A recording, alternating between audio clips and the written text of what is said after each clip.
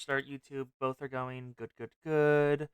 Apologies for the fact there's no sound. You know how Final Fantasy XIV goes. It does not play music unless you're on the thing. Why the hell's Hiffle still? How the hell's Hiffle still a thing?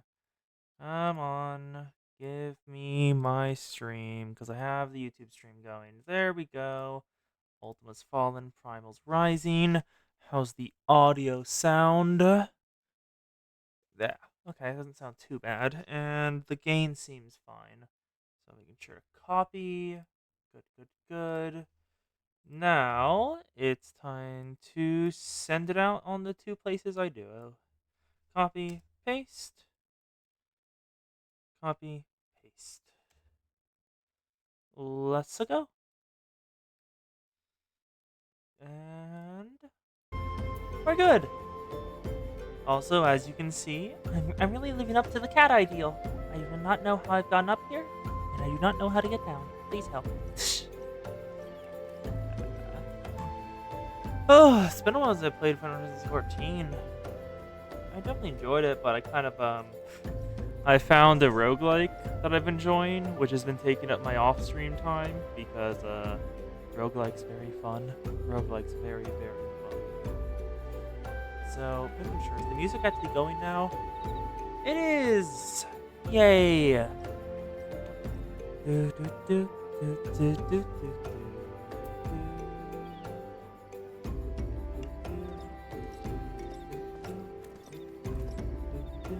Do, do, do, do, do. Bow, bow, bow, bow, bow.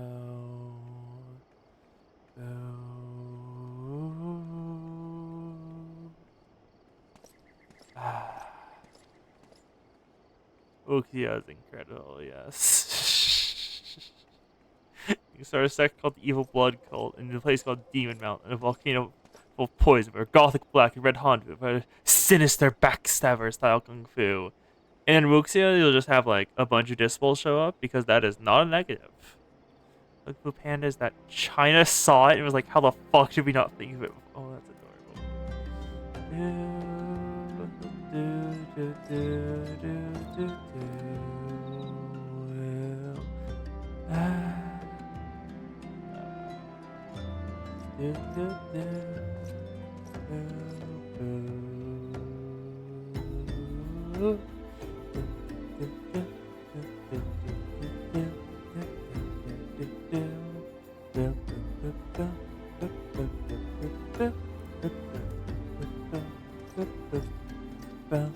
Scooby-Doo is a path that leads to villainy, yes.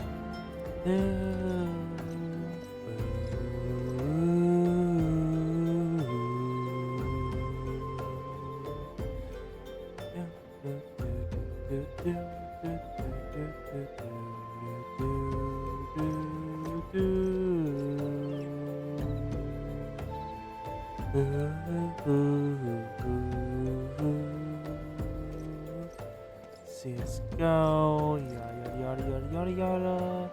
Know how this works, know how this works. Just waiting for 5 minutes to pass before I begin. I've kind of gotten stuck up here. Oopsie doopsie.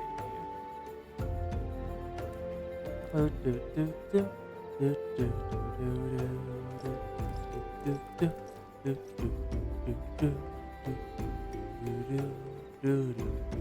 do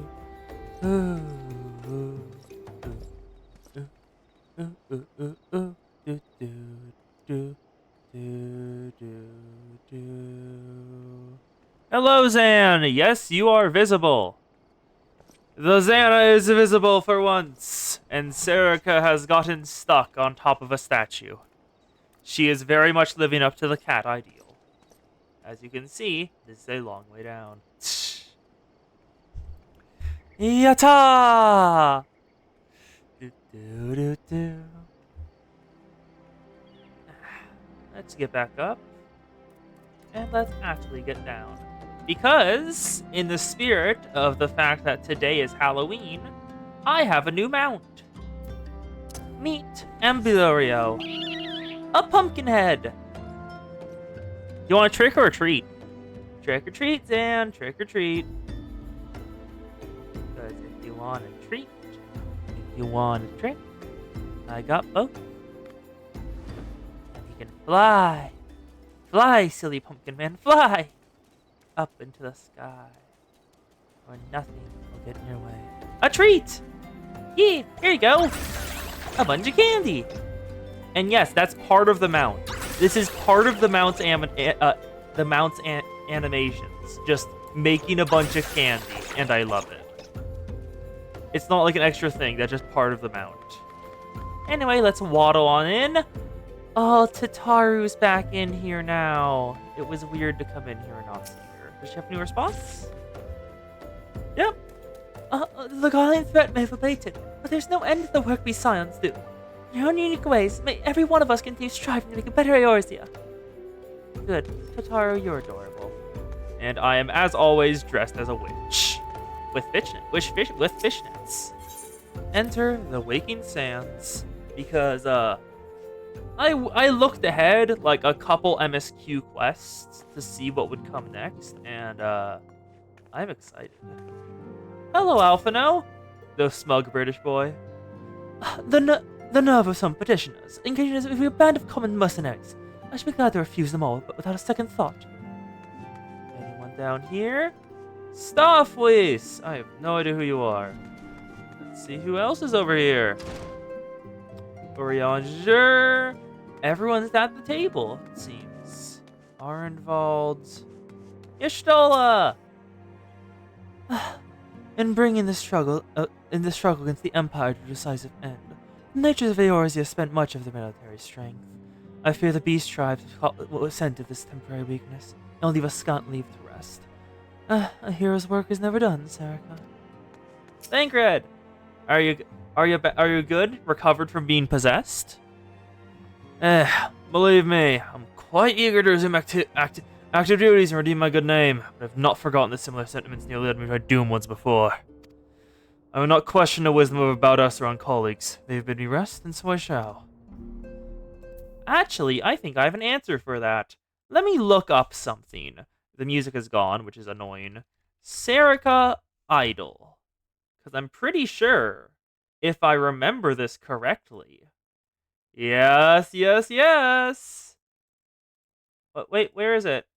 Why is there not a full? There's only a partial idol one? That's a disappointment. What the hell? Where's the full idol dress? Oh, that's not fishnets, that's tights. Because I remember that Serica had an idol uniform in like one of the events. I have no idea which one. But I found it. I thought it would fishnets, but no, it just has a single leg in tights and the other leg in belts. Which is... love it. Just love it. And yes, the pants I'm currently glamoring over my own with are the bunny girl pants. Because I like how they look. The other option was just like really small shorts. That was the one that actually goes with his outfit. No, you didn't. Actually, no, were you here? Ultima. We fought Ultima. Was that one of the streams where you were extremely sleepy and like out for most of it? Because that is entirely possible. Yeah, we fought all the Garleans. Yeah, we killed Garuda. We like 2 streams ago we killed Garuda, ended the stream there. Then we did a full stream of just going through the story, ending with us fighting Ultima one-on-one. And after that, we had to fight... what's his name again? That weirdo that possessed Thancred. Forgot her name. I know Kos was here, because I remember her begging for the death of some of the Garleans. So I know the Kos was there for it. But I'm not entirely certain if you're awake for it. Anyway, I love this outfit on Serica. It looks so damn good. Anyway... you didn't see anything after the fairy people? Wow, you are, that was a while back. Okay. Do you want a summary? Or... hi, Orianger. What is this? Primal Fear. Don't need to right now. Let's go speak with Minfilia. Okay, so after no, you were there after the fairy people. I remember you after the fairy people. Cause remember the slaughter? You were definitely here for when the Garleans attacked the Waking Sands, which was directly after Titan. I remember, I think you were there for that? Don't actually remember, though. Might have just been Kos. Yeah, so, after we dealt with the fairy people, otherwise known as the Sylphs, we headed on back, and we're let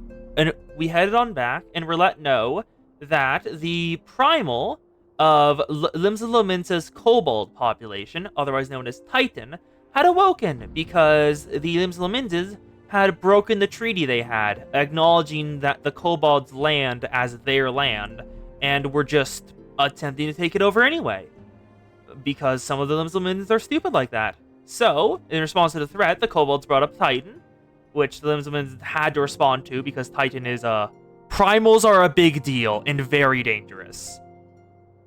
Took a while, had to do a ton of pointless quests, but we finally managed to get to Titan, kill Titan, and then when we headed back to the Waking Sands to meet up with Minfilia after she called us back, we found a massacre. 19 Scions. We found the dead bodies of 19 Scions and 1 Garlean soldier. So we knew who attacked.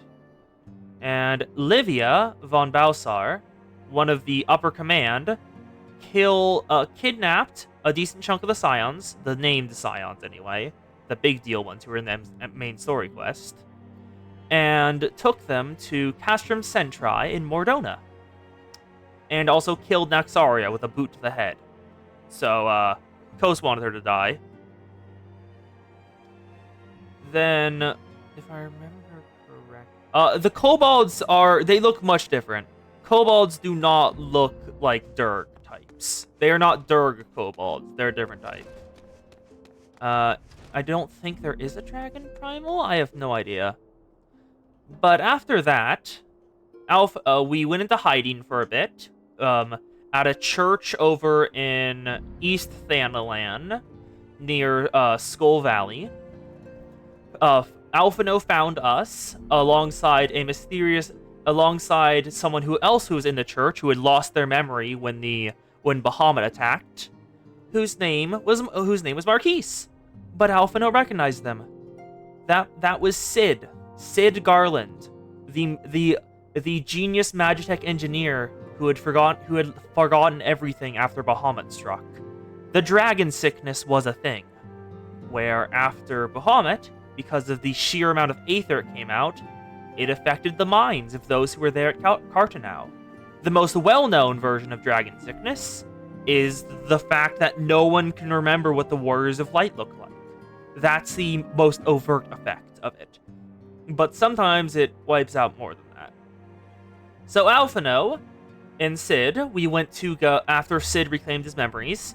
We went over to Coertha Central Highlands and went through a bunch of noble politics in order to get permission to reclaim the Enterprise, which was Sid's prized airship that had fallen during the Battle of Cartanau into Coerthas. After we reclaimed it, some weird timey-wimey bullshit went on, because apparently Sid had a vision of us, Serica, way back when he was fleeing from the Garlean Empire the very first time, and Serica gave him his glasses and then disappeared into the light. So I'm very confused about what the hell that meant and why that happened. Then we arrived to kill Garuda, the Mistress of the Winds. She was absurdly strong, and we couldn't actually kill her because every time she got injured, an Ixal would kill themselves to heal her in a burst of faith. So, that didn't go great. Then the Garleans arrived, alongside Gaius von Balsar arrived, taunted Garuda, like, multiple times, and which made her decide to utilize the captured Amalja and Kobold she had, and force them to summon her counterparts, Titan and Ifrit, once more. And, then all 3 of the Primals got, munched, like nommed, by the ultimate weapon. It was a hearty meal for a growing Harbinger of Chaos. So it ate all 3 of the Primals, and took in their energy, so it was, absurdly strong. Then, afterwards, we had no idea what the fuck to do, so we just focused on trying to figure out how to get through Castrum Centri and free the other Scions who were stuck there. That went decently. We got a new mount from it. The Magitech armor. Her name is Gura. Magitech armor. Her name is Gura, is because she looked like a shark, and that is the only shark I could remember the name of. She's sentient now. We made a Magitech armor sentient. It was great. Afterwards, we managed to escape Castrum Centri after a bunch of side quests to get in there and get out. We learned that Thancred had been possessed by one of the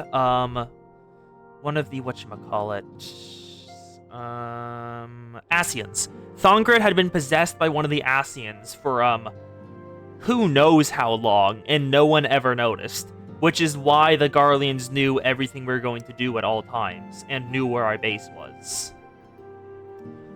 So that was, an unwelcome revelation.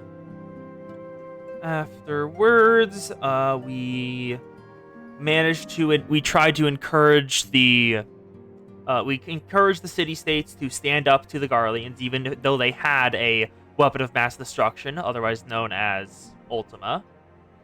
We managed to get all the way in after a bunch of battles, and a 3-phase boss fight. The first boss fight I've ever been in that was more than 1 phase, because one of the generals of the Garleans was utterly insane and devoted, and I tip my hat to that man. God, you were glorious. That's the first multi-phase boss fight I've ever dealt with, and it was a single person. It was just incredible. Just incredible. We went down. Cid conversed with Gaius as we were invading their base. Fought Gaius. Fought Magitech Walkers. Fought Livia. Livia fell pretty easily, thankfully. And then we had to fight Ultima. And, multiple times during the boss fight, we had to get a Deus Ex Hydaelyn or we would have died. Multiple times. I think like 5 times in total, Hydaelyn had to interfere directly in order to prevent us from just full dying. Because, Ultima was not a joke. Ultima was not a joke at all. After that... Oh god, that was an insane boss fight. After that, La Habrea, finally remembered his name, in Thancred's body, showed up because he was like, you've killed the ultimate weapon and weakened yourself immensely. I'm just going to kill you here and get you out of the way because you've been way too much of the pain in the behind. And then he killed us. And we died. Hydaelyn had to literally bring us back from the grave because La Habrea killed us. Yeah, that was, utterly insane. Hydaelyn is the big crystal. Hydaelyn is the big crystal. We know that because Minfilia has been referring to the voice behind the echo and the visions I'm getting as Hydaelyn multiple times.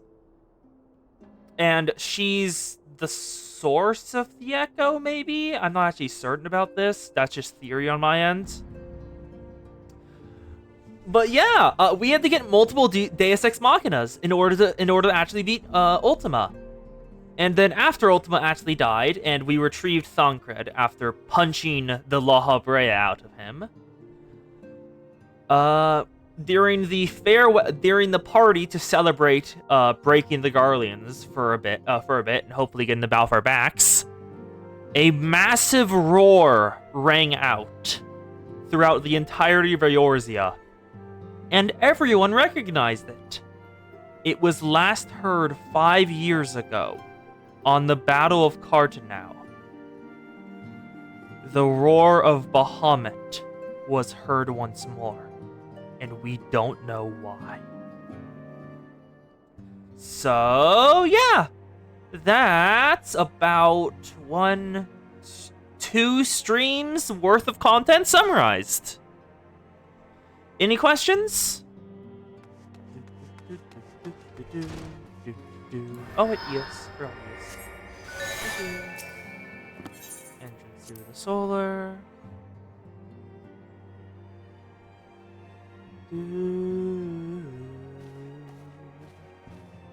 Hello, Minfilia. How are you doing? Is that... Yep, still up there. That staff is still up there. I'm gonna guess that that's probably... I did not mean to look at her tummy. Apologies. I'm guessing that's probably Master Lewis was, the person they mentioned, staff? Because why else would it be framed like that and broken? Anyhow... Let me know if there's any questions you want to ask or any further context you want. Because if not, it is about time to begin the main story. Hello, Benfilia. The price of principles. What the hell's a recurring problem? A re-emerging primal problem. Not right now. Also, what does that mean? A re-emerging primal problem. But that's... I'll look at that later. The price of principles. Benfilius appears to be lost in thought.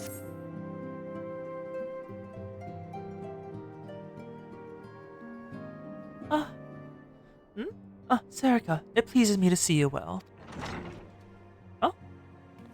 Hey, Totoro! Nice to see you again. You doing better now? Do excuse me for interrupting, Serica. My lady, the gentleman from Osgana Exports has just left. I understand now why you didn't want to receive him. You did well, Totoro. Please inform the guards that we will not be receiving any further guests this morning. Thank you, my lady! Bye, Serica. Nice to see you, Totoro. Ever since we defeated Gaius von Balsar and destroyed his ultimate weapon, the eyes of the world have followed our every move, scarce remembering to blink. We worked in secret with precious friends, ultimately enemies. We are now besieged by benefactors, each one more eager than the last to offer us his complete support. A true embarrassment of riches. Of course, every promise of patronage comes with a price. Some make their intentions known from the start, while others endeavor to engage more subtly. Just how they will, the message is never the same. We shall help you, but only if you help us. The gentleman Tataru spoke of was more brazen than most. In exchange for certain supplies, he would have us resolve a business dispute. Yeah, you missed a decent chunk. If you want to check the VODs, feel free. Naturally, I refused them, as I have every other version of his ilk. Alas, the Syndicate's overtures are not so easily rejected. When we formed the Science of the Seventh Dawn, it was with the goal of serving Eorzea, not the interests of individual Eorzeans. Our neutrality is fundamental to our cause. In my heart, I know this to be true. And yet, if accepting these offers of patronage could empower us to do greater good, might they not warrant greater consideration? Our predestined colleagues have been generous beyond measure, but we cannot expect them to... Forgive me. I did not mean to burden you so. It's fine. I understand. Feel free to vent. Yet, my urge to see this dilemma may not be wholly misguided. Might impose on you to consult the others. They'd like to have their own opinions on the matter. Time to speak with the rest of the Scions. Yestola. Oh, forgot I have to press the button there. Speak with Yestola, Papalimo, Thancred, Yida, and Urianger. Yep. Oh yes, and Zan. I have it. The Flawless Band. From a simple ring, a lifelong bond begins. Shop selling price, 30,000 gil. First, let's start with the Shola. Recall your meeting with the Admiral shortly after the Lymindians sent word of the summoning of Titan. Perhaps you may also recall my words to her host. I said into Mudderweb that her people had broken their treaty with the Cobalt, and the Beastmen justly responded, that being called to interfere in a conflict which she herself had invited. I spoke, in short, the truth. And whereof did I speak it? Because, owing no allegiance to Limsa, I felt no compulsion to allow Lymindians to distort the facts to fit a narrative which justified their actions and absolved them of guilt. Upon this subject, one feather can expect a similar reply. Our merely dalliances with the city-states have already weakened our claim to neutrality. The past she contemplates to see us relinquish it entirely. Concred! Fortune begets power, and power fortune. That we, especially you, have power is beyond doubt. The question is what to do with it. You may be interested to know that there's a growing belief among the refugees that Almigo could be liberated if only the sides would commit their strength to the cause. Yet there is one of many causes. We stand at a crossroads, Serica. Each path is paved with good intentions, but where they lead is far from clear. Yep, Storm Lady, Admiral Murderweb. Papalimo! None can deny that we'd benefit from more support, but if it comes at the cost of our principles, neutrality is ever a delicate matter. I've lost count of the times I've had to explain to people that our allegiance are not necessarily lie in the same place as our headquarters. Mind you, if we are to sell our services for the Guild, we might as well declare our fealty to Ultima now and be done with it. I'm quite sure Yida would enjoy the bronze. Yida! I've received a lot of gifts lately, but probably he's making me send them back. Wouldn't be so bad, but some of them are really nice. I mean, barely they're abandoning your principles nice, you know? And lastly, Ariansher. 'Tis the lot of the powerful to attract the covetous as well as the needy. Thus doth prudence dictate that those with power proffer aid with one hand, while the other resteth ever on the hilt. Alas, we have not the luxury of time to decipher our petitioner's machinations. Nay, not while the beast tribes do labor unseen, defiant in defeat, to raise up their fallen primals once more. Doubt not they shall return, stronger and bolder than both. But know that we shall be the ones to meet them. This sacred charge shall ever be ours. It's but a pity that we are so few, and our fortunes so finite. Oh, Storm Lady? Let me open that up. I have a decent chunk of titles. They're all gotten from achievements. Gambler, which was gotten from the Golden Saucer by doing a bunch of gambles there.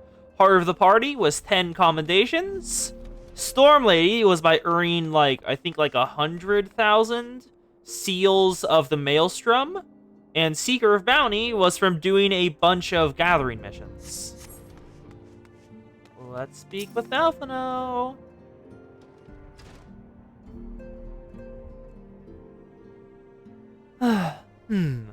The situation is not wholly unexpected. I too have given much thought to our organization's future, though it would seem I have reached a different conclusion. Perhaps it is time I made my feelings known to the Ascendant. Come along, Serica. Alright, Smug Boy, let's see what you have to say. She's staring at Louisaw's staff. Alphino, Serica, is Ultimus. You desired counsel, and so shall you have it. Minfilia, the signs of the seventh dawn must leave all dawn. We must do what? We're moving? What about the quests?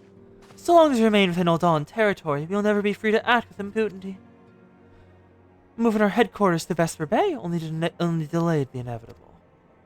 We have demonstrated capabilities, and the Syndicate has taken note. They will not suffer our organization to remain independent now. We are far too dangerous for that. Surely you realize they are the reason Vesper Bay still lacks an Aetherite. They know full well how beneficial one would be to our cause. Which is why it and the other favors will be denied us unless we cooperate. Annoying. If Uldawn is no longer suitable, where would you have us go? Experience has taught us that the appearance of neutrality is important as the reality. Accordingly, we must keep each of the great nations at arm's length and plant their banner in a place which all agree to beyond their borders. Mordona? Yeah, called it. Definitely Mordona. I don't think that's owned by anyone. Mordona. Revenant's Toll, to be precise. It lies within neutral territory and offers all the essential facilities you require. By the way of an additional benefit, also frequented by a veritable legion of adventurers who may serve to supplement our ranks. I am, of course, conscious of the fact we've developed a certain bond with the honored people over the years. But I truly believe this to be the best course of action. Makes sense to me. Because apparently the syndicates are starting to pressure us and are probably going to start withholding supplies unless we agree. As though you yourself observed, with invaluable ties to the local community, forged years of concentrated effort. Ulta's our home, Alphino. Cast aside everything we've built and started with desolate wasteland would be beyond reckless. The decision is yours to make, Antiacent. I only ask that you recall the shared purpose which first moved us to found the Signs of the Seventh Dawn, which moved you to found the Path of 12 ere that. We aspire to an ideal, you and I, just as my grandfather did. This makes us more than mere comrades in arms. We're as much as your family is. Ooh? That will be all, Alphino. Apparently she doesn't like hearing about her family. Does she have connections to, like, somewhere she doesn't like anymore? I am sure you have some familiar affairs of your own to attend to. Your concern is most generous, but no, I have left it in the hands of men better suited to the task than I. I could not very well my personal affairs that come before the needs of the Order, after all. Smug boy. Dark green ball defending, maiming, striking. Skill speed, direct hit rate, direct hit. We don't want either of those. Skill speed, critical hit. Striking is probably the best one to get. Quest complete. And let's put on the... Oh, never mind. I have good enough rings anyway. Minfilia! Moving on. Once more, Minfilia appears to be lost in thought. A cooking sherry. Gonna get wine? Leave Ulta. Has it truly come to this? Serica. Pray, attend to Alphino. He is engaged with some business or other and requires your assistance. Pray, be on your way. Alphino waits upon you, and I have much to think about. Oh, and tell him he shall have my answer in due time. It'll be weird to leave the Waking Sands after like a decent chunk of streams just being here. But let's see what Alphino needs. Hello, bud. What you have, boy? Confound it. She knows what's to be done, and still she hesitates. Because of these fanciful rumors. I should explain. Minfilia's mother, well, adoptive mother, was among the great many who perished during the calamity.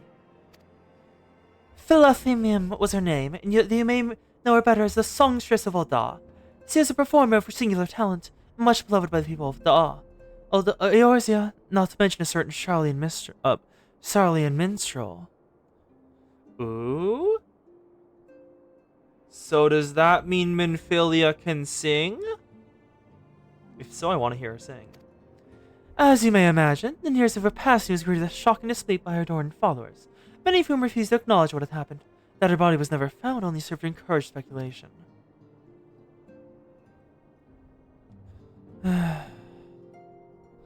Minfilia, too, struggled first to accept the truth, but as Fimalian's absence stretched for months to years, she saw there could be another explanation.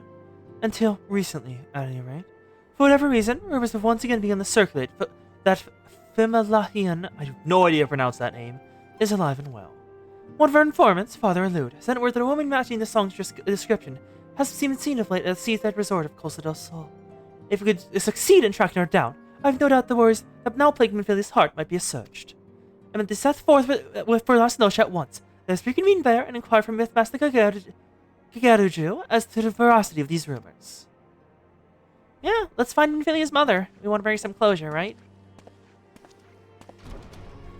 Yeah, sadly, I don't think there's a drunk emote, and if there is, I don't have it. Oh, right! I almost forgot. What is that gadget on his chest? Oh, that's an Aetheryte viewer. We see a couple other members of the Scions use them.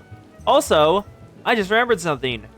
A while back, when I sent Kos out on a retainer mission, she gave me something interesting. It is the one thing in my inventory right now. This little package. It is peach confetti. This festive confetti consists of fragrant petals taken from the special peach trees which only blossom for the duration of the Little Ladies' Day festivities. The Little Ladies' Day. God, I love it when Final Fantasy XIV is just entirely correct in what they do. Let's use it for now. What does it look like? Oh, that looks pretty. That is very pretty. Okay, let's find Master Gigetaju.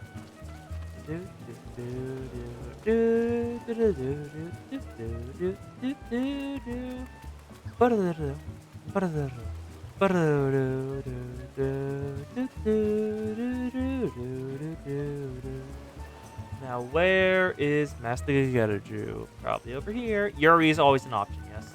Master Gigetaju! Hello, Alphino. Ah, you've arrived. Let's see if Master Gigetaju can shine any light upon the rumors regarding Philaster. Gigetaju, how you doing? Oh, sweet siren of the suns. My Bakote muse, why have you forsaken me? Bit rude to call me that, but okay. The Titan's Bane! Serica, what brings you to my Helma Resort? I heard what you said before that. I let it slide. Just this once. Famathian!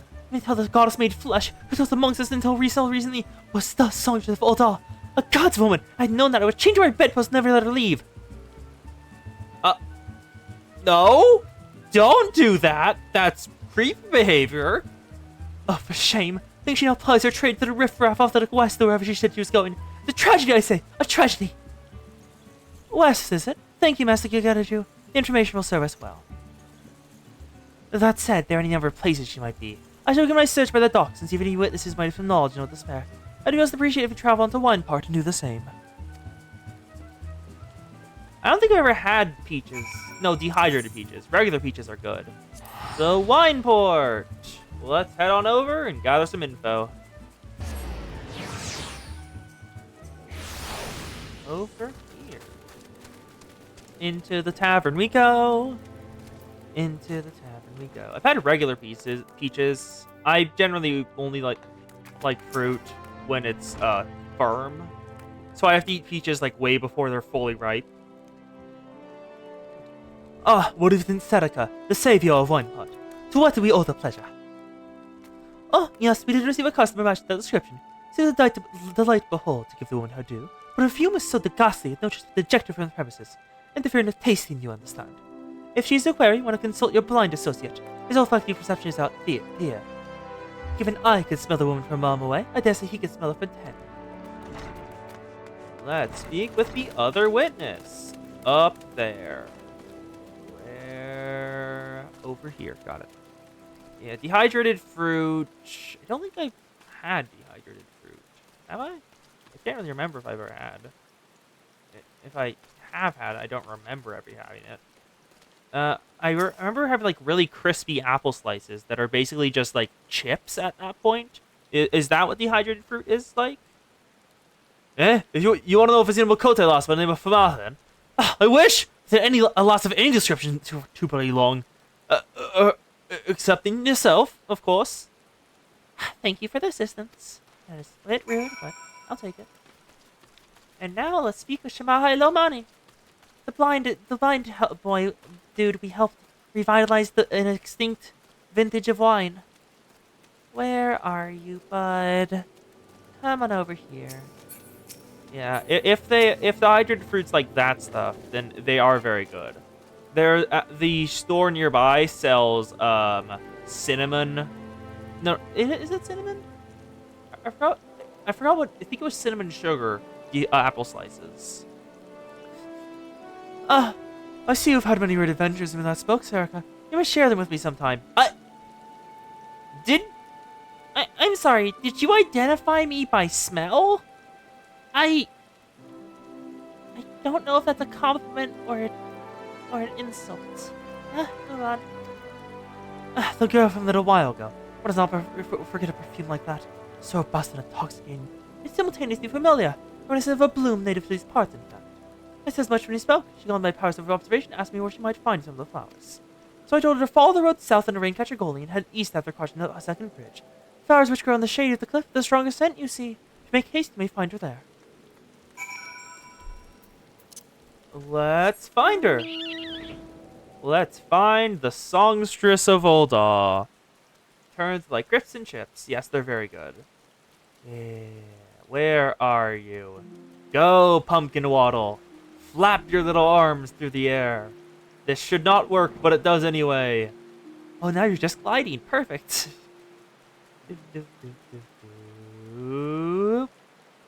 That was not there before. That is a... Oh, never mind. Found you. They probably were. Fimalin! Wait. Wait. I have questions. What? She's a Makote? Wait. But... Minfilia is here. Huh? What? Genetics be whack, I guess? That's a hostile present. A hoary Godaboo. Kill it, kill it, kill it, kill it, kill it, kill it. Come on.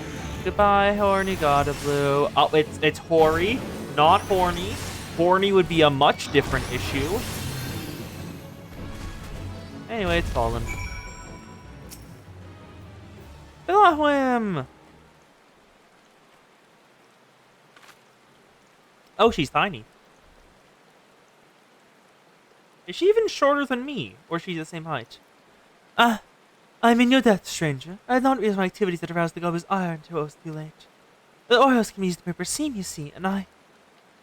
Hello, I'm here on behalf of your daughter. The Marvin? I don't... Who are you? Who do you serve?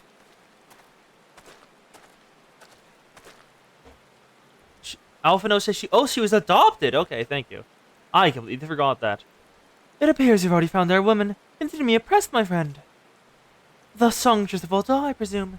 Minfilia, or should I say, Asilia, is looking for you. Asilia? You're the very picture of health, my lady. Yet the world thinks you dead. I can only conclude this was by design. The question is, why? Not everyone who endeavors to find me does so with the best intentions, child. You'll be pleased to know that I fully intend to reveal myself to Minfilia when the time is right. Oh, well, that does please me. More than you know. But tell me, sword and the force of Las Noche aside, when exactly will the time be right? When I deem it so, do you imagine I traveled all the way in the whim? Telling your associate, Pride Intrusion, for me to harvest these flowers for recent perfume. Did it satisfy your curiosity, or did you interrogate me further? Oh, my apologies for the interruption. Anyway, now that we have what we came for, might we continue this in a safer conversation in a safer locale? What Wineport say? Alphino is feeling awkward because she's scolding him. This is the first time we've seen him awkward, and I like it. Good. He does deserve a little knock on the noggin. Alphino can be stupid sometimes. So having someone actually scold him is nice. Anyway, let's head back over to Wine. What the hell is that? Why is there a Magitech claw here? Why is there a level 50 Magitech claw here? What? Okay, I'm not certain why that's here, but sure. There it is. More remnants of Bahamut's rampage. A massive spire of orange crystal. Looks like it's slowly fading, though. The ether returning to its place in the air. Let's head on over here and speak with them. This is not at all how I envisioned it. I can just imagine what emotions will go through Minfilia's heart when she reunites with the mother after all these years. Aiming, we want healing. We want healing. We are healer. Is that better ring? Better ring! All things in time. Elohim has made her peace and is ready to reunite with her adopted daughter. You say my daughter awaits us in Vesta Bay, yes? I've kept her waiting long enough. Let's be off to the next ferry. I can finish fashioning my perfume along the way. Understood, ma'am. Come with me. It'd be my pleasure to escort you to the Waking Sands. What? Okay. And they teleported us back on their own! Thank you, Final Fantasy XIV! You're finally learning! I didn't want to have to teleport back all the way.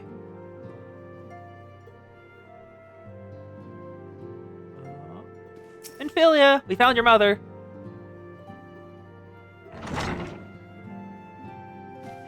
That is a very articulate thing. Ah, Auntie Ascendant, you have a guest?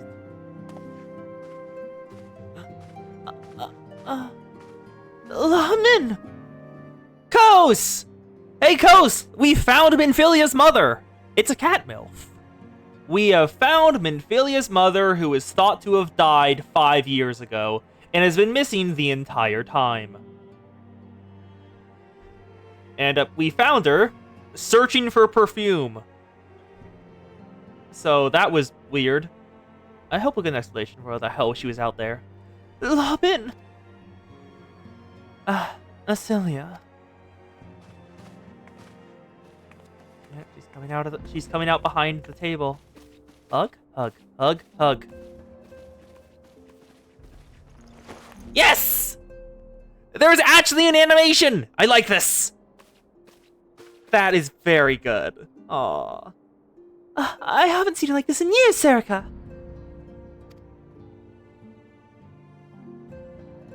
They're actually hugging! There's actual animations! I'm excited! And she brushed her tears away. I never truly believed it when they told me you were dead. But what kept you away for so long?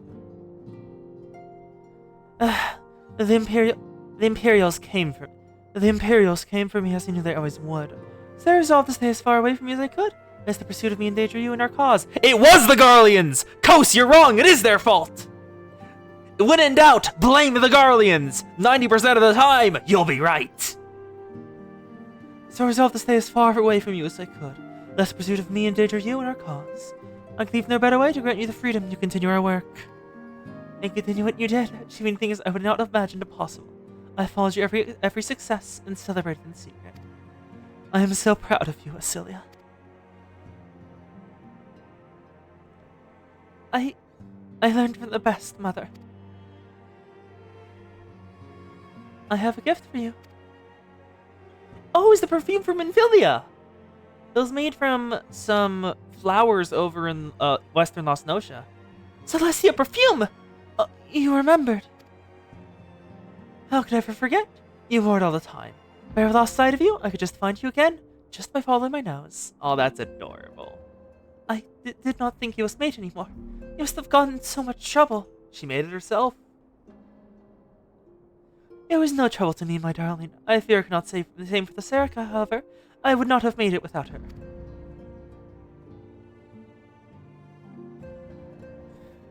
Thank you, Serica. Thank you both. Kos's Durg. They have metal armor. Crunchy. There is something else. Yeah. For you, my dear. This is the cat's eye I found. All these years you kept it. She kept a gift from her daughter for years and years. My father was a member of the Almegan Resistance. When I was yet a child, he brought me here to Eldar. The incident which claimed his life happened shortly after our arrival. It was Lahamin who took care of me then. She raised me as her own, taught me everything I needed to know to survive. I am no stranger to the facts of your history, yet I fear I have failed to grasp the implications. It is clear there's much I do not know.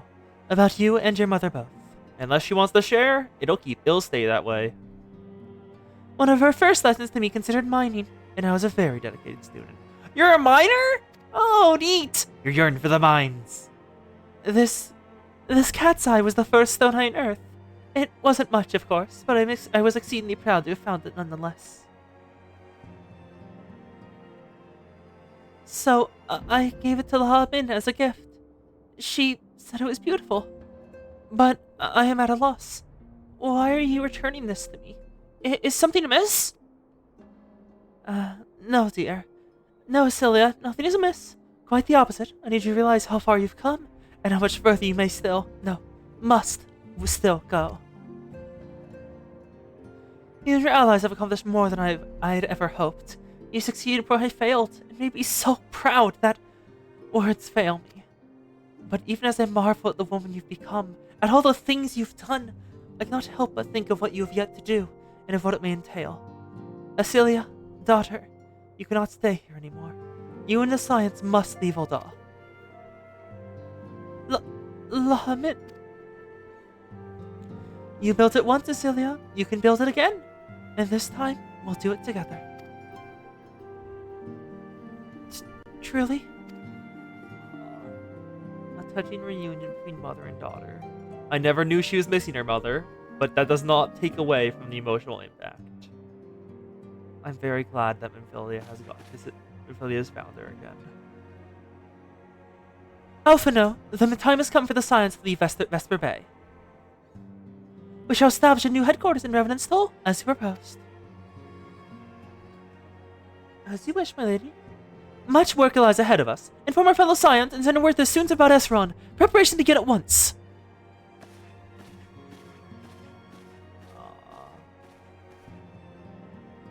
She's happy. After all, there's no greater pleasure for a parent to see than their child surpassing them. Ooh. Ooh, why is Alphino leaving with the cat milf? Ooh, rewards. Fending, maiming, striking. We want striking. Minfilia, laying the foundation. If anyone would share with you the latest news on the Scion's imminent relocation.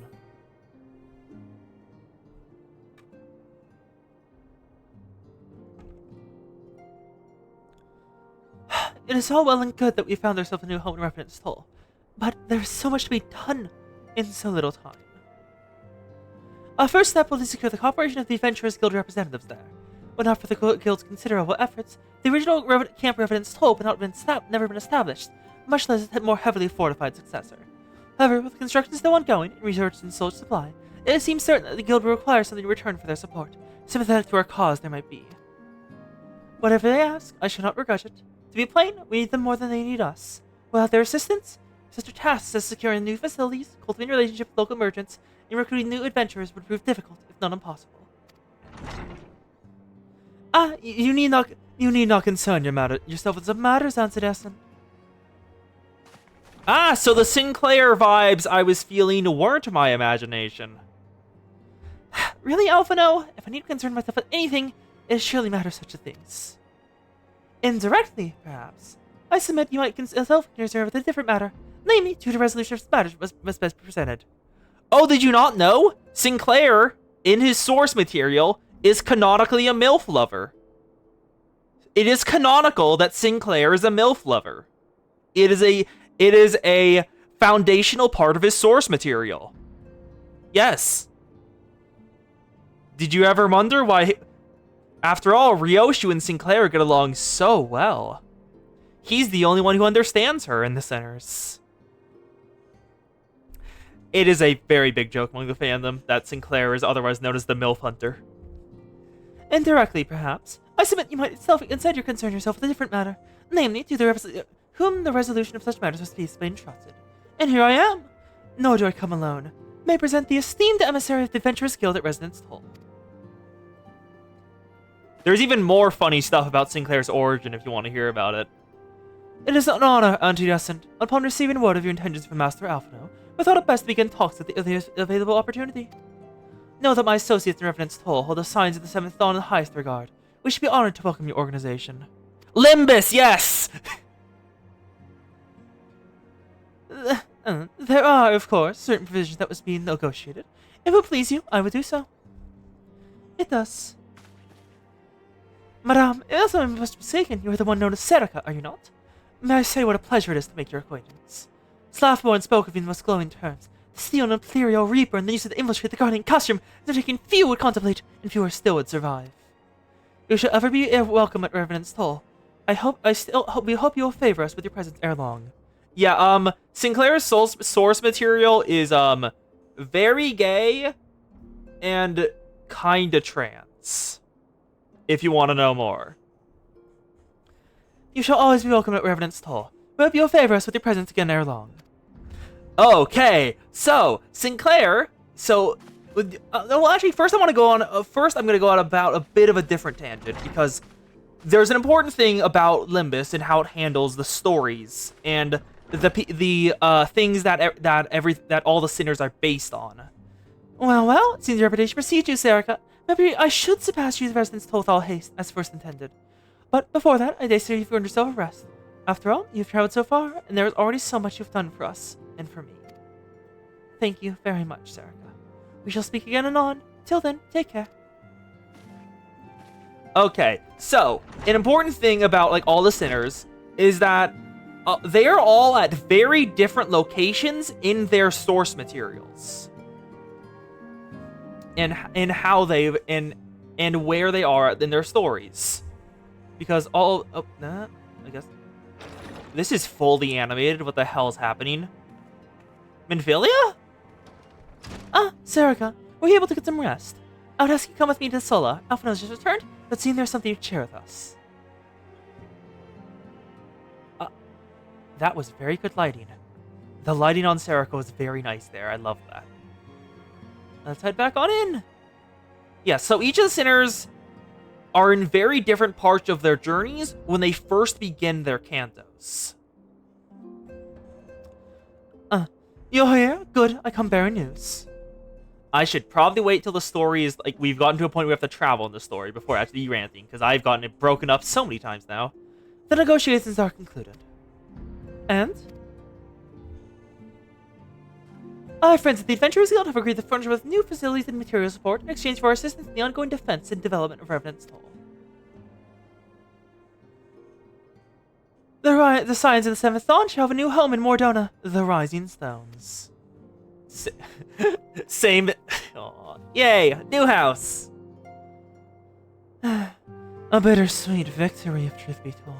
I cannot deny I'd come to look forward to Tartarus' tales of her many guests and their many, many demands. It was exhausting for me. Speak for yourself. From the waking sands to the rising stones. Possibly poetic. That wasn't your doing, was it? Of course it was his. I too have news to share. In expectation of a moment to stay, I personally informed the Alliance leaders of our plan, and they've pledged their full support, General Oban included. Moreover, I've decided the time is right for us to cast out the vestiges of the Order's Burial's secrecy and announce ourselves to the world.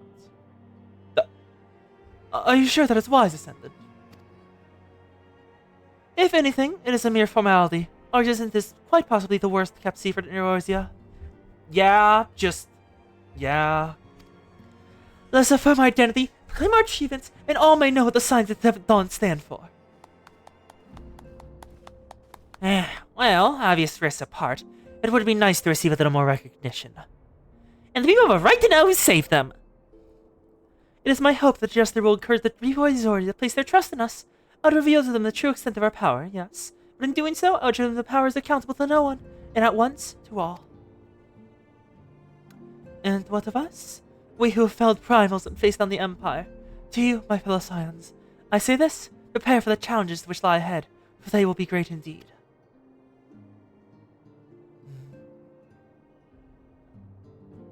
Great, I say, yet no greater than us, and we will rise to them, as we've time and time again, united as one. Aye! Aye, aye, go, go, go!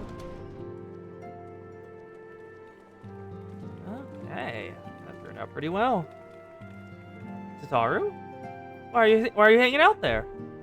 There must be a way I can, while the area is rich in minerals. Perhaps I should ask Flamathan to teach me the basics of mining too. Oh, what are you planning, Tataru? What are you planning? Laying the foundation, speak with Philia. Do you ever wonder how he does it? Alphinaud, I mean. It was almost predictable he should appear with an emissary of the Adventurers Guild mere moments. I'd expect the need to forge ties with your organizations. Truly, his sense of timing rivals even your own.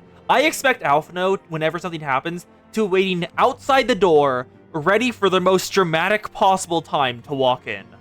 Alphinaud is without a doubt a theater kid.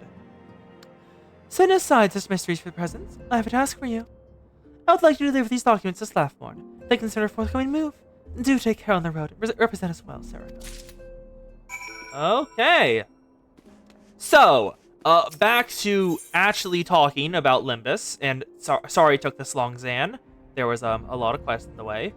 But, so each of the characters in Limbus, like Gregor, Roja, all the characters who have gone through the Canto so far, before the Canto, the primary question we had to ask in order to know how the Canto would go was a simple one. Where in their source material are they now? Gregor, his Canto was going to the very end of the book. A rotten apple being thrown at him by his family, which would have killed him, which kills him in the book. But Yuri, a person he got attached to and started seeing as a adoptive little sister, took the blow meant for him. So he lived on past the end of his story. Roja, based on Rodion from Crime and Punishment, her name is actually Rojan, is after the part of her murder in which she suffers constantly from the massive guilt of committing the murder herself, and the suffering she inflicts upon others because she will not allow herself to accept being loved. That is what it meant by "I want to be out in the cold longer." The final abnormality of Rojan's Canto, Baba Yaga, is an empty house. A house in which Baba Yaga once lived that could have brought all sorts of stories and trials to people. It could have been harmful, yes. But because Baba Yaga was not within the house, because love was not there never was a choice. It was forced to end in tragedy. There wasn't an option for a better solution to come about, because Roja would not accept love, and her Canto, she still doesn't. She wants to shiver out in the cold longer. She doesn't want to be loved. She doesn't want to be forgiven.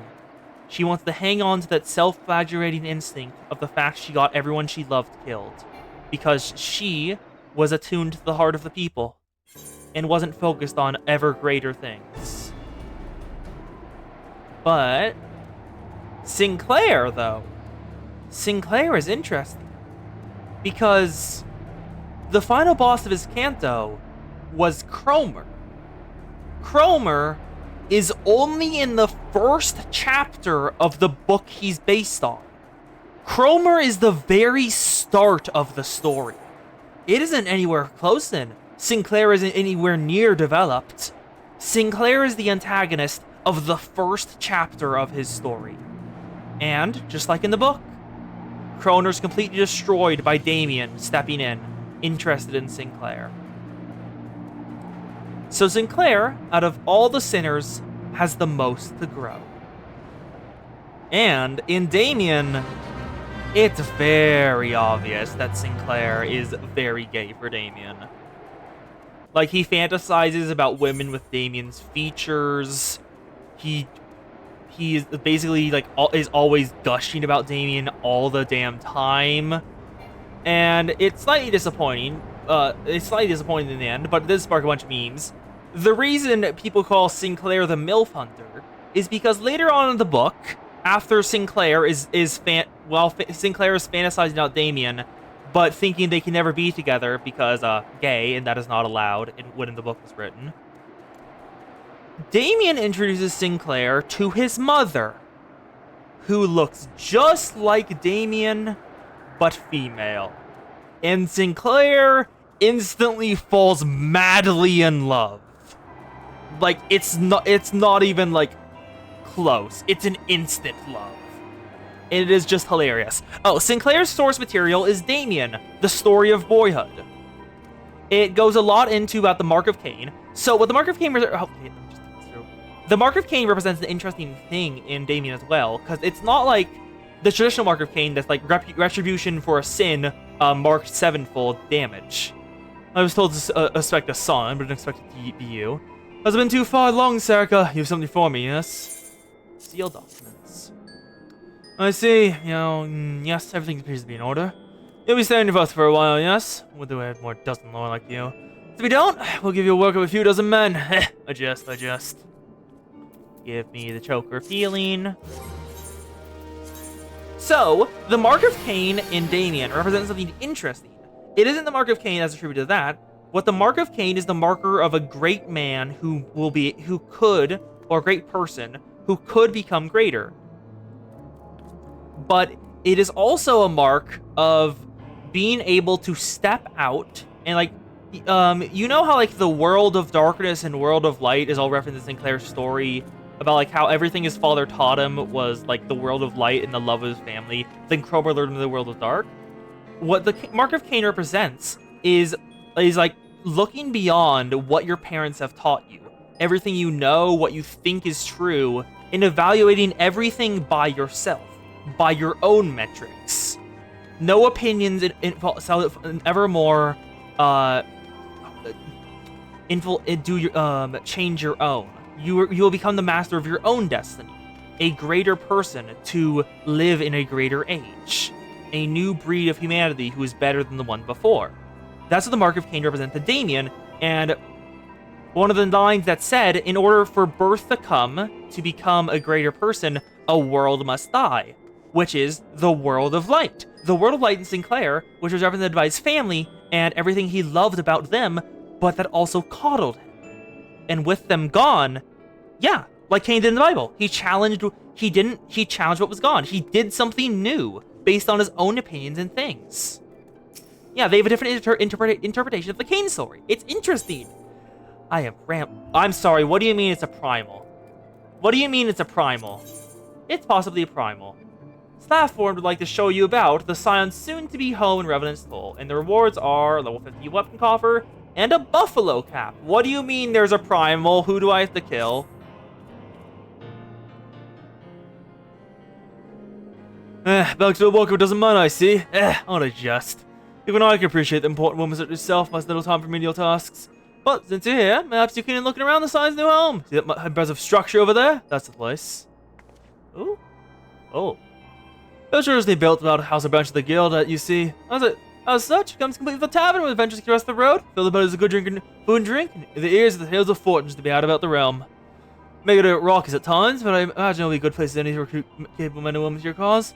Come with me, I'll show you around. What? Menvilia? No, Tatru. Is that you, Seneca? I am quite sorry to interrupt, but we have the most urgent news. We received the grim tidings of Gridania, and if your aid is required at once, I must ask you to report back to the Waking Sands with all due haste. A primal rose in Gridania? Is everything alright? Quite alright, friend? I'm getting called to Gridania. I can't say I'm privy to details, but I appear there's no time for a leisurely tour. But no worries, you can be rest assured that I'll see to all the necessary arrangements. Pray, return any time after you've seen all your more pressing matters. Quest accepted. What primal will we be fighting in Gridania? I mean, maybe Ramu? Ramu is the only primal over there that is still active, from what I can remember. All the others have unless what's her name? Garuda managed to come back from the dead. But yeah, it's weird. And yeah, there's also some more interesting stuff about like how God, there are different things of God, Abraxas, the bird who flies toward God, but at the same time is God, and stuff like that. It's honestly a really interesting subject matter about the stuff, but I think... Can I ramble about other cantos? Because there's so many other things in Limbus that I goddamn love about how they did them, and like how compared to the source material, how they worked with it, that are just so interesting to me. A messenger from the Twin Outer came to Waken Sands while you're in Mordona. I was in this conversation with the Odd-Tedescent. I didn't see the look on her face after she took her leave. Something is definitely amiss. Could it be the Exalp and summoned Gridania again? Perhaps Imperial force have been sighted within the Shroud. Yeah, Garuda or Ramu, I'm gonna guess. That's probably who we're gonna fight. Well, whatever it may be, I'm absolutely certain you nothing can't handle. Let's go and ask the answers. Is there anything you can do? Which part of the Odyssey? Okay, so Otis is post. Otis, we know Otis is past the Trojan War is over already. The Trojan War was a smoke war. That was what the Trojan War was representing this, because Otis and Gregor both have PTSD from it. And in G Corp Otis's Uptie story, it's mentioned that her tactic is the thing that made G Corp win the war, because she was on G Corp's side in that mirror world. So Otis's tactic, Otis's final gamble, was the thing that won the Smoke War. But it's implied that there's an interesting theory in just completely centered on Otis in Limbus, that the Odyssey theory, it's that Otis is currently on the Odyssey. The Odyssey is the Cantos. All the different things. Like going through order, Canto 1, I forgot exactly which one it lined up to. But Canto 2 lines up to the Isle of Lotuses, a dream of gambling that isn't great enough for that. And then Canto 4 lines up really neatly with Nobody, a giant eye looking on in horror, as many are slaughter. So that's one of the many theories for Otis's thing, is that she's currently in her Odyssey. Limbus Company, her journey with Limbus Company is her Odyssey. Oh, the Smoke War? More lord of a thing with Mithilnaim. How she groans since last spoke. She was ashamed with her accomplishments, and for that I'm glad. Okay, so the Smoke War is a background thing. So, you know how Limbus Company is focused all on the wings. The wings of the city, like below the head, that fall and rise, but the head remains intact. Ever journeying onwards, going to the sky, plucking out the stars. An ever onward bird with endlessly regenerating and losing wings. The Smoke War is an event that happened right before that happened in order to propel the L Corp or Lobotomy Corporation to the ranks of a wing, when a ton of other wings went to war against the previous L Corp because of how hated the previous L Corp was. No one liked the previous L Corp because whatever their singularity was, however they generated energy, it had a byproduct of a like extremely cloying and thick smoke that clouded the entire district, like had extremely detrimental effects on like everyone's health within the district. And it had begun to spread to other wings' districts. Yeah, detrimental for the city. It got a bunch of other wings to team up just to kill them because they were so hated by the wings. They were also price gouging a bunch of the wings and it jacked up the prices a ton, even though they were damaging other wings' districts. So the Smoke War was a war between the wings that was signed up for the purposes of dismantling the old L Corp. It was put in motion by a couple of people, most primarily Diaz from Distortion Detective, who has a who has an entire office of Grade 1 fixers absolutely dedicated to her. Then on the new L Corp side was also R Corp. I remember that part, and I think W Corp and K Corp were also against the old L Corp. But the reason it's so important is because it was a throwaway line in the first game. But then Roland showed us something interesting. The Smoke War? Well, fixers could sign up for it and like work on one side in order to gain like experience and stuff. And one of the reasons that a bunch of fixers joined was because one of the rewards in the contract for going was a nest migration permit. Nests are basically always seen by the members of the Backstreet as somewhere better than where they are. It really isn't. It's just less likely to kill you randomly and more likely to kill you on purpose. But it's still a dream. But they did dirty contract work. A lot of dirty contract work. So a ton of veteran fixers, veterans of the Smoke War, and people who fought during the war are spread throughout the city, traumatized to hell and back, like Otis and Gregor, but extremely bitter about how the war went. A war between wings is never a good thing. It always leaves suffering wherever it goes. I knew this day would come, and I prayed it would not come so soon. We have reason to believe that another Primal, or anything resembling one, has been summoned in Gridania. Who summoned it? Is it Garda or Ramu? Because those were already there. This is... I don't know your name, actually. Oranger! Thine arrival is customarily timely, Sarata. The etheric waves leave little room for doubt that thy talents are needed there alone. If truth be your decision, 'tis a familiar foe we face, the one quite unlike the Lady of the Vortex. We dare not draw conclusions without evidence, but as the Ranger says, the Reen's are stronger summons the ones observed more than 5 years ago. It's not Garda? But Rami was already summoned. Who are we fighting? The only other really, like, non, civilized race? I don't know how to say it. Non-beast tribe people I can think of in there is, like, the Mughals? But I doubt the Mughals have a Primal. I thought I've... Oh my god, it is the Mughals. Oh my god, the Mughals summoned a Primal. Oh my god, this is going to be absurd. Though I hope the Mughals guard had beyond such follies. Suffice to say, this is servant's warrants a full investigation. Thy presence have been requested by Commander Hollyoaks. He waiteth thee at the Adder's Nest. Pray, hasten to Gridania, Serica. You didn't bother me when we rendezvous with you there. May you walk in the light of the crystal. Yep, par for the course for the city.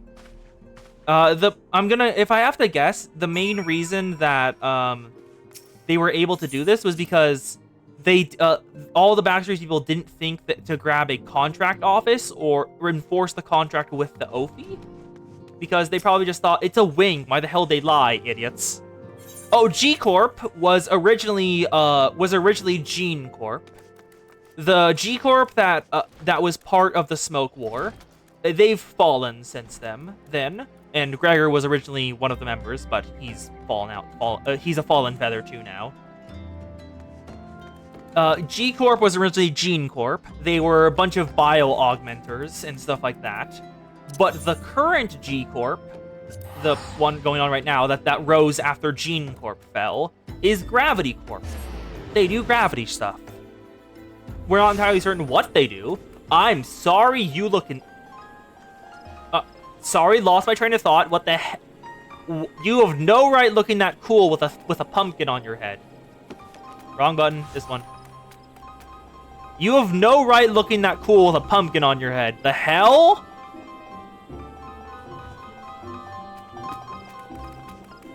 Yeah, so G Corp was once Gene Corp, now it's Gravity Corp. It's probably necessitated that if you want to go to the rank of wing, you have to take the name of whatever thing you're going for. Gregor was a feather, not father. Feather. Feather is a colloquial term for the people who resided within the nests of the city. That is what feather means. It's a colloquial term for if you live in the nest, and if you're in the back streets, you're generally a rat. A fallen feather of a wing is someone who lived in the nest of a wing, but then the wing fell. Yep, Gregor used to be a feather. He was the face of G Corp's war effort for the Smoke War. And his mother, Herman, who he hates and has completely internalized never being able to stand up to her. During his canto, when he sees like giant arms raining from the sky, and all the other sinners are saying to, like, run away, he notices that the hands have her nail paint. The hands have her nail paint on them, and he just instantly gives up. Gregor is fully internalized. He can never stand up to his mother. She will always win. A pleasure to see you as always, Serica. Thank you for answering my summons. Frankly, I think no one more qualified to. But we're getting ahead of ourselves. Allow me to more explain. Why the hell have the Mughals summoned a Primal? I never expected the Mughals to summon a Primal. That was not on my list.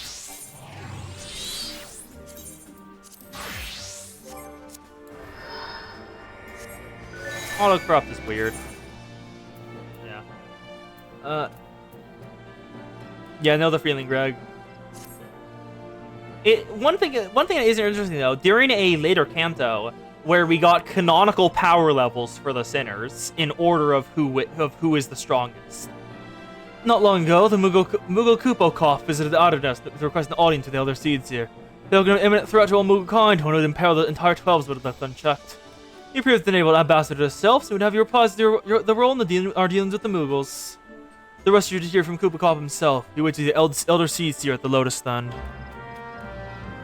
So later on in one of the intervalos, we got canonical power levels for the sinners in order of who's the strongest there. And well, no surprise, the strongest was Don Quixote, followed by I think Ryoshu, Otis, I forgot the rest. And then at the bottom, I think it was Yi Sang, followed by Sinclair, and I think either I think Faust? But the interesting thing there was that Greg was not part of the rankings. They could not rank him at all. And there's been hints to the fact that his bug arm, it has more possible abilities, more things that it can do, and we just don't know what it is. We don't know what's hidden in his arm. His mother straight out said that there's more secrets residing in that arm of his, but we don't know what the hell they are.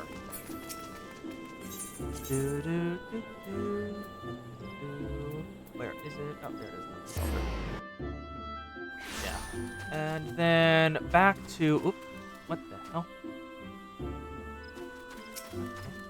Silent Conjurer. Oh, the other signs have already arrived, madam. May I show you in? Proceed to the Lotus Stand.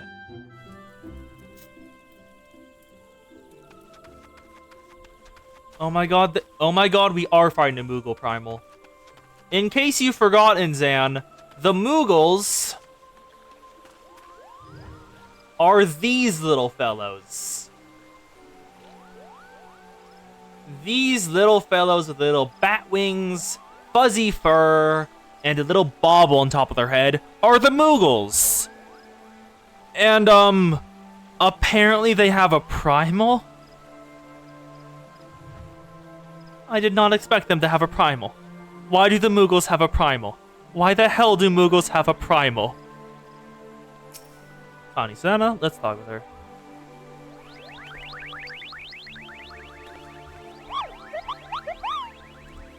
Let me just post this. Why do the Moogles have a Primal?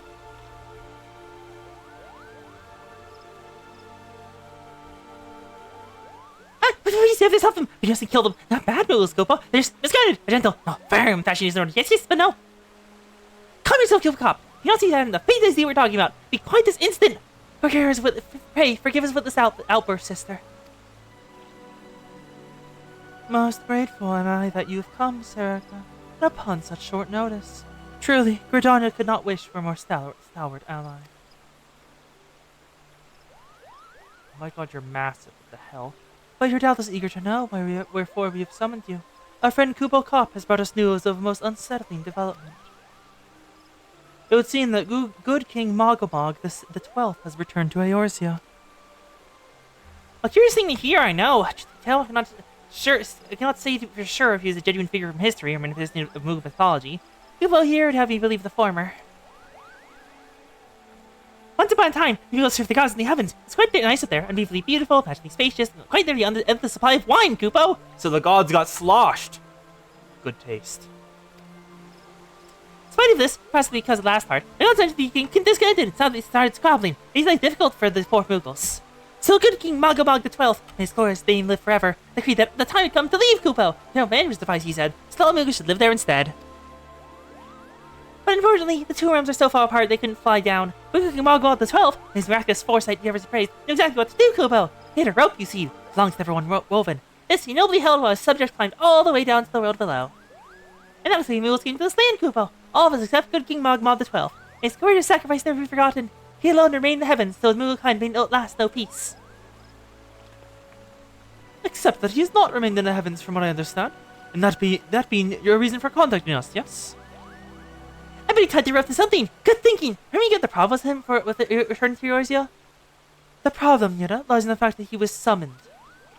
It is our belief that good King Mogomog is a myth made manifest by means akin to those employed by beast tribes in the summoning of their gods. Wait, you're saying a handful of Moogles with a boatload of crystals wished really, really hard and he sort of just appeared? Would that even work? That's how primal summoning goes. What I cannot fathom is why they would even try. With Garda humbled and ultimate weapon destroyed, what new threat could have prompted them to take so drastic a measure? Papalymo, I have known the Mughals for just today, and I'm pretty sure the reason is boredom. May not that be in itself the answer? Why is the next step delicate? It has been brought onto the very brink of destruction, only spared at the last by heroic efforts of a chosen few. To you, who braved the tempest and survived by virtue of your own strength, the same spirit of peace will doubtless seem a welcome respite. But by those who have not the power to defend themselves, who are spared only by another's grace, it is merely the calm before the storm. I think the Mughals are afraid of what tomorrow will bring, and the things that things may not end so well as they did yesterday. That fear is driven the call upon the greater power, when they believe that can be relied on to protect their loved ones and their homes, come what may. I'm sure the Mughals are only want to protect the force from outsiders. We're saying the of Cookball calling the 12th. Thanks boundless grace for our hearts with love. Try to get a little carried away, Kupo. Verge on a lot, okay, no, in fact. Like the Sylphs of Zawaramu, you mean? We cannot discount the possibility that this entity is influencing the Mughals in a matter similar to that of a Primal. We share the same concern. To whoever who may the king be, it is our belief that he poses a threat only to Mughal-kind, but to Gridania as a whole. Thus do we beseech you, Serica, confront good King Mogmog the 12th and drive him from our midst. Okay. Hopefully this isn't too hard. Humbly do I thank you. The sanctuary of the Mughals guard and their liege lords concealed by the magical words. Whether he summon yon of the Conjurer's Guild will doubtless be able to offer insight how they might be dispelled. Pray, seek his counsel ere you are to proceed any longer. And it's already jiggling up there. Also, what was I talking about earlier? I have lost my train of thought. What was I speaking about? Something about Odyssey theory. What was I talking about? Oh, you just noticed how tight Yutta's shorts are? Where? Oh no, she's not here yet. Yeah, Yetta, those shorts are a type I found before. Like, just let me see if I have it in my inventory right now. Actually, am I wearing them? No, I'm wearing legs. I'm wearing Warlock's pants. Yeah, I found some shorts like that too that were on level a while back. They were just kind of hidden. They're part of the same set that I'm wearing. They're just kind of hidden by the fact. Well, number one, I've glamored over. And number two, let's get the conjure. What the hell was I talking about earlier? I was yapping about Limbus. Oh, right, where each of the sinners are in their stories and how interesting it is. So, what was I? Where was I on? Where was I on before? I think I was talking about Sinclair and went about how Damien works with theirs. Oh, actually, I want to talk about a bit. Oh wait, no, I kind of want to talk a bit about Roja and her bit. Fuck it, I'll talk a bit about Roja. So Roja and Clement. Oh, never mind, we've already started. It's Sonyan. Welcome, Serica. Welcome. They should be on the face. Go to King Mogmog the 12th is great comfort to me and the elementals both. As I'm sure you should know, the Mogs are not by their nature a warlike race. If should the king be suffered to remain, it is likely that his influence will bring about a change in them. Thus, it would behoove us to defeat him quickly, before any lasting damage is done. Make whatever preparations you deem necessary, and inform me when you're ready to seek the king. Give me the bracelet of healing. Is it better than my current one? It is better than my current one.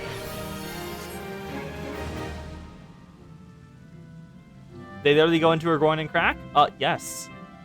The pants are tight. I'm sorry, I just read the quest name. You have selected Regicide. Would you like to confirm Regicide? Brother Simeon would like to unfold you the secrets of Good King Mogmog the 12's magical defenses. The wards burn oxes the king's sanctuary can only be nullified through use of enchanted keystones. The lovely method employed 5 years ago, when first the king was summoned to Eorzea. It was with great regret they were forced to sanction the slaying of the guardians who then held the keystones, for no one in our possession at the time. By the elementals, however, we've been spared the burden on this occasion. Kubokov confirmed to me that he's entrusted a set of keystones to the Mogwai themselves. Yet wishing to not betray your confidence, he's looking to find some other means to gain entry to the king's sanctum. Alas, I have been unable to do so, and dare not labor any longer, for fear the Mughals might succumb to the corrupt influence of the liege lord. You must needs have Kubokov's keystone, Serica. Pray, go to him and beg his assistance. He waits at Weststone Spear. Press upon him in our great need, and I am certain he will yield.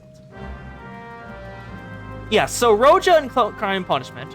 Well, the most obvious part that you should know about is, do you remember Sonia? Do you remember Sonia from Limbus and what Sonia is like in Limbus? just before I say anything, because that is a kind of important for context in case I need to say anything there. Because Sonia is very important to Roja and her story in Crime and Punishment.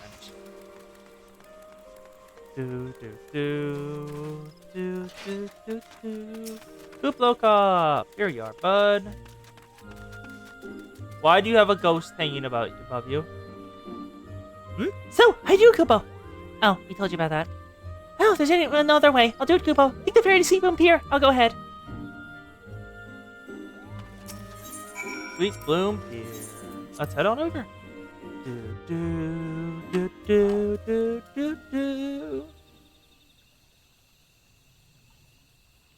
Ryoshu! Oh, okay. Ryoshu is Yoshinade from Hellscreen, the story of an artist who paints for an evil liege lord and who kills their daughter in pursuit of a true painting of hell. Are these Mughal-scarred? Don't you do that to me, Kupo! I know you're planning. I won't allow it! Open your eyes, Kupo! The king will never be satisfied no matter how many crystals you bring him! Yep. So, in her ego, if you look at her base ego, it's her cradling her sword like it's her child by a fireplace. You have your choice as your face. I can start with this with Kote! And Pierre's good on yourself. You're living in the rest of them. Actually, you're worse, Kupo! Treat this coup the Kin Logos! He's plot treason against the crown! Enough! Kupo Cop will answer his crimes soon enough, as all who defy the will of King Magomag the 12th. May reign forevermore, Kupo. Yeah, if you want the source material for all of them, it's going down the list. The king's getting for just 12 of his enemies, Kupo! We gotta stop him before it's too late! Yeah. Mersalt is... I don't actually remember source material. I remember what it's about and what it's like. Oh, The Stranger. Mersalt is from The Stranger. That's he's him.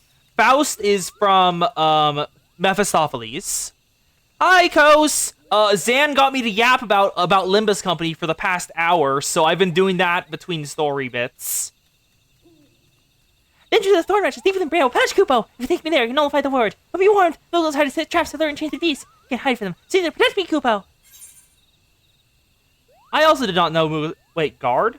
Certain duties require you escort an NPC unit designated location while guarding from the enemy attacks. If you stray too far from the NPC or their attack, it's an escort mission, no! Failing to guard an NPC, the escort enter will fail the NPC's attack stage, or you stray too far from them, or change areas. If a failure, you can return to starting point. Let's go, Kupo! It's an escort quest, no! Come on, Koopa Cop. Are you coming? You are, good. Where am I actually going? Up there. Okay. This direction. Koopa Cop. God, this is gonna be hell. I can already tell. And he's slow, too! It's a hostile presence, Kupo! Levin Fungus. Okay, so back on yapping about why are you going against him? Come on, I'm right here. So back to yapping about just where each of them is from. So Mersalt is from The Stranger. Faust is from Mephistopheles, where she makes a deal with the demons in order to create her magnum opus, if I remember correctly. Then Yi Sang is after the real life artist, the real life poet Yi Sang, who wrote a bunch of poetry in Japanese occupied Korea, and he was actually part of a group called the League of Nine. So that's like a literal thing, the League of Nine literatures. That was a real thing in real life. That's not a thing made up in Limbus as a group. And as you can guess, the reason that we never got a ID for what's his name again, Dongrang, or Dongrang Who Denies All, who's Farm Watch, is because while the League of Line literatures started as basically anti-Japanese anti-Japanese, what do you call it? Non-entanglement literature. I don't know what the frame is, but basically just like small anti-Japanese settlement going against their the fact that they are occupying Korea. Later in life, Gubo, the one that Dongrang is based off of, started doing pro-Japanese works, which makes him extremely unpopular in Korea and extremely well, basically hated by Koreans, and so he is extremely controversial. Later in life, he realized his mistake. You have to give him this. Later in life, Dongrang did realize his mistake and stopped doing pro-Japanese stuff. He's later praised as one of the very best poets of the time, even though his work in that period was not the best. Yeah, World War II Japan was fucked. I'm gonna heal Magamog because you were almost dead, my guy. There we go. Yeah. And so that's probably the reason we're never gonna get a Dongrang ID. That's just way too controversial. And the fact that it's Farm Watch of all things is even worse. Because the actual poem, Farm Watch, by Dongrang himself, is a story of two native Koreans and their father fighting over the prized cow of the family after the father dies. Because they both want to inherit it. But, you kind of can't really split a cow down the middle. That's not how cows work. So they start fighting and doing a bunch of different stuff. And after the hijinks escalate a bunch, the Farm Watch, otherwise known as the regional governor appointed by Japan, steps in and takes the cow. Later on, one of the sons has to kill the Farm Watch for it, and is in turn gored to death by the cow, who never realized what was happening around it. It's a partially pro and partially anti-Japanese play, and was kind of interesting to go through. But where am I going again? Oh, I went into it. I just started rambling about poetry and forgot I was trying to talk about Crime and Punishment. Damn it. I keep jumping between places. Yeah, so back to Crime and Punishment. So, in Crime and Punishment, it's the story of Rojin, who is way too proud and wants to be special, wants to stand out, be like on their own, be a great man. But as they do it, all these people around them still are concerned. They're concerned for Rojin and how they're doing, even as everything Rojin tries to do in order to stand out and get better fails. And eventually, while debating, kills, because early on in the story, Rojin... Well, first of all, Roja has a mother and a sister who are... Rojin definitely loves them, but they're kind of extremely proud and does not want to show that. Where are you, Kupo? I don't see any more beasts, do you? Kupo Cop, we found it. Right there is the king, Kupo. Step course to the ward. Raise your hand to focus, like when you choose a Wraithler. Kupo, I'll open the way for you. Speak with Kupo Cop. Attune yourself to the warded entrance. Yes, so, earlier on in Crime and Punishment...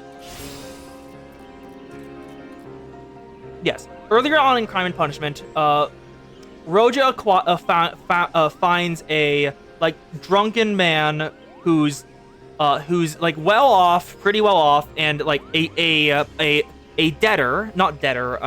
debt collector, with a family, with a wife and family who are his, because they had a debt to him.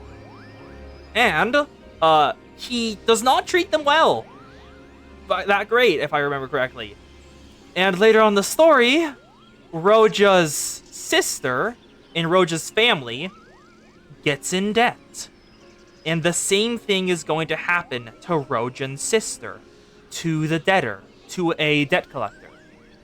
And so, the titular crime of the book is committed.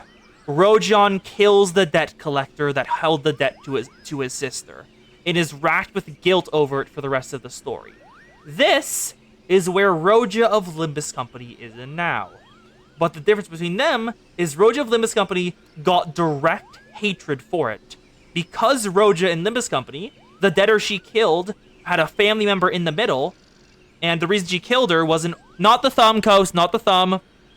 The family member was in the middle for it. One of the members of the brother or sister of the debtor for all her neighborhoods was part of the middle. So, after one day of feasting, after being freed from the debt, every single person she ever knew was slaughtered and piled in the streets. Because they didn't know Roja did it, but they knew someone connected to these people did it for them. So every single person in debt to the debtor died and piled up in the streets. And the reason Roja did it was because the people were starving. The debt was way too high, and whenever they paid it, they didn't get enough money by doing it.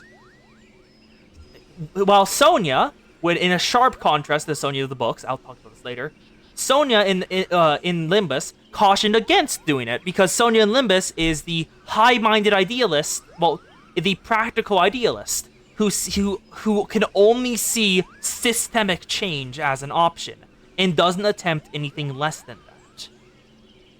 So even as Sonia founds the Eurodeve and does all of that to attempt, Roja, who is the only person in tune with what people actually want, Roja was the heart. Roja was the heart of the Eurodeve. When Sonia was the mind, Roja was the heart. Roja went and killed the debt collector. And so everyone died. Every single one of them. Why didn't Roja die? She wasn't in debt. She was not in debt to them. Roja wasn't in debt. Everyone she knew was, but Roja was fine. She never borrowed any money. Rest is up to you, Kupo. Now go and teach us Fool's Bows a lesson and send the king back whence he came. Hell if I know. Roja has seemingly in Limbus has a weird ability to always have enough food, kinda. Like in the crossover with Arknights, Roja has enough food on her person when they get sent over for 5 days for 12 people. Maybe even longer, maybe even a week, just on her person at the time. And they were going into combat. They didn't know they needed to bring food. Roja just has that much food on her at all times. Rest up to you, Kupo. Now go teach Fool's Bows a lesson to the king back whence he came. Roja is silly, yes. Thorn March Hard, now accessible.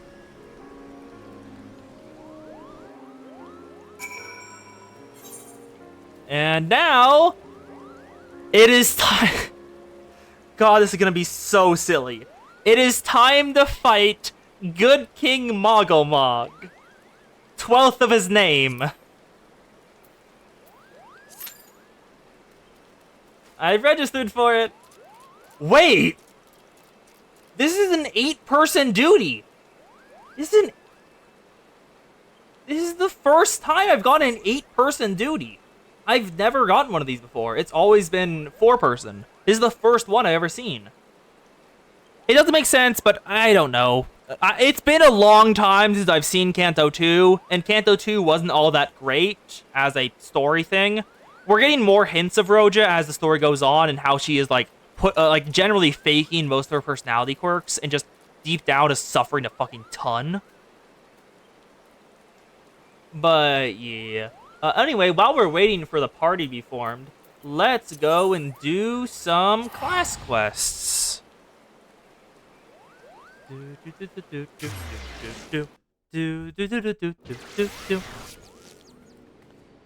So now we want to go up to the Marauders Guild.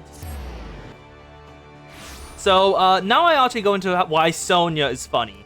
Because Sonia and Nimbus Company is a cold, rational idealist who knows that systematic change is the thing needed above all else, but cannot comprehend like what Roja means. Like he gets what Roja means, just doesn't see it as like worthwhile. Of the fact that like immediate change is also needed sometimes. Sometimes you just need to tear something down by its roots, which is in sharp contrast to the Sonia of Crime and Punishment, who was a child prostitute, raised in a church, fiercely religious, but throughout all of that, extremely idealistic and loving. When Roja confesses her crime to Sonia in the book, Sonia starts crying for what Roja did to himself. Roja deprived himself of love because of the sheer amount of guilt, and Sonia sees that as a terrible thing to deprive himself of. She cares for Roja and what he did to himself, and which is in such different contrast to the Sonia of the book, who does not care for shit, and it's such a weird contrast. The consequences of anger. Alkazoka looks pleased to see you. How curious is that you always come at the most opportune time, Sarika. It's divine providence, almost. Doubly so to be both blessed with a chance to refine our respective arts. You see, in your absence, I've been studying a section of the main treatise containing modern fighting methods. The fundamentals don't differ very much from the modern methods. There are slight variations in footwork and grip, as well as distinction between various rangers. And attacks must employed when... forgive me, I lost sight of the most pertinent point. Naaman scholars and Marauders fought side by side, yes? Well, now you and I have an opportunity to do the same. A Tonberry's fought in bronze length, and the Marauders yielded to axe to dispatch it. Since Tonberry's fell within the Wanderer's Palace, an ancient Nemean temple recently discovered in the Wake of the Calamity, there was a strong possibility that the creature resided there before the fall of Nim. Do you follow my reasoning, Sarika? These living creatures may have overrun the temple and claimed for their own at the height of Nemean civilization. They may pose a threat to the ancient people, even. If so, then surely facing one in battle would rekindle the memories of your fairy. Even if I am mistaken, the Thornberry poses a threat to the locals. Perhaps I very much like to put my newly learned enemy techniques to the test. So, shall we rendezvous outside the Wanderer's Palace, yes? Okay. And, I think that's all I have to yap about that bit. We need to go to North Round. About Roja. But now, I can yap about Yi Sang. So, what do you know about Yi Sang? Like, just as the sinner, as the poet, everything like that. Why am I in North Shroud? This is not where I meant to be. I meant to be in Limsa. I'm gonna be in Limsa. Where's, North... Upper Last Note. Wrong place. Yeah. What do you know about, Yi Sang in any way? Because it's important to know what you know about it. Moogle is gonna Moogle me off, yes. Boo. Where is the Tonberry? Down here. Do. Alkazoga! The consequences of anger. Proceed. Oh, I can't do it while doing the Goody Finder. Also, average wait time less than 12. No one has shown up still. Oh no. Oh no. Oh no. There is still no one in here, and it has been 5 minutes, and the average wait time is less than 5 minutes. Oh, never mind. Never mind, I was just lied to. It just lied to me. It just lied to me outright. It is time to fight the good King Magamog. Full party. This is the first time I've done full party. And yeah, look, the Moogles have different colored pom-poms. Rogue pom-pom, Gladiator pom-pom. Okay. Is that an archer? That is an archer pom-pom. That is a mage Moogle. The Moogle mage has arrived. Koopo, wouldn't 7 tell us today? Manly adventures, I wager.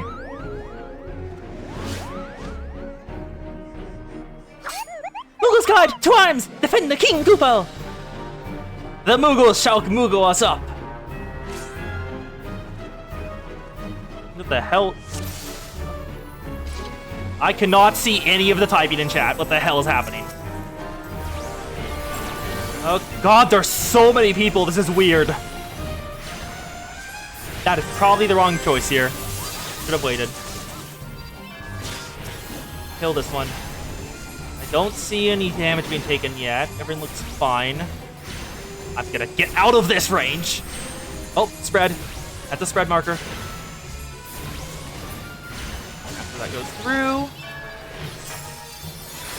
Sucker. Good. Kill. Furryfoot Koopa kept. And Koopa Puchty, the Shaggy song? The Shaggy song is one hell of a name. That is one hell of a name. I love it. Let's kill Furryfoot. Next time will be so easy. Now, the Palm Burner and the Tail Turner. Everyone's still decent health. Feeble on the speed to the rings, Koopo. Palm Meteor? What do you mean, Palm Meteor?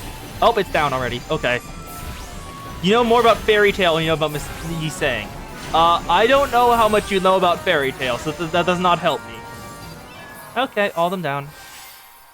That's just petty.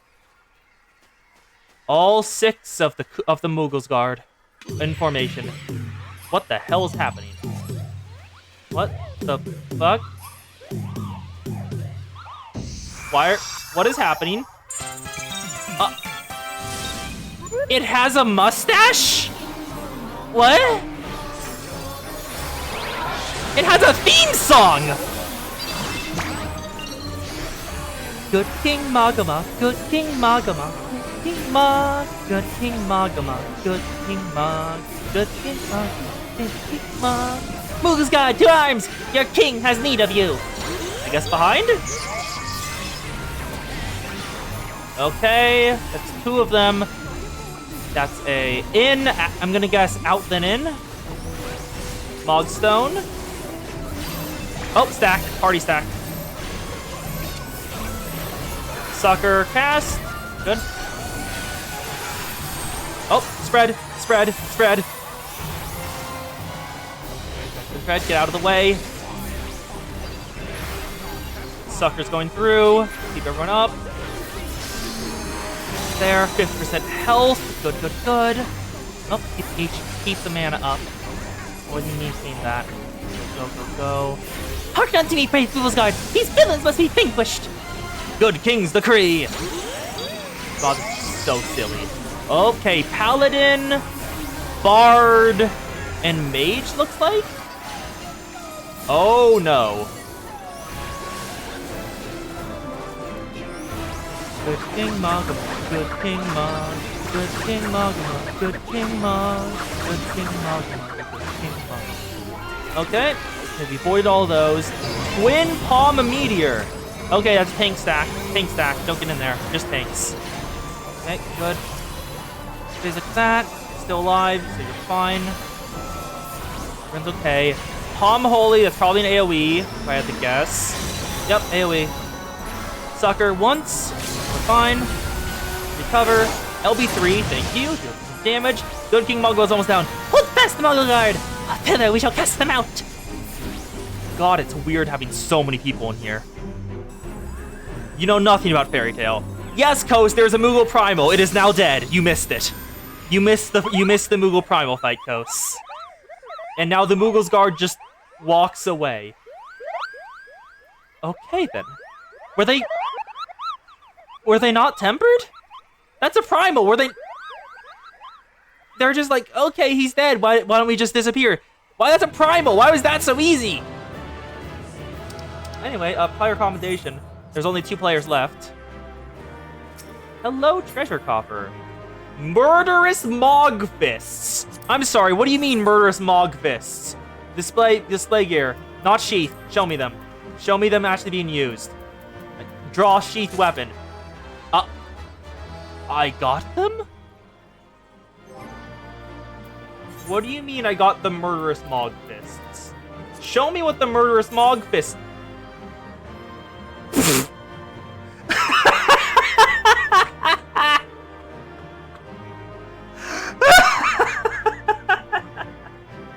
Look at that weapon! Look at that! You're just gonna punch people with a... It's literally just, I have a Moogle on my hands and I'm going to punch you with it. What do you mean? What do you mean? Stuff like that. Oh god. Yeah, oh, you know, Zan knows nothing about Fairy Tail. Okay, that is amazing. Also, that is an insane weapon. What is this?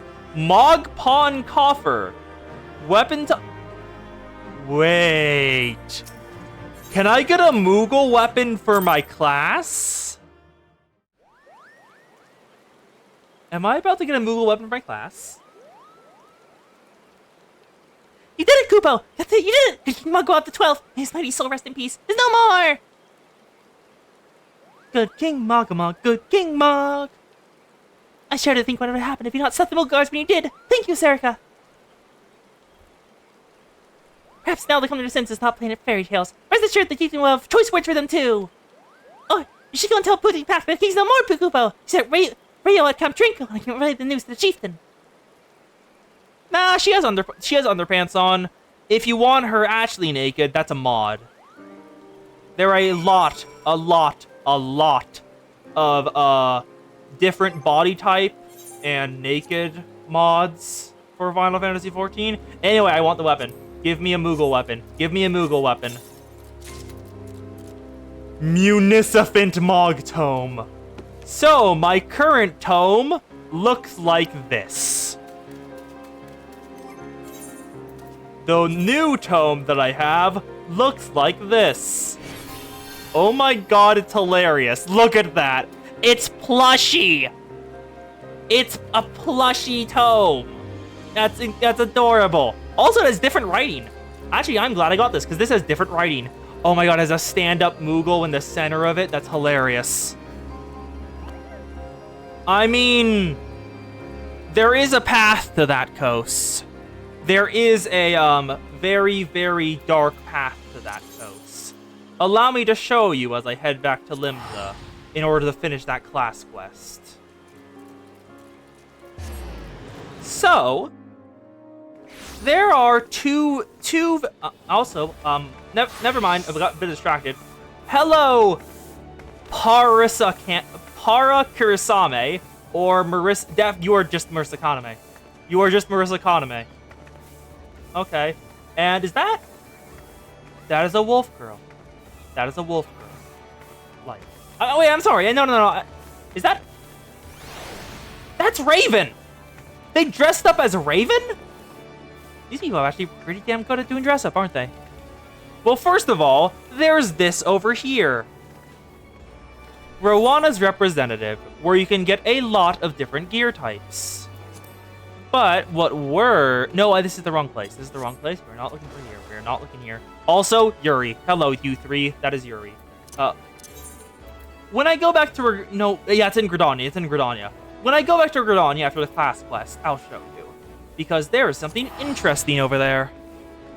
Because, did you know you earn a currency for completing achievements? Did you know you earn a currency for that? Because I didn't until I stumbled across it randomly. I didn't even look it up. I just found it randomly, and I was very confused. That is a dragon. Where did you get that dragon mount? Tell me where you got that dragon mount. Good King Mog, good King Mog, good King Mog. Zan, I didn't know about the Final Fantasy XIV ERP scene. I didn't know that existed until it was advertised to me in game by someone dancing on top of an aetheryte.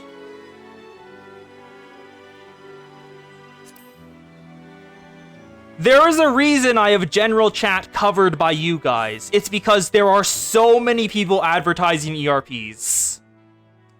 Well met, Serica. I'd only just arrived myself. 'Twas in this vicinity that Thornberry's last sighted. With luck, it will not have gone far. Oh my god, the book looks so stupid. I love it. Oh, there's definitely a waifu mount. I would be disappointed if there was. Oh! That's horror movie music.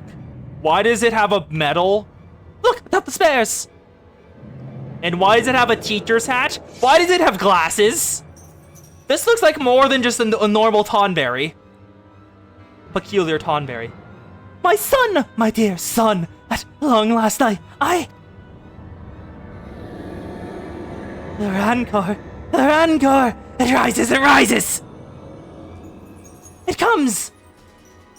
Apparently the fairy knows Apparently the fairy knows this. No, not the fairy. Eos. She has a name. I'll use her name. Eos knows this Tonberry. Don't attack me, I'm not the tank. I shall draw his ire, Serica. Lend me support. Take care of the Tonberry. Anyway, so back to rambling about Limbus Company. So Yi sang the. Yes, I know I do not like the Tonberry stab me. That is why I am not the tank. There is a reason I am not the tank, Ghost, and it is this. The Tonberry summon those abominations. Do I have Art of War? I do not have Art of War. I miss when I have Art of War. Art of War is so nice to have. It's an AoE that does more damage than my baseline, just because it has a much larger cost. Now Ruin. Now let's heal up Alkazoka. You have way too much health. By healing Barry, there's anything. Why do you have that much health? Anyway, back to... I keep saying back to... Take out the yellow lovers. Now this one... 1, 2... 1, 2... I don't even have that one yet? Ugh. But so Yi sang, as I mentioned earlier, was part of the League of Nine Literatures, which was a real thing in real life. It's not just a thing in Limbus, which were a group of poets that met up with each other and basically just did poetry together, had fun. And they generally protested the Japanese occupation of Korea during World War II. That was about the era they were part of. And while it eventually... Ah! Oh, the fairy stopped them. I found it out about it with this whole sex trafficking. Why was there a sex trafficking scandal at FFXIV? What are you doing? Move, damn you! My... Oh, he left. Confound it all! Eos, do you know him? Why the hell was there a sex trafficking scandal on Final Fantasy XIV? The encounter with the Tonberry has rekindled the fairy's memories. What did I get? Give me the gift. Give me the gift. What did you give me? Nothing? Nothing. Bah, what happened, Serica? I can control her. Bah, I apologize. I know you've only begun to work with the fairy. Some disobedience is to be expected. I expect their winners is to be disappointed, but there's not else you can do. Tonberry's long gone. Let's return them to Lominza. Head on back. Yeah, so it was... So Yi Sang was a author in Korea, and his most famous work, The Wings, is kind of devastating to read because it's about a man who is generally, well, honestly, best way to describe it, it's quite simple. The man lives with his wife, but his wife treats him as a particularly dumb and unwelcome pet. That's the best way to describe it. She's prostituting herself all the time, treats him like dirt, takes his money, and at the end of The Wings, right before the final act, he stands on a rooftop looking over the ground far below and contemplates jumping off and letting his wings carrying him far away. Suicide! But in the end, after overdosing himself on some sleeping medicine, in order to put himself to sleep after witnessing his wife's constant infidelity, nothing changes. There's no improvements or anything. But Yi Sang in Limbus was different.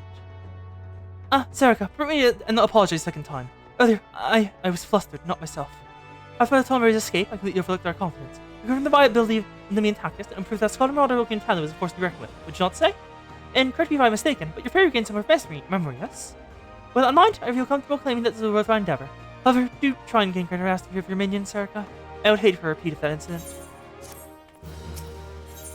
In the image of the Eagles. There's only 2 more quests! Good to see you, Serica. I've made a meta discovery in which pertains to you and your scholarly arts. I went in possession of several engaged engravings between some of those traditional remnants of Nemean scholars. In fact, the extraordinary detail of these illustrations information gleaned by other sources sufficient to deduce their design. Present, it's impossible to say how historically accurate my designs are. It's why I propose we enlist the aid of yours is permanent artisans to retrieve these garments. They prove sufficiently authentic. I might expect your fairy will regain more for distant memories. Wait, what do you mean? Was that where that whole thing in PGR came from? Did something happen in PGR with a Yi Sang? Is there a Yi Sang in PGR? In the hands of a prominent weaver, say Master Redolent Rose of the Sunsilk Tapestries, the information should be sufficient. Ah, but you cannot journey to Oda if you not gathered the leaves of a dye work. The text explicitly mentioned that Pan's pigments were used to dye them in uniforms. I was talking about Yi Sang and the poem The Wings and how fucking crushing it is to read. Alas, dye wort is much rarer than it was in days of yore. It can be found in the fog fens now. Lest you think I mean to make you do all the work. Worry not. While you scour my order for the plant, I'll contact Master Rose and convince him to help, though I doubt it will require much effort. Yeah, I was talking about the wings and how crushing it is, like, and how in the end, final act of the story, Yi Sang, well, actually, the person is never given a name in the story, but the nameless man who is the subject of the poem is contemplating suicide while looking over a massive giant ditch and thinking about how if he just had wings, he could just take off here and fly away to a better life. But he doesn't. His wings are no longer there. They've been clipped by the reality. And he can no longer live for himself. So, a bit after that, he overdoses on sleepy medicine in order to keep himself, basically after he realizes his wife's infidelity by walking in on her with people. And, it's not great. So, he overdoses, forgets everything, and just goes back to the suffering that is his life. But Yi Sang changes. Yi Sang has changed. The main question going into Kanto 4, everyone had about Yi Sang, is where in the story is Yi Sang at this point? Because that is the important part of all the cantos, and the most important thing to know before going in. What part of the story are you in? We thought Yi Sang was during the story. He has forgotten all. He isn't showing off any care or anything. He just exists. But he's made up his mind. Everything has gone through. His wings, he's rediscovered his wings, found out what he really means. He went past the end of his story and found a happy ending, where he took off and flew. As both of his friends say, as both of his childhood friends, as he watches both of his childhood friends die because they could not change, because they saw themselves as just a part of the machine and it crushed them under it. Dawn Beck, to her own ambitions and the way the world has tainted their pure dreams. Don Grang, who smothered his own love, his own dreams, for the sake of Don Beck, and in the process lost what had made him a good person before. He watches them go through all this and makes up his mind. He realizes that something has to change. So Yi Sang gets a happy ending. He realizes what must be done and moves onwards evermore. Making certain to never stop moving forward and to not let himself stay in place. Yup, a happy ending in the city after watching both of his friends die horribly in front of him. I suppose you do have a rather scholarly air about you, but affecting you, Sarika, have your lives in Akazoka's designs then? Well learned and well dressed. A thesis written by Alkazoko and the proper habiliments of a scholar. The deep blue sap extracted from the tiny leaves of this fleshy plant was once used by Bilderbrand to dye cloth. Hand over.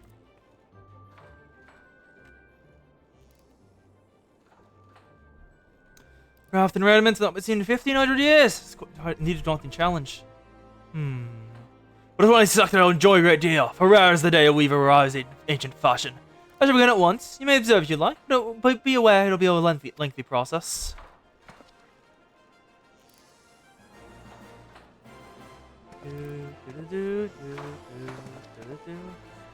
It has been some time since I labored with such intensity.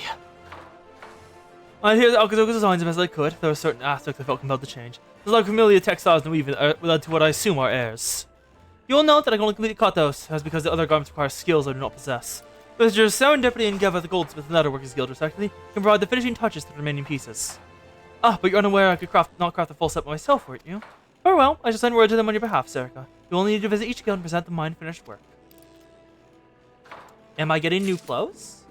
Am I getting the class clothes for the quest? Hi, bunny girl. That is a bunny girl. Hi, bunny girl. Let's head on over. Well, we're over to the Goldsmithing Guild, I think. And yeah, so he's saying because Dante has finally found their courage, as they did back in Sinclair's Canto at the very end, and so an ending that was not purely tragedy was achieved, and finally reached out. Dante keeps an eye on Sinclair and reaches out constantly, trying to learn more to Yi Sang about why this is happening and why he's here, what his path was like, and what's barring his path forward. And so, a happy ending is achieved in this canto, after 3 cantos of bittersweet victories. Greetings, Serica! Red said you'll be along shortly. Let's see that motorboard. Incomplete Scholar's Garb. This shouldn't take long. Wait here a moment.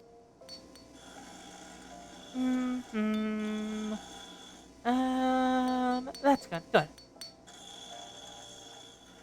Here, as promised. Amazing what a difference a mithril tassel can make, isn't it? Boy, the pride, Serica. Now off you go, and be sure to enjoy your time in Gridania. Now, let's head over to the Leatherworkers Guild in Gridania. Ask Eva in Gridania to finish Redescent Rose's work. New Gridania. And because at this point, and now we move on to Ishmael. Ishmael, who is one of the crewmates of Pequod swept up in Ahab's wake. Ishmael, who we had no idea what part of the story she was, until we reached her canto, and it became clear rather quickly. In the interval right before, as soon as Ishmael realizes that they're about to start hers, she panics. She freaks out, start distancing herself, throwing harsh words around to try to shield herself. And during the canto, she becomes harsher, driving everyone onward even if they don't want to. What is needed is that one enemy. She must kill Ahab. Ahab must die. Ishmael has already finished her story. The crew has all fallen. They've all been eaten by the whale, and Ishmael lived. And now, as her canto moves forward, the story restarts once more. But Ishmael is the Ahab this time. And Dante, the helpless Ishmael, trapped by a person they thought they could trust. And they reach inside the whale. Ishmael going further and further in her pursuit of that one evil. The evil that everything stems from. That if she just kills, everything will be okay. Serica, the woman who's singing out these to revive the scholarly hearts. Alright then, show me what you got. Incomplete Scholar's Garb. But we still got one that's incomplete. Ishmael has already finished her story. The Pequod has sunk, the crew has died. Queequed's coffin was never used.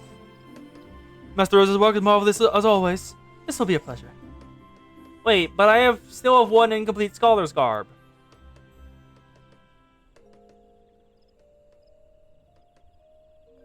There you go, one pair of fingerless buffalo gloves.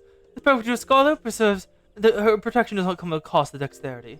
Oh, the boots, Billy will see to those. These are the quarter winner, so you needn't worry about the quality. Besides, I've already spoiled you by making your gloves for free. Then we talk with Betty. You're the scholar, yes? I'm sure to assist you. If you please let me see Master Rose's work.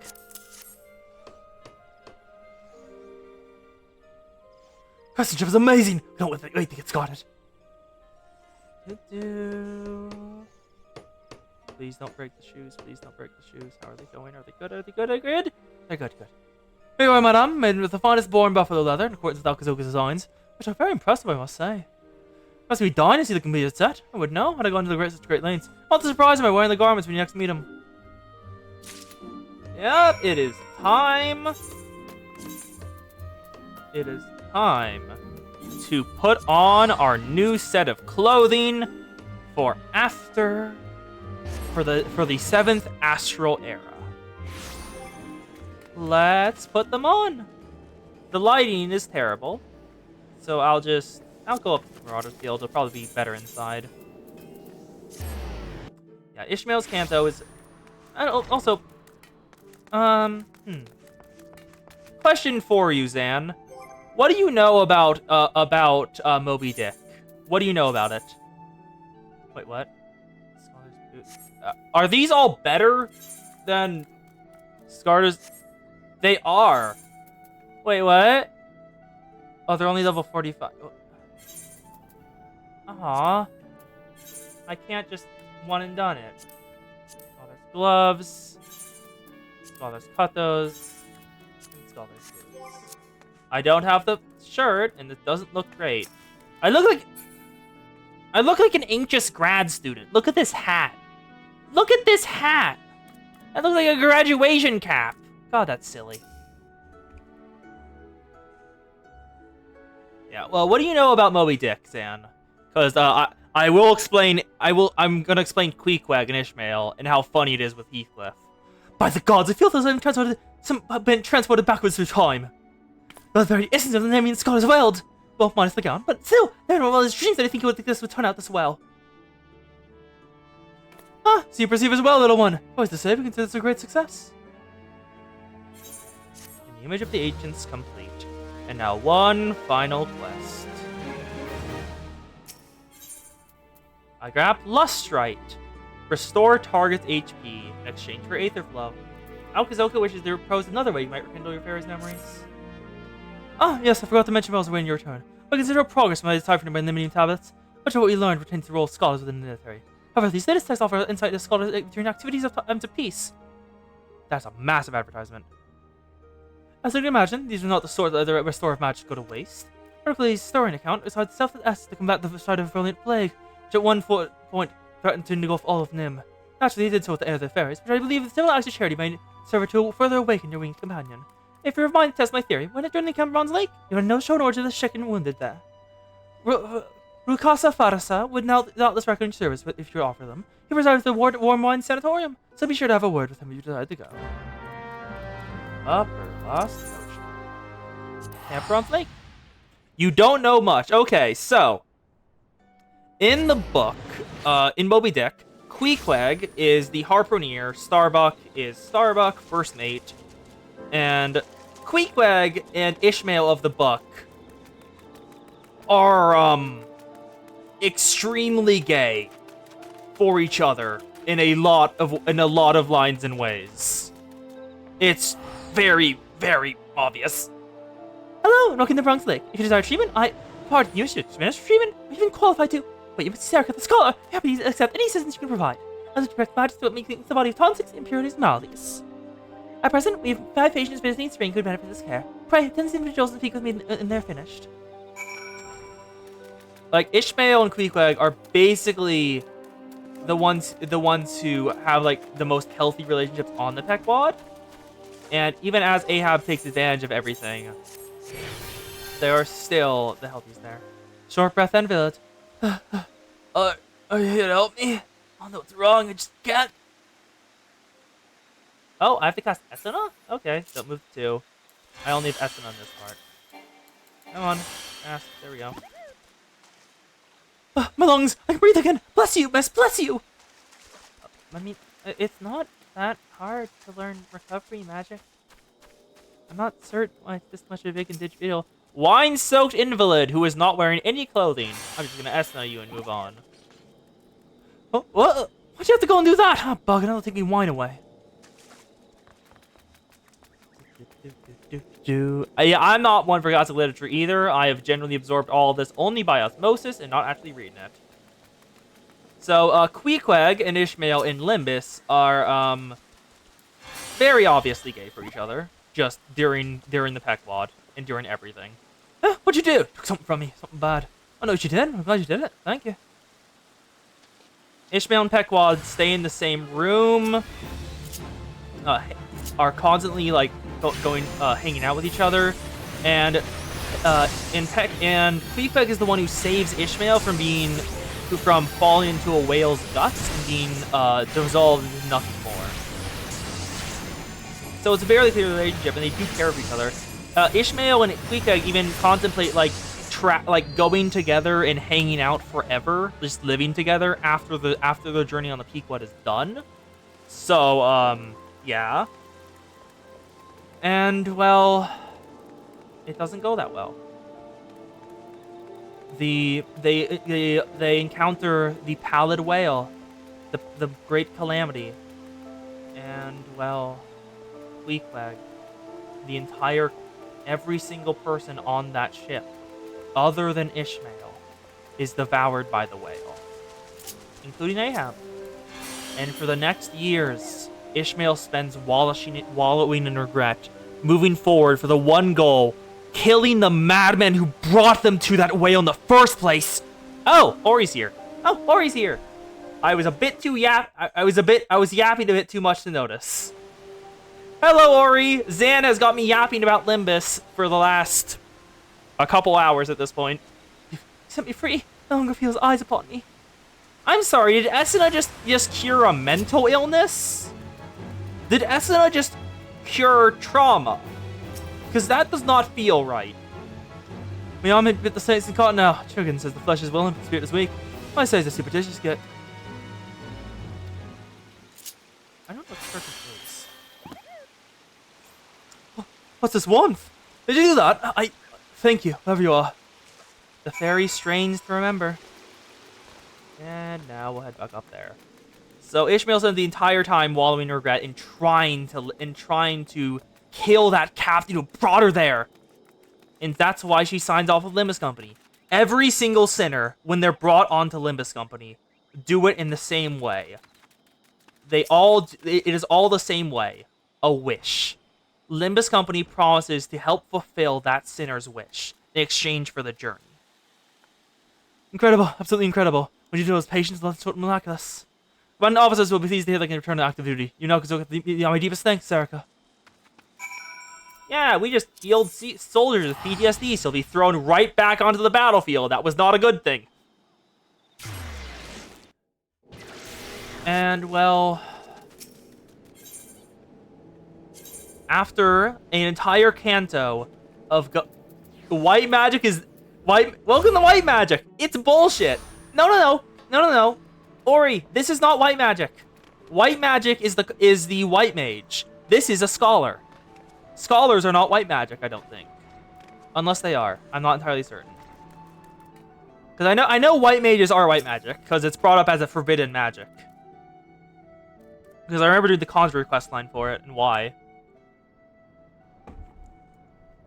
Ah, Sarika. Rakusa Farusa. It tells me your potent magic is all expectation.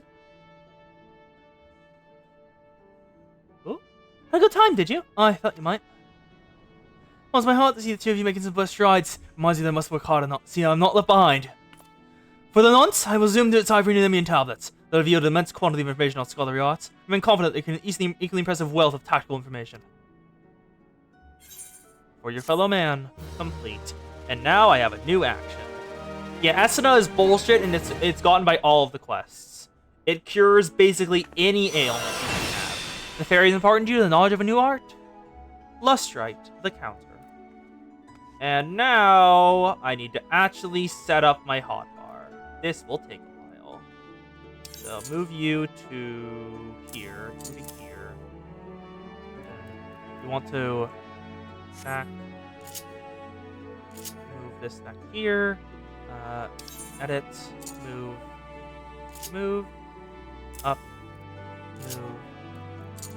Side. Move. Side.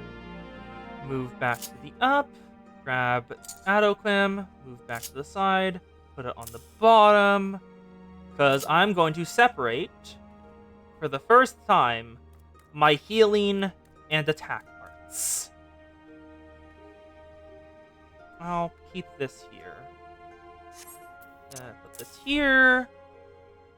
And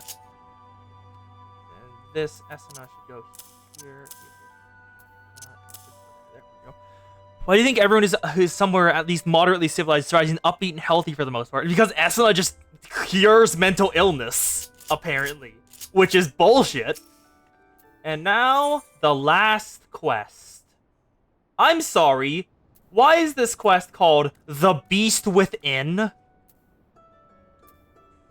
And it gives me Sacred Soil, which is just a 10% damage decrease to everyone within the radius.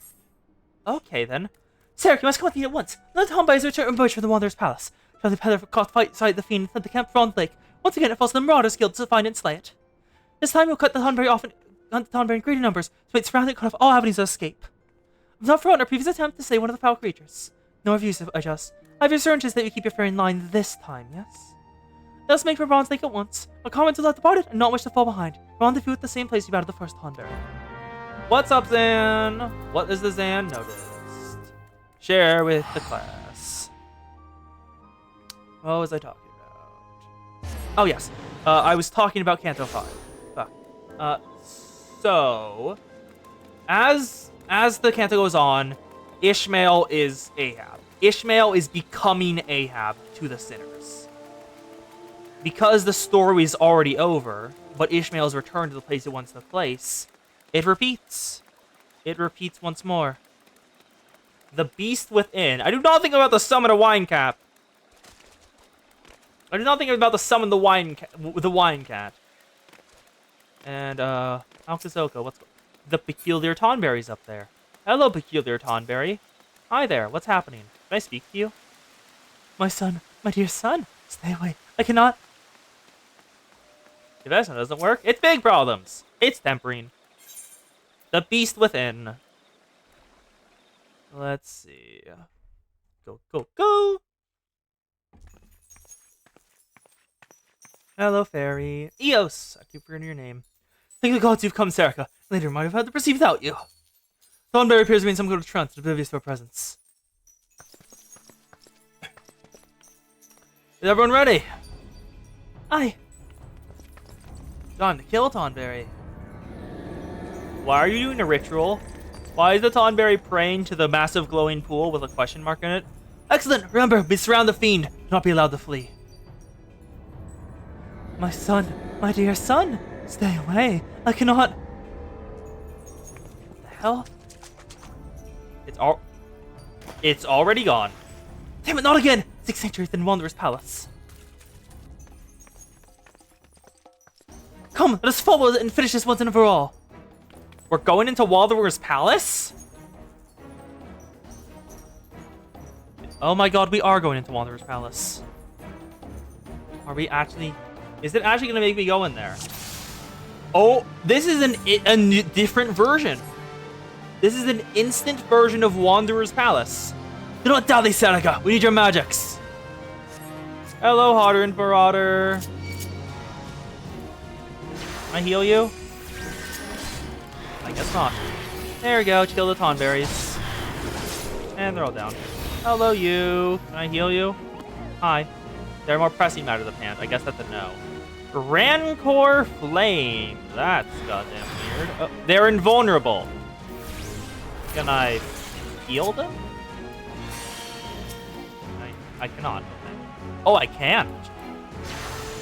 Is it just on me? It just goes on me. Damn it. I was hoping it was just a weird thing. Damn it. I guess I have to solo this entire dungeon, don't I? Thornberry Creeper. A soft marauder? Come on. Just all of you die. Perfection. There's more Rancor Flames now. What does that mean? Why do they have Rancor Flames, and why do they keep dropping? That is suspicious. Oh, did it escape? What is happening here? You are not helping. Alkazoka, what is happening? You just blind them? I guess that does work on Thornberries, because their most dangerous thing is to slash. And any other people? No, they just move on. Oh, that's the end. Okay, never mind. I was wrong. Alkazoka, what are you doing? Why are you back there? What is happening over here?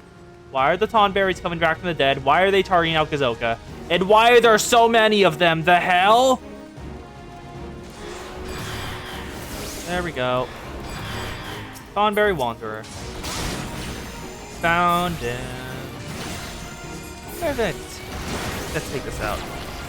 Yeah. So after we enter the belly of the beast, when Ishmael has fully taken on the role of Ahab in the story, the captain driving the crew to their death from her endless folly. Then something interesting happens. The crew of the Pequod, they're still alive. They never died within the belly of the whale. They lived the entire time. For the years Ishmael spent outside, they were all inside the whale. But how, you may ask? How are they still inside the whale? Because the whale's gimmick is that it can devour anything. And it devours and spits back out anything it gets its mouth on. Buildings, people, everything. And whatever it touches is warped, changed in some weird way, and becomes mermaids. It is a open legend on the seas to avoid those boats clad in white canvas, where the people on them do not think like we do anymore. They retain everything they once were, their skills, their memories, but it is all twisted. Why are the Rancor flames attacking me? I guess we'll just pop them all. What the hell is happening? I killed the Tonberry Wanderer. There we go. What, again? Why do you protect this demon? Why is Eos protecting me? Huh. Heal the Tonberry Wanderer. You've gone mad? He's a monster. Must be put down. Esena. Has no effect. Is it? That works. Yeah, that one frat boy turned into a mermaid whenever he touches water. That kind of thing. It's like... It's a weird type of corruption. And now the fairy's healing them. Also, wait, are you a little shark? The Rancor.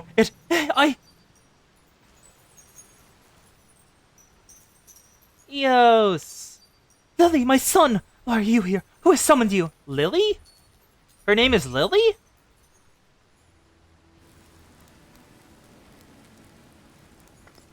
I do not watch movies, so I cannot confirm or deny, Ori. The Nim is no more. 1,500 years. Can it truly be so?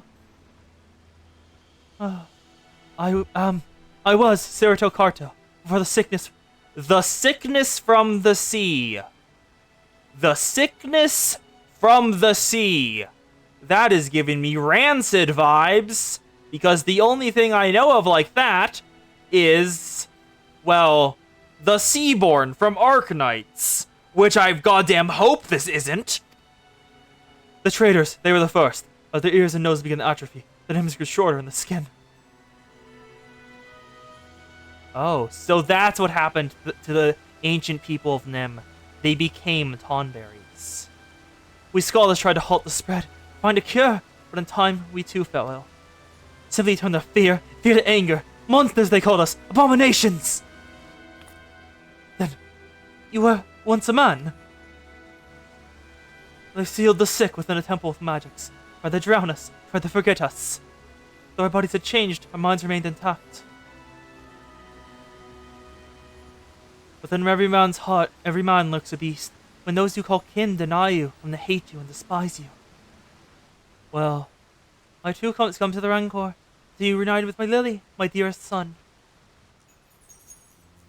Long has my mind been clouded with hatred, but with the resplendent light of Lily, at long last I am free.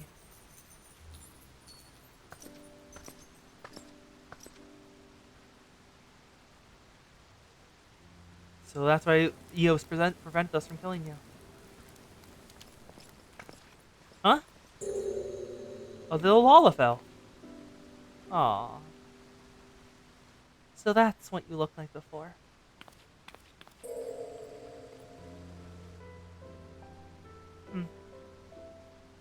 Do you think they were all Lalafell? Because they're all very small Tonberries.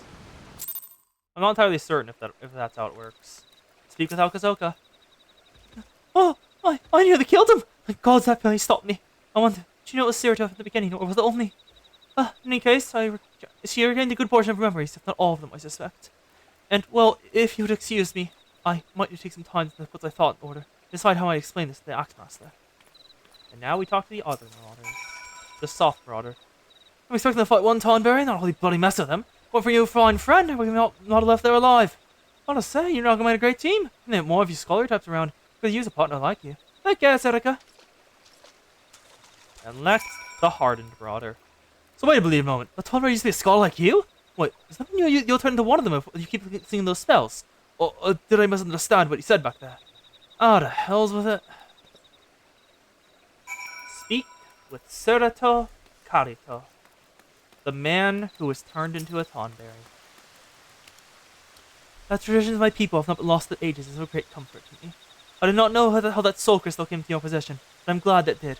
The sickness that of only my body, but of Lily as well. The soul of the scholar no longer resonates with my aether. I cannot summon her. Only you can. Only you are fit to wield the magics now. Here, a gown as befits the scholar of your standing. I bequeath it to you, along with the knowledge of the sacred soil, my most versatile art. I cannot thank you enough for purging the rancor from my heart, but there are still countless others who have yet to see the light. I cannot abandon them to their fate. I will not. So I bid you farewell, Serica.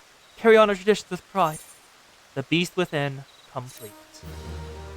And so the Scholar quest line for ARR is finished. Sorotokar has bequeathed you knowledge of a new arc, Sacred Soil. This includes the Scholar quest lines for Final Fantasy XIV and Realm Reborn. The next series of quests, you must meet the following requirements. Main Serenity quest, Before the Dawn. Once you've done so, next Scholar quest will be available from Akazuka. Actually, I'm kind of curious. Have I already finished Before the Dawn? Am I already eligible for another Scholar quest? Because that would be interesting. I probably won't do it because we have been doing the Scholar quest for a while. I'll go back to MSQ now, but that is the wrong button. Let's head back up to the Marauders Guild and see if it's open. Is it open? Alkazoka? It is not. Okay.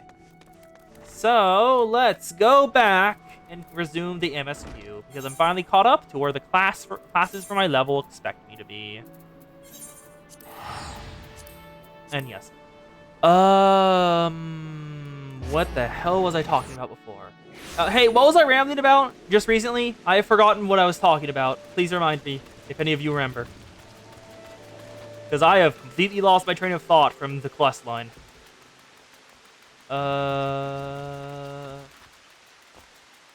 There's the Muggles. Good King Magamog, good King Magamog, good King Magamog. Let's head on over. Oh, I dare believe my ears! King Magamog, the 12 is 7. The 12th, facing the infinite virtue serpent the end to us all, has fallen? All the moon kind is you dead, Kupo. Since Riley wishes to congratulate you as well. I'll let you two speak without fear interruption. Ishmael becoming Ahab. Okay, thank you. Yes. Yeah, Ishmael becoming Ahab. Oh, wishes are also an interesting thing to talk about. That is also another lore subject I may talk about in a bit. Let's speak with Ronnie Senna first, though. On the properties of primals. The bravery and service of this 12 and Mogul shall not be forgotten, Serica. My sister would doubtless wish to hear this tale from the mouth of the woman responsible. Pray, return to the Lotus Stand and treat her to a full account of today's events. All details are fresh in your mind. So, Ishmael had taken the role of Ahab in the Canto. She was exactly as Ahab was in the book itself. And then we went into the depths of the whale. And the crew of the Pequod still lived. And we had no idea why. We knew why the sinners weren't affected by the whale. Whatever Dante's resonation did with them, the golden bow in Dante's heads, it repels the infection that the whale spreads. But the Pequod town villagers had no reason to be there. And then, after Ishmael noticed Ahab was there and originally instantly went to fight her, the face of someone we'd fought earlier was revealed. Queequeg, Ishmael's love, who she was doing this all for, who she was doing this to avenge, was still in here, still serving Ahab. And so, it shocked Ishmael out of her spiral, out of her descent, out of her vengeance, to know why she was still serving Ahab. And we learned the exact reason why, and how the pallid whale works, and why Ahab and the town's members can resist it. To go for this, I would like to talk about a different thing: the damage types of the Botany Corporation, because they do relate back to it just a bit. Serica, you return to us unharmed and victorious. Thus, I have 2 reasons to be glad. Yet, many questions remain unanswered. Be so kind to oblige me. I would fain hear all that occurred in Thornmarch. So, Then it's as we feared. also, yes, Zan, you can actually have a look at Yida's shorts now. Those are painted on, and I don't see a fastener to keep both sides together. Do you? Because I do not there. I don't see any thread there or anything. The king really is a primal. But he isn't, is he? I mean, the Mughals don't even worship him for one thing. He's not even a god to them. That's not like any primal I've ever heard of. Then mayhaps the fault lies with the definition. The fact remains that a combination of power containing the crystals and the force of the collective faith. The Mughals called for the being that should, by rights, not exist. Moreover, when slain, the dead being left no corpse. They which comprise them inside beings counted to the 4 winds. Are those made of paint? Maybe. Yup. Even in the back, there's no connector on the 2 sides. According to the accepted definition, he may not be a primal, but the mode of manifestation was in every respect the same. Which means... Ascians! This whole business reeks of their handiwork. Kubo! They said he was a math man who had taught them how years ago. We're on it, never shortage of math man, and I never thought the question. Yeah, we're back on Yida. Kos, have a look at this. Have a look at Yida's pants, because they are painted on. Like, legitimately just painted on.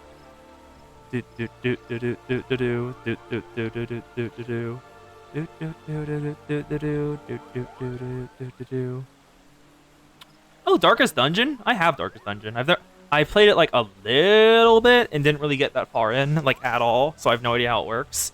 It seems the coast is not coming, so we will continue. Confound it all! How many more have they ensnared with the tainted gifts? Too many, I fear. So long as there are paragons to stir the ember, fools to build the fire, and crystals to feed the flame, ever and again shall we suffer primal visitation. A somber thought, but a solitary... Why are they called paragons? Why are you calling the Ascians paragons? That is not a name I would use for them. My heartfelt thanks, Serica. Already, the information you have provided is proven invaluable. The great Serpent Marshal and I have much to discuss.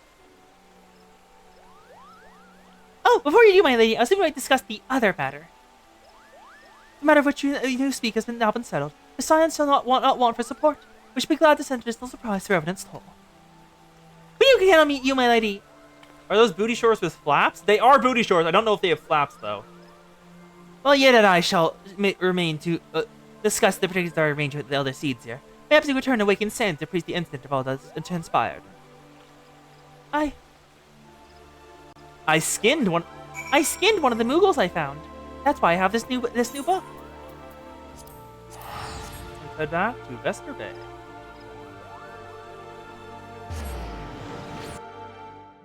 Western Family. This will probably be our last visit here. It's been a time. I won't visit. Boo, boo, boo, boo.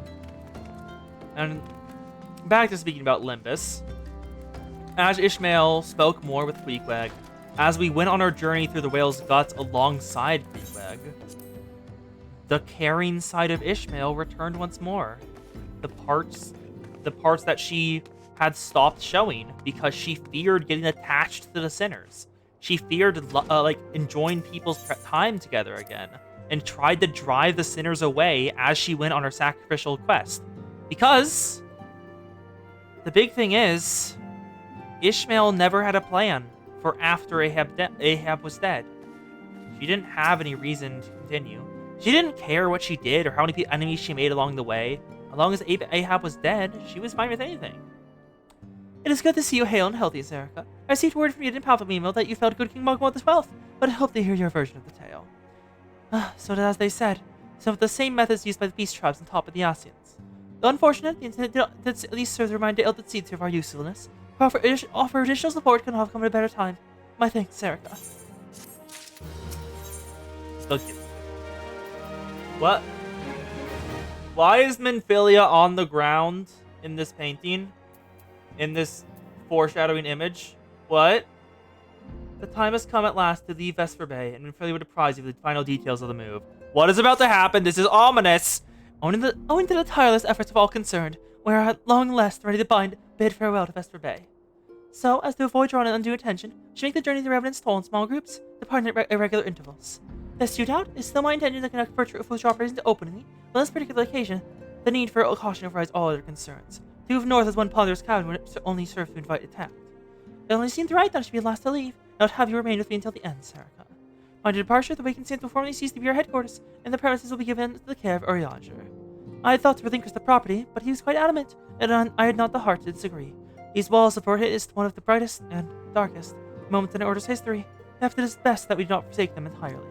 Urianger shall remain here and devote energies to studying the nature of the primals, by the use of the 12, who want to discover the permanent solution we have sought for so long. Of course, he will not be alone. Alice shall continue to work closely with him as well. Oh, Alice's here! We haven't seen her since we first met at Alphino. Should we require assistance, there are certainties we will not hesitate to contact us. Speaking of Urianger, would you inquire of him of any tasks left undone? I cannot escape the feeling that I've forgotten something. Something important. Oh? What did you forget?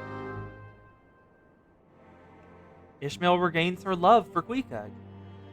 And now, I'll actually talk about the 4 damage types of lobotomy, because they are important to understanding how the Pallid Whale's polification works. So, the 4 damage types in the Lobotomy Corporation correspond to the 4 Horsemen of the Apocalypse. Red, white, black, and pale. Thou art ever welcome, Zerika, but it requires no assistance. Pray, take thy leave unburdened by concern for my well-being. Verily, thou seeks a desire to quit this place without further delay. Perhaps they'll think this chapter of our tale concluded. These halls rightly consigned to the annals of history, and man's eagerness to the future, already doth set down the past. Many a proud pioneer have bred these drift into the great unknown, only to find in there the bound of his ancestor, faded by the eons. And still man gloreth in discoveries. 'Tis whose pride that doth wisdom ever give way to ignorance, while they who lurk in shadow remain, hit lost no sooner than they are found. So, red damage, physical. It's literal, regular damage, just like hitting someone with a stick and stuff like that. White damage is mental damage. It destabilizes your mind, and if it does enough, it'll make you go insane. Be not offended, Zerika. Thy conduct hath been beyond reproach. Despite thy surpassing strength and all thy victories, thou hast never been so concerned of thine own greatness, as thou imagined thyself above the failings of thy forebears. As the echo hath opened thine eyes to the rest of history, would that the same be said of... Oh? Is this a cutscene? What? Ah! Why is that cry? The solar... 12 forbid. The antecedent! Why is Minfilia yelling? Why is Minfilia screaming? Why is Minfilia screaming? What is happening?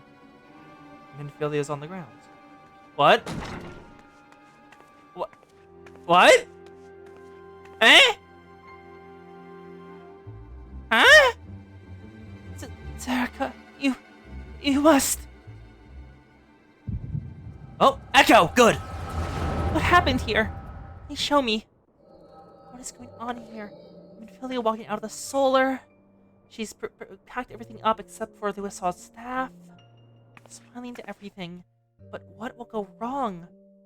Yeah, the Wisaw's staff. There we go. Tell me, Louisaw, would you have done the same? Oh. Oh! Hello, Asians!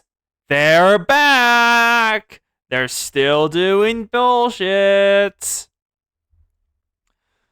Louis Levier was a remarkable man, wise beyond mortal measure. Would that I had met him prior to his passing. Uh, wait. Huh? What? Wait.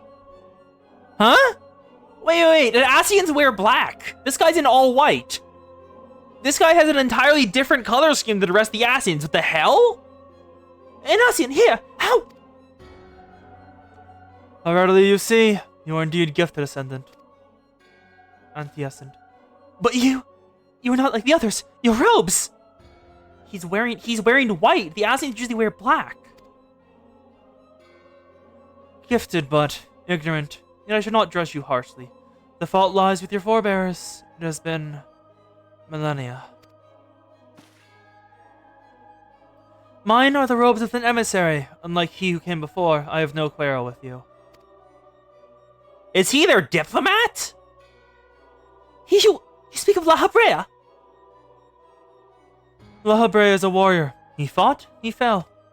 He may yet learn from his mistakes. Then he is still... Come, I only confirm that which you already knew.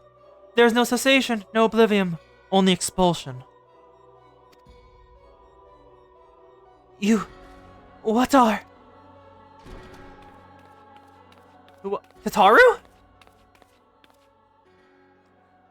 Ready you are, my lady. If there's nothing else, can she... Tataru can't see him. Tataru can't see the Asians. Is something the matter?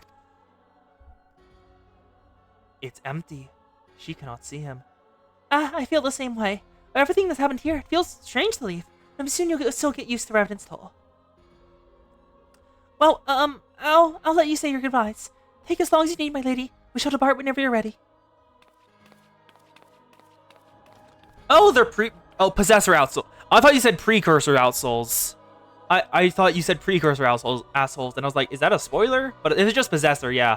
Apparently you can just possess people whenever they want. I'm not entirely certain how we got La Habrea or Thancred, but it is only to be expected. She lacks the gift and the knowledge both. To her, we are indistinct.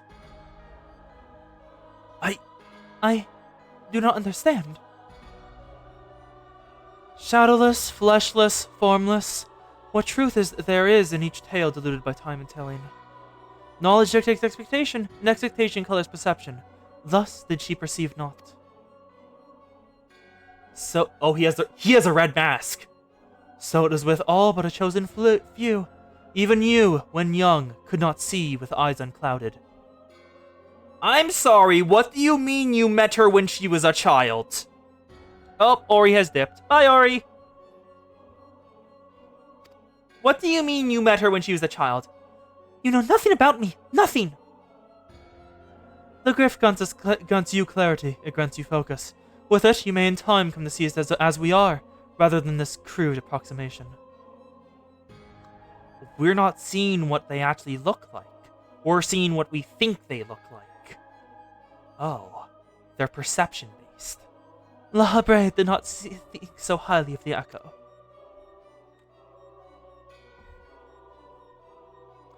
La Habrea is wrong about a great many things. Okay, I was suspicious of this guy, but if he's dunking La Habrea, I'm all on board. Continue, please. The Echo is indeed a gift, albeit one you've yet to master. And if we did, there would be no strife between our peoples, for we'd be of one mind. I leave as I came, in peace. And yes, may we meet again as friends. He isn't doing anything? Wait, stay where you are! Oh.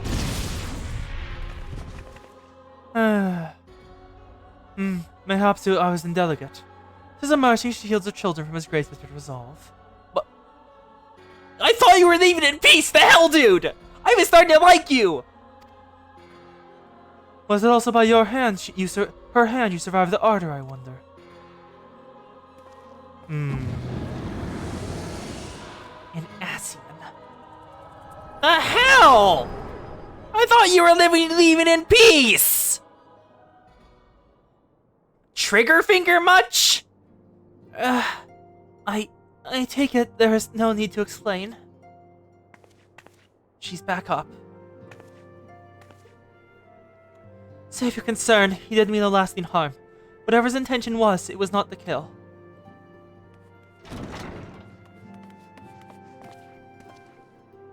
Ah, I heard a cry, milady! What happened? Are you alright? You look faint. Do you need to lie down? I expect you flashed my tonic. It's okay, Doctor. Oriander, send word to the students of pedestrian. Tell them to scour the archives, the forbidden tomes in particular. If there's any reference to an Asian robed in white, however oblique, I would know of it. An Asian, my lady? Was that what gave you cause to cry out? I mean, if there's no lasting harm, I forgive you, weird Asian. I did it moments ago, a glimpse of figure clad in white set forth in the wakened sands. Did Asian... He walked out?! The Asians are wont to employ teleportation magics. Why would one be so brazen? I know not and care not. Find him, Serica. Turn every stone in Vester Bay if you have to. Pray, attend me, Totoro.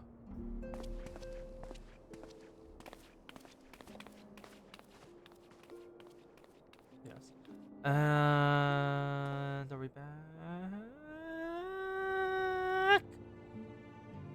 Hi, Ophelia. Search for the white-robed Asian. Who the hell are you? Weird ghost man. Come back here. You cannot escape this easily, weird ghost man. Get back here, weird ghost man. Where are you? Where are you? Search for the white-robed Asian. Where the hell am I supposed to look? The gifted. What? Over here. Okay, good. Over here. They weren't. Oh, is that a virgin killer? That is a virgin killer sweater. Huh. He's. I didn't expect him to be this bold. He's just standing there, menacingly. What the hell? Also, is that dragon? That looks like that's a weird material. Is that bone?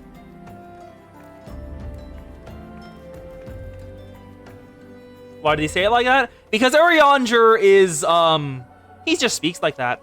And the ominous music is back. And oh, he's here on purpose to get us here. I am told you are a warrior of light, but I would know for myself. I walk north. I shall walk north, and you may choose to follow. Know, however, that you'll be waylaid anon if you do. You may even perish. Should you survive, however, we will speak anon. I am starting to like this Asian. He is not a dick, and that is basically the bare minimum I expected. Why are you here, bud? What are you calling upon me? You are being judged. Void Scent? You called upon Void Scent? Okay, so we know the Asians have connection to that. Doesn't make a bit of sense. The Asians are weird. And for the little lore I've learned of Void Scent, they aren't originally from this dimension. So they would make perfect pawns for Asians to use in the box. Follow the right road, Asians. Weird. Anyway, this is gonna be a lot of combat. So back to yapping about Limbus because I cannot stop. I have an obsession, and y'all know that now. Y'all know I have an obsession. Throw some gargoyle. So basically, the different damage types. As I said, red damage is physical, white damage is mental, but black damage is where it gets interesting. Black damage is the heart. Your heart and mind. It is your emotions, your thoughts, your feelings, what you know and what you think. Pale damage is the soul. It's the horseman of death. It makes sense there. But the reason I bring up black is because black damage, how it works, how it creeps into the cracks of your heart, is described the exact same way as how the pallid whale politifies people and things. It seeps into the cracks in your heart and slowly grows from there. So the only way to resist politification is either to already have your heart hardened, like you resolve your resolve unflinching, or to fill it with something else. And that was what Queequeg chose. How Queequeg survived all these years in the Pallid Whale. What she had to do. Queequeg was the last member of the crew to give in to how they avoided it. Queequeg was the most politified when it happened. They filled their gaps in their heart with loyalty to Ahab. Because Ahab was unflinching, unknowing. Her thoughts and belief were unquestionable. She knew what she wanted at all times, so was immune to politification. And as people watched her live easily and continue to move on without hesitation, they followed her. They believed in Ahab above all else, filled their heart with Ahab in order to live onwards. And Queequeg was the last to do so. But Ishmael, she's the only member of the crew, the only member of the Pequod that hasn't been filled with loyalty to Ahab above all else. You are being judged. I'm sorry, a bunch of Ascians? What do you mean a bunch of Ascians? Shut up, Toads! Why am I fighting wait, they're red masks? I'm sorry, no, that's not a red mask, it's a black mask. It's just a weird thing on top. Whatever. Okay, take care of the Ascians. They're really weak for Ascians. Okay. 2 more to die. Then in the final bit, even though Queequeg had to give up on her belief in ever reuniting with Ishmael again, and that's how she filled her heart. When Ishmael came back, it broke that just a little. Queequeg wanted to continue on with Ishmael, but couldn't equate that with her new loyalty to the captain that had been entrenched in order to prevent politification. And so, eventually she had to choose. Let Ishmael die and follow the captain's plan. Or disobey the captain. Let go of the loyalty. And the politification will continue once more. Remarkable. Truly remarkable. I thank you for granting me in this indulgence. None save she who bested La Habrea could endure such an examination. Have the laws of man grown twisted in my absence and are now permitted to lay hands upon an emissary? You bore witness to my audience with the anti-assent, did you not? Then you know I acted only in self-defense. I realize the same cannot be said of La Habrea. Even amongst his brethren, he is considered unique. Ascian is La Habrea is the idiot of the Ascians. Makes sense. Nevertheless, I cannot wholly condemn his misdeeds, though through them we discovered you, one so strong in the gift she could cast us out. Your mother favors you still, and that is plain. But you must feel it. Her influence wanes, and her strength shall soon be spent. Oh no. The Deus Ex Machinas Hydaelyn gave us during the Ultima boss fight seemed to have taken a toll on her. These lands, these people, this world, all shall soon change. As it was, so it shall be again, as it should have always been. Hydaelyn, that's how Hydaelyn is generally preferred to, like the All-Mother. And the Ascians refer to those of the Echo as children of Hydaelyn. Oh, hi, bot. Doubt my claims and question my motives, if you will. Only believe me when I say this. I am Elidibus, emissary, bearer of the word of the one true God, and we shall meet again. You know, for a missionary, you're much easier to get along with than La Habrea. Anyway, Kos, eat the puny stadium, who is only 2 days old. Kos has nommed. Kos has nommed once more. Let's head back to Lesper Bay. Oh, and Kos! Hey, do you remember back when we had your, Actually, wait, is there one of those in here? Remember back when we made your retainer, and I sent her out, and she brought me back an item I had never seen before? Do you remember that, Kos? Because I have the item here, in case you want to see it again. Inventory. An item I have never seen before. Peach Confetti. This festival confetti consists of fragrant petals taken from the special peach tree, which only blossom for the duration of the Little Ladies' Day Festival. You found confetti for Little Ladies' Day. It's so fitting. Final Fantasy XIV knows you so well. It is what it looked like. Look at those! The petals are beautiful. It's a one-time use item. You came back with 12. So apparently you just went to Little Ladies' Day.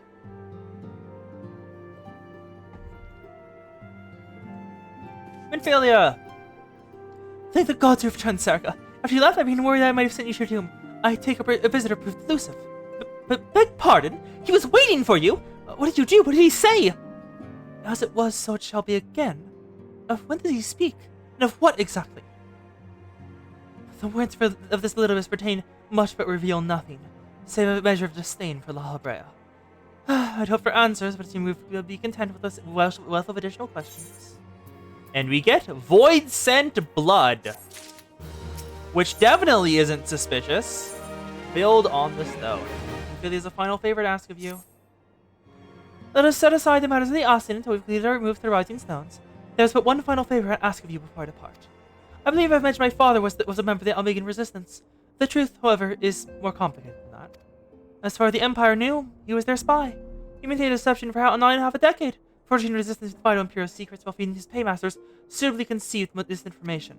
While he died some 15 years ago, my father left behind his journal, which I have closely guarded ever since. He has every shred of information he and agents could ever steal, what he believes is the single greatest threat to Eorzea, the Primals. Its wisdom has guided me throughout the years, though as much within I still don't understand. It is my hope that Urianger will fare better. Tell him to treat with care. It is all that I've left of my father. Put on back. What is Little Ladies' Day? Good question, Zan. I have no idea. Let's look this up. Little Ladies' Day, Final Fantasy XIV. Little Ladies' Day, Final Fantasy XIV. It is an annual event. What? This is an annual event? Little Ladies' Day is an annual event in Final Fantasy XIV themed after the Japanese holiday Hinamatsuri, counterpart of the Doll Festival event from Final Fantasy XI. Celebrated on the premise of the Eorzean legend of the Lost Lady, players can obtain different rewards based on festivity's theme. The 3 city-states will all decorated for it. Event editions are relevant characters of the Songbirds. It's Hinamatsuri, which is the Doll Day or Girls' Day, is the annual festival in Japan celebrated on March 3rd of each year. It's one of 5 seasonal festivals it's traditionally known as the Peach Festival. It's a display of seated female male dolls, Mabrina and Obana, who represent a Heian period wedding, which are usually described the Emperor and Empress of Japan. Huh. Weird. It's a thing in Japan, apparently. I didn't know that either. Give Wartorn's journal, Warborton's, that's her father's name, I guess, to Urianger. Hello, Urianger. It is time to take her father's work. I thought thee departed. To what end dost thou not linger? Warborton's journal. The father's final bequest. The daughter's lifelong labor. It is no small thing that sender with a cherished memento. Well, I can imagine the incessant pain. Upon mine honor, I swear to spare no effort in the study of materials, lest my lady's sacrifice be in vain.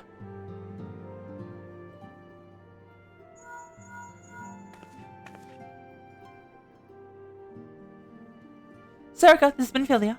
Forgive me, but I can wait no longer. I departed for the Rising Stones. If you've yet to. Once given the journal to Urianger, I bid you to come to the 7th heaven in Revenant's Toll. The Tatharu will be there to... The 7th heaven? Isn't that Tifa's bar from Final Fantasy VII? I've never played, but I know it just because Tifa is so featured in cultured stories, and sometimes they take place there. Isn't that Tifa's bar? Tatharu will be there to show you inside our new headquarters.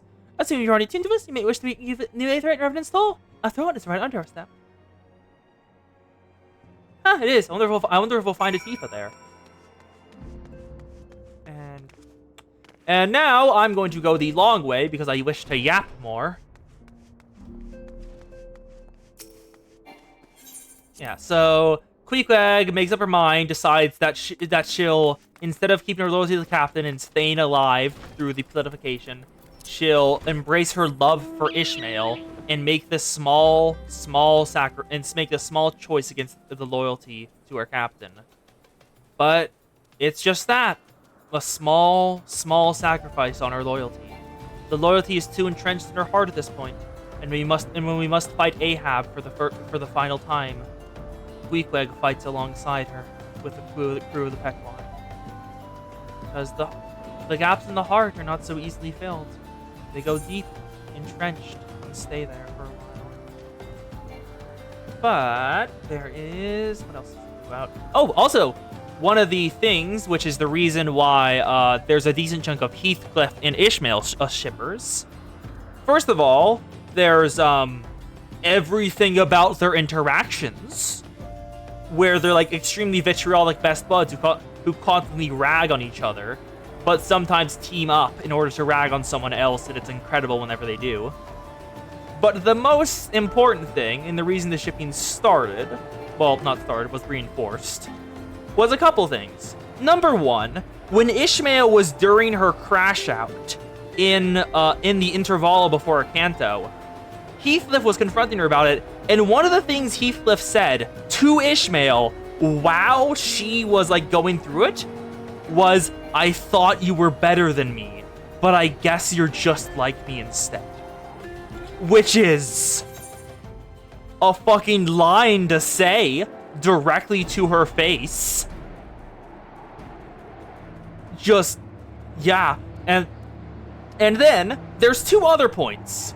Number one, you know Queequeg, the girl Ishmael's extremely gay for, and they had an extremely gay relationship on the Pequod, where they mourned extremely early? Guess which sinner got the Queequeg identity? Guess which sinner got the Queequeg identity? I'll give you three, and the first two don't count. It's Heathcliff. Heathcliff gets the Queequeg identity. And then finally, when Ishmael, after having to kill Queequeg with her own hands, is being swallowed by the pilification, in a direct reference in how she talks about it to the earlier scene in which she was being swallowed by a different whale and wallowing in there, where she was saved by Queequeg, Heathcliff saves her this time. They have direct narrative parallels in their role with Ishmael. So, the shippers were very happy. I'm really happy with either. I can see the many ways you can ship Heathcliff F. Ishmael. Like, it's definitely a valid ship. She's definitely bi at least. Well, she is definitely lesbian, maybe bi. Not definitely bi. There's no confirmation of that part. But, yeah. We've arrived. Tataru! The Ichigo of Rectrubia ship. Oh, incredible. Oh, Sarika, you're here. Good. I wonder when you show up. As I was just telling your evasive receptionist here, please inform me that the documents have all been prepared and signatures signed. The Rising Stones is officially yours. Splendid! This day forward, I have an effort in ensuring that is as welcoming come to our homes for us as the Wakened Sands ever was. That said, this is somewhat intimidating, is it not? So many unfamiliar faces, and unfamiliar places, and unfamiliar faces. Take that odd-looking fellow over there, for example. He's eyeing us most suspiciously ever since we arrived. Don't help but wonder if we are truly safe here. No, you're not! Also, who the hell are you? Wait!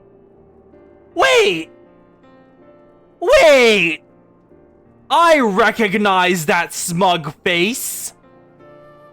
I recognize those weapons! I recognize that mask from your flashbacks!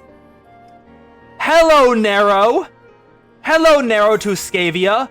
Do not skip the cutscene. One of the generals of the Garlean Empire. Serving under Gaius von Balsar. Ah, that man. Can't say I've spoken to myself, or was he coming for hunt for ancient treasures in the Crystal Tower? You seen the what the hell? Oh, I did not see that. Hello, Crystal Tower. You've seen the structure I speak of, no? Be hard to miss it. The massive pillar of shining crystal that looms over high over the land, just to the southeast of here. The tales are believed to remnants from ancient civilization. These things remain a mystery, and it's no doubt whether it's rise drawn adventurers and scholars from all over looking to unearth its secrets. The man over there is no exception. My instincts are true. He knows more than most. If you're curious about the tower itself, you could do worse than talk with him and see what he knows. Well, if you want other occupiers than duties here, I'd have a mind to join you. I mean, just look at it. Can't scarce imagine what wonders lie inside. Zan, as always, the answer is polygamy. Why, that's wonderful to hear. Rest assured, these scriptures will work just as hard as your efforts do not skip a beat despite the recollection. And with that, Sarah, I do believe it is time you officially announce your presence to everyone inside. The anti-Senate and the others will surely be overjoyed to see you.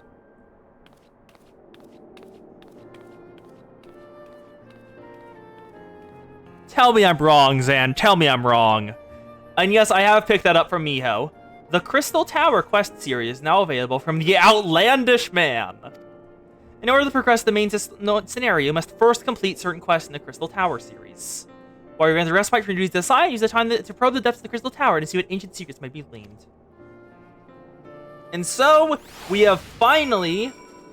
No, never mind, we have not. I was wrong. Orihime is way too good-hearted. Have you met Orihime? She is way too anxious about herself to not share. Enter the Rising Stones. This is a much nicer place, honestly. Hudalin, Y'shtola! As you can see, our Charlian allies have furnished with a wealth of new tomes. This may be proven for you to broaden your knowledge as well. I'm sorry. Did the cat MILF become a bartender? Is the cat MILF the bartender? Oh, you wish to help? Well, that's very kind of you, but I can manage on my own. Besides, you should be out having grand adventures. Not worth your way here with me. The cat MILF has become bartender. Peak. Also, Kos, in case you're on something earlier that we all noticed, that I'm not certain you were here for, is, if you take a look at Yida's pants, there was nothing holding the two sides together. No link or anything, and they are just painted on. Those pants are just painted on her. Also, what is the button to hide everything? Is it... Nope. Nope. This? No, that's not the right button either. I have no idea what the button for that is. Anyway, hi Alphino! Smug boy. Enter the solar. Yes, the magic butt. Hello, Minfilia. This is a much more spacious room. And we've upgraded to purple. Wow, we're royalty. As Orin put it, they're booty shorts with flaps. Everyone's here. Except for Yonder.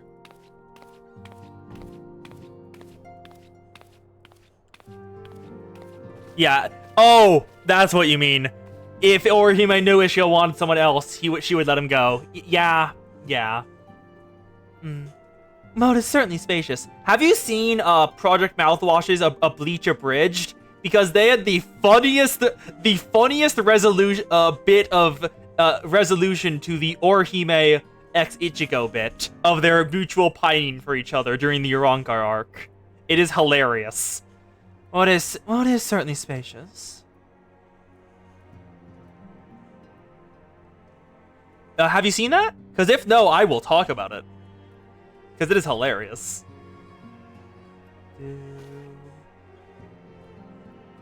It is good. Some of the episodes are weirdly done, but they're not badly done. They just have weird cutaways. Today marks a new beginning for the Signs of Seventh Dawn. For today, we declare independence. We shall henceforth be beholden no nation, but serve all the Eorzea's people, proudly and openly. But it does not mean that we still sever our ties to the Eorzean alliance. On the contrary, the Ancestors and I will endeavor to strengthen them. Rest assured, however, we would not permit political considerations to influence our decisions. Our identity remains unchanged, as did our cause. We are the Signs of Seventh Dawn, and our single purpose is to safeguard the future of Eorzea. Yep. So, you know the fight with Grimmjow, Zan? You know the fight where Ichigo and Grimmjow are finally fighting each other, and Grimmjow unleashes his Pantera? 4 years, yeah. Because Project Mouthwash just recently got to that episode. So, in their version, like, you know how Nell and Orihime are watching on from the sidelines. A moment of your time, Serica. I would speak of Elidibus. Pardon the intrusion, my lady, but the matter which bringeth me to will admit no delay. Mine every attempt to contact the students of Pedestrian has been met with silence. No one will respond. How odd. Allow me to try. Link Pearl. Also, actually, no, more important thing, or more important with Abridged theories, have you watched Unlimited Blade Works Abridged? No response. Surely you would not ignore us. They have never yet, my lady. I fear I must assume the worst. No, I would not believe it. An outpost, perhaps, but not their headquarters.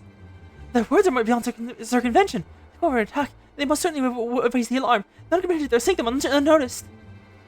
For those who lack the gift and knowledge both. Oh no! Contact their agent in the field as once. If aught has befallen the students of Badesian, they may know of it. Though thought of it pains me. Until such time with evidence to see the contrary, we can assume the worst. Accordingly, much we seek another source of information on Elidibus. It is possible that others in the homeland possess knowledge. Be warned, though, they are unlikely to yield it unconditionally. Do as you must. As Arch would put it, fuck that horse. You just need to fuck that horse. Yet another unforeseen and unwelcome development. What can be next, I wonder? A visit from Crimson Clan Asian, perhaps? An Osher or a Poos? Whichever allies will then fall silent. For a time, I thought we'd gained the upper hand. When you shattered the Crystal of Darkness and cast out La Habrea, I dared to hope we'd find a way to rid ourselves of the Asian menace. But I was wrong. He endures and may yet return. Upon that point, I have no doubt that Elidibus speaks true. Yet there must be a way to destroy them utterly, but it's pure the support of their unholy machinations. I dare not consider the alternative. There are forces that work we do not understand, Serica. I discern them all around. The disturbance is too great and numerous to be dismissed as mere coincidence. Doubtless the paragons are involved, but the how and what end are far from clear. I know not for what may come, but you know we must rise and meet at one. Aye. Ah, my stalwart hero. Your face a picture of resolve. I know that you will be ready when the time comes. With luck, however, that will not be a while yet. Pray, return to your private affairs with my blessing. Should anything else arrive, you will be informed.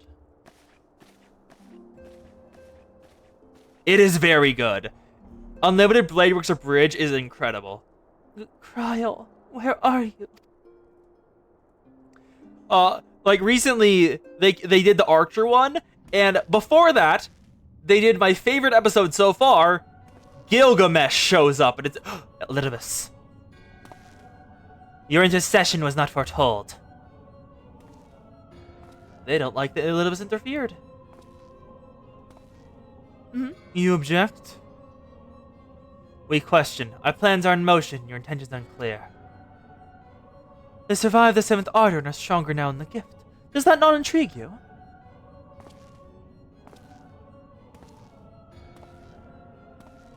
No, it does not. Serve as you will, so shall I. We shall labor not at cross purposes. The wisdom house as his plan shall be apparent in time, and the veils lifted from their eyes. At long last, they will see.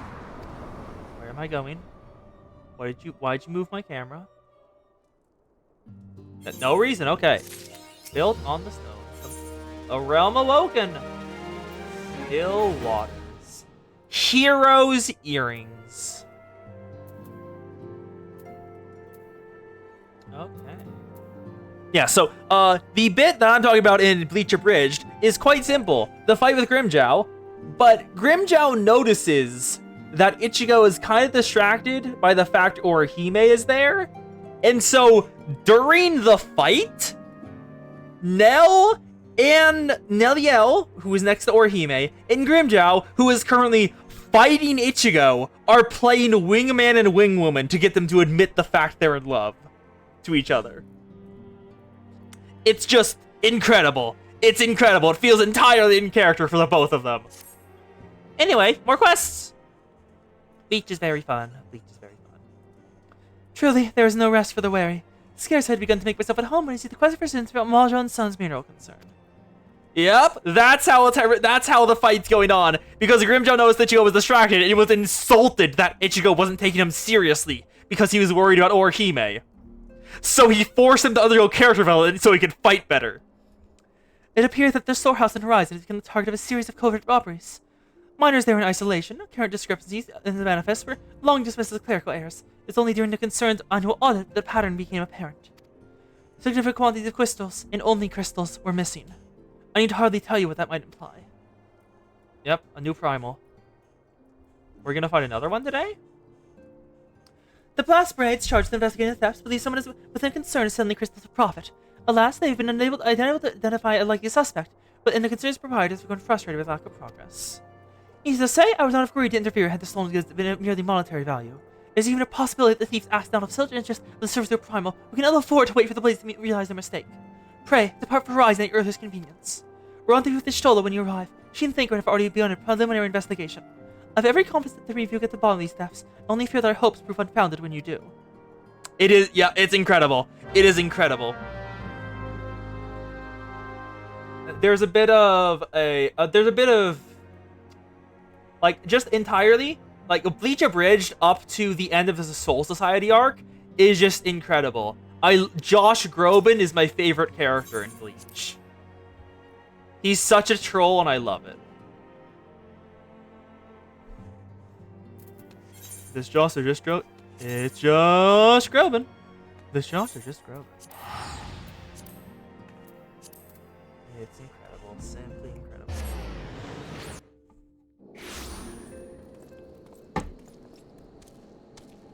Ooh. You know what I mean by Josh? Yashola! Yes! Saraka, your assistance is most welcome. I've already spoken at length with the brass braids of the rows, albeit to little avail. It seems the thieves took great pain to conceal their activities. I could go into further detail, but your time might be better spent with the conversation with Fululupa. He's the officer charged with leading the investigation, and I'll only be repeating what she related to me. If aught failed my attention, perhaps it'll not elude yours. Let's speak with him. Fululupa. Over there. What do? Do.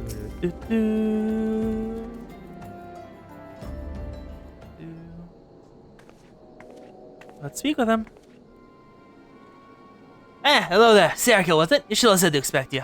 If a business these steps, you have to confirm the quantity of crystals stolen, or it would be greater than... never mind that. I have news to share. Short while ago, driver a heavily encaged reaches the halt for inspection, broke through one of our checkpoints in the Rolligan Alley Sunway. The car pulled off the eastern Thanalan, where, thank the gods, that caused you to apprehend him without further incident. A speeding carriage. I'd seem a curious choice for thieves such proving cunning. But the Homage do have a foothold in eastern Thanalan. Of their cargo, that they carry the crystals we seek. You should receive a report any moment now. I fail to see what else it could be. Did you miss me, friends? I'm back. I fear I may come bearing disappointing news. Oh, a second thought. Here it's good. Maybe good news after all. Thancred, where have you been off to? I figured you had everything under control here, so just a brief excursion to the east to pick up on Amaja friends. And wouldn't you believe it, I'm gonna run a carriage on the way. So able to do my small part to help my friends the Brass Blades intercept it. And on my ears, I've seen a prestigious quantity of somas. It's quite one of the greatest hauls they've ever seen. Stolen crystals, on the other hand, were nowhere to be seen. Is that so? Alas, supposedly no choice but to resume our search elsewhere. We should reassess our options as well. Come with me, Saraka. Do. Okay, where do we go next? Thancred, here you are. There we go. Yeah, Josh Groban is incredible. It is my favorite skit in the entire thing. And the implied thing that Komamura could understand Tosen, unlike everyone else, because Aizen is the one making people unable to be understood by Tosen, unless in his Bankai. and Aizen didn't realize Killmonger could talk, so didn't include him in it. But the fact the instant he realized Killmonger could talk, he's like, oh, I should probably fix that. What the hell? Why is that? What? Huh? Against all expectations, it seemed to demolish or innocent of this rigorous rate of crimes. On occasions, they failed to punish the stores of crystals who lost in the last attempt to summon it for it. I can't fathom why anyone else could do such lengths to obtain these crystals, and in such quantities. It not be that we're simply dealing simple thieves. The motive would be profit rather than trade the crystals alone. Plainly, we are missing something. While you think about what it may be, I shall remind you of our progress, or lack thereof. Also, the haikus. Just... Now then. Oh, voiced! It's voiced! Thancred has a voice again! It's been a while! Now then. 'Tis I. The situation may be more complicated than we anticipated.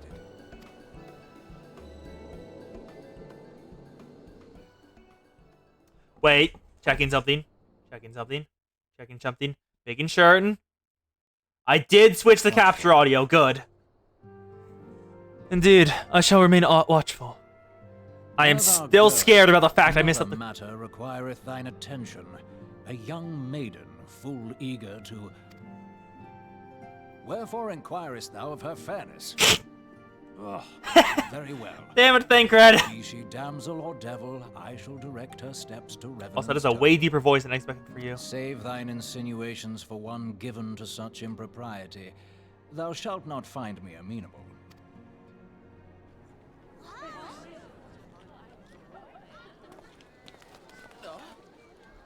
Oh? What's happening out there?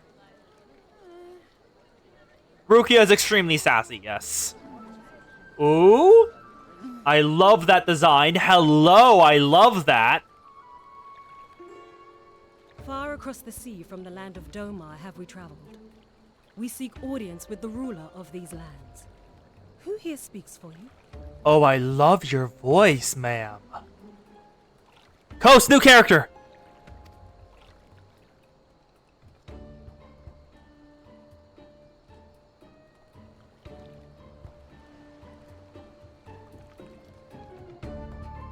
Rugia is very sassy and it's incredible. Give me... We don't want fending. We don't want skill speed, we want spell speed. Skill speed is useless to me, so we want heroes aiming. Scholars... Oh god, that looks terrible, I hate it. I'm glamoring that. Cast glamour. Where is it? Arm chastable. Glamour. I do not have a glamour prism, where do I get one? I am not wearing this. Ugh. Oh, guys, give me a glamour prism. Give me a glamour prism. Give me a glamour prism. Coast, did I give the coast my glamour prism? Is it in here? There they are. Good. Remove all some saddlebags. That looks terrible. Hate that. Step back on. Cat's glamour. Arm chastable. That's what the one we want. The scholar's gown looks terrible. Hate that. Putting that back on. Good. Okay, there, glamour prism. I had a slight panic because I was about to be fashion bad, and I do not want to have bad fashion. Fashion is the true end game, as you all know. While we're here, let's go and see the coast.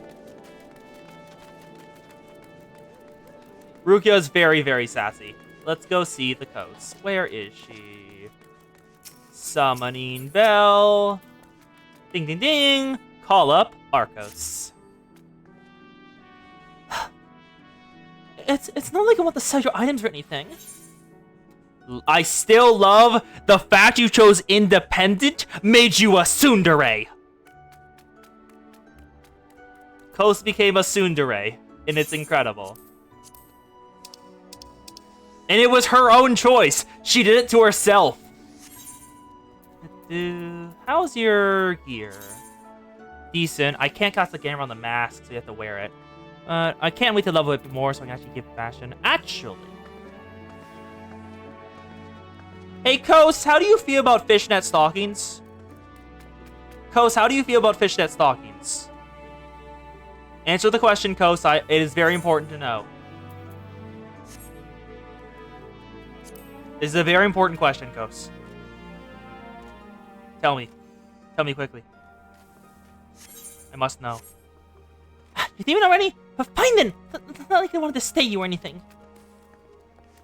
Still fucking love the fact she shows the personality.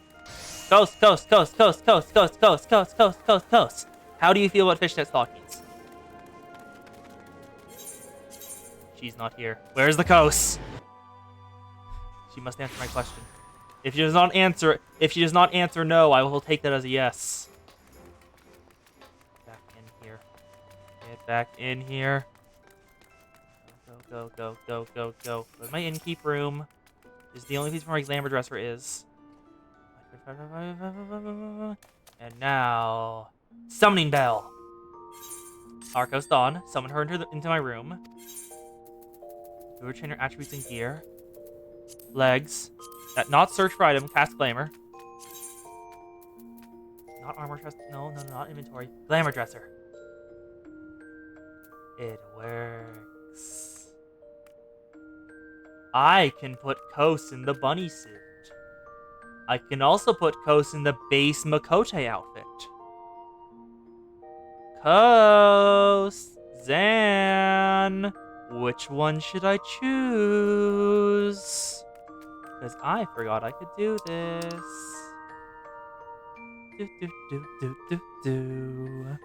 I didn't realize I could glamour the Kos. But now that I can. What outfit should the Kos be in? Bunny suit, maid outfit, different stuff. What's the brand new waist wrap look like? What is this? What does the brand new waist wrap look on you? She is. I think it works anyway. No, it won't. It won't work. I thought it would, but it doesn't. Damn it. Ouch. I'm gonna check something. I'm going to check something. Is the aura sets of gear sold on the market so I can buy them and put Kos in them? Where's the aura sets of gear? Come on, gimme. Go back to Hawker's Alley. Go to the market board right here. Let's look. Aura. Is that how I spell it? You are a aura over here, right? Examine. You are does not give race name. You adventure plate. Storm Captain, Seeker of Truth. You are an Elizim. What is the race called?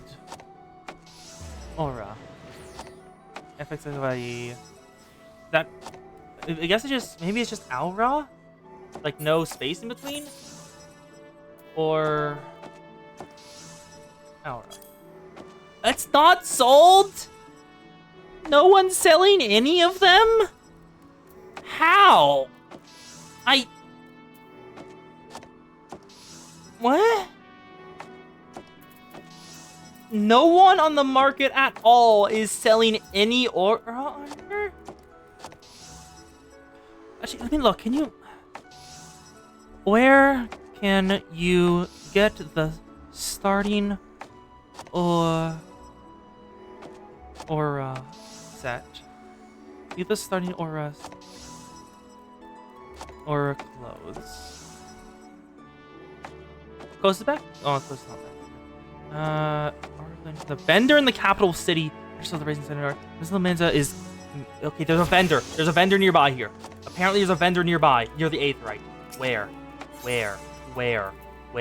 Show me. Vendor in the capital starting city. Where is the vendor? I know there's a vendor right here. Hello. Yes! Ori gear. It is here. We do not want hempen camisole. Aura harness. Aura gown.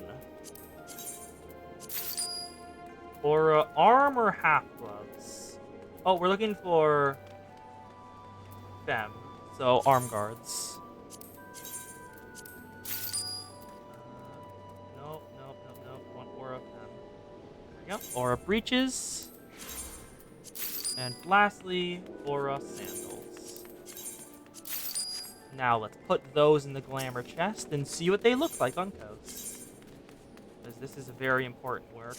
Fashion is the truest endgame and the most important thing possible. Gimme. And... Hello, Kos! How do you feel about fishnet stockings? How do you feel about fishnet stockings, Kos? Because I have just realized I can dress you up as I wish and apply glamours to you. So, if I go to the glamour dresser, put all the aura gear in it. No, go over here. There we go. Glamour creation. We want to go to armory chest, not main hand offhand. They're cute? Oh. So is that a yes then? But not armory chest. Are they just in inventory? No glamour ready items in inventory. Where is the... There's no hat? There is just no hat. Okay. Or breeches. I do not have the glamour prisms. I need glamour prisms. Where do I have? I have 2. Pity. Okay. Rooms that are that.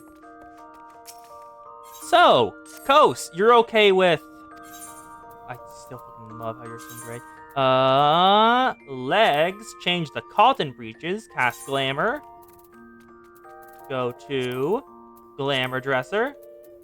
Bunny chief thighs. You are okay with this. Yes. It's fashion. Is that a yes? Actually, how do they even look? How will they look on you? Try on retainer. Bunny girl looks very nice.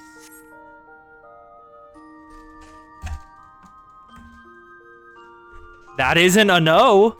Kos, that isn't a no. I need a gay answer, Kos. Give me a gay answer. Come on. Bunny suit or no bunny suit? This is a very important question. Bow, bow, ba-da-do-do-do-do-do.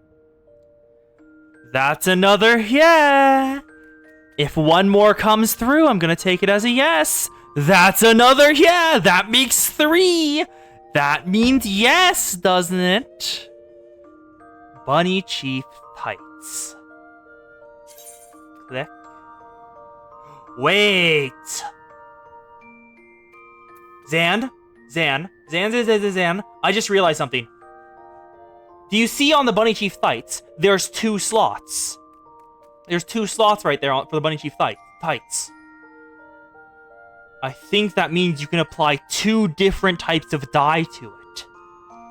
I think you can dye the main part and the fishnet stockings different colors. And if so, that's so much customizability.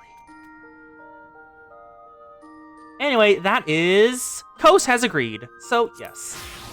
Kos is now wearing fishnet stockings. And now, can I can dye them. I can apply 2 types of dye to them. I need to grab my dye. I will be back. Withdraw items. Where's my dye? Is it in the saddlebag? I think it's in the saddlebag. Where's the saddlebag? Dye. I only have green and blue. Remove the saddlebag. Remove the saddlebag. Remove. Now, get back on. Kos, this is important. You need to look fabulous at all times. Go to legs, dye. Now, what dyes do we want on this? Currently, it's dye 1 is black, and dye. No, go back to dye. Dye 2 is also black. They're both black right now, but okay, dye 1 is the top part. I was right. Dye 2, is it actually? It is the fishnets. We can change the color of the fishnets. Okay, I only have green and I have green, blue, and brown for my only colors. So, can I make... How do these look? Just darker, honestly. It doesn't look great. What about these colors? What are the ones I have? Green doesn't really fit the closest color scheme. But that darker turquoise green is actually pretty damn nice. Let's switch back over here and see what it looks like on this part.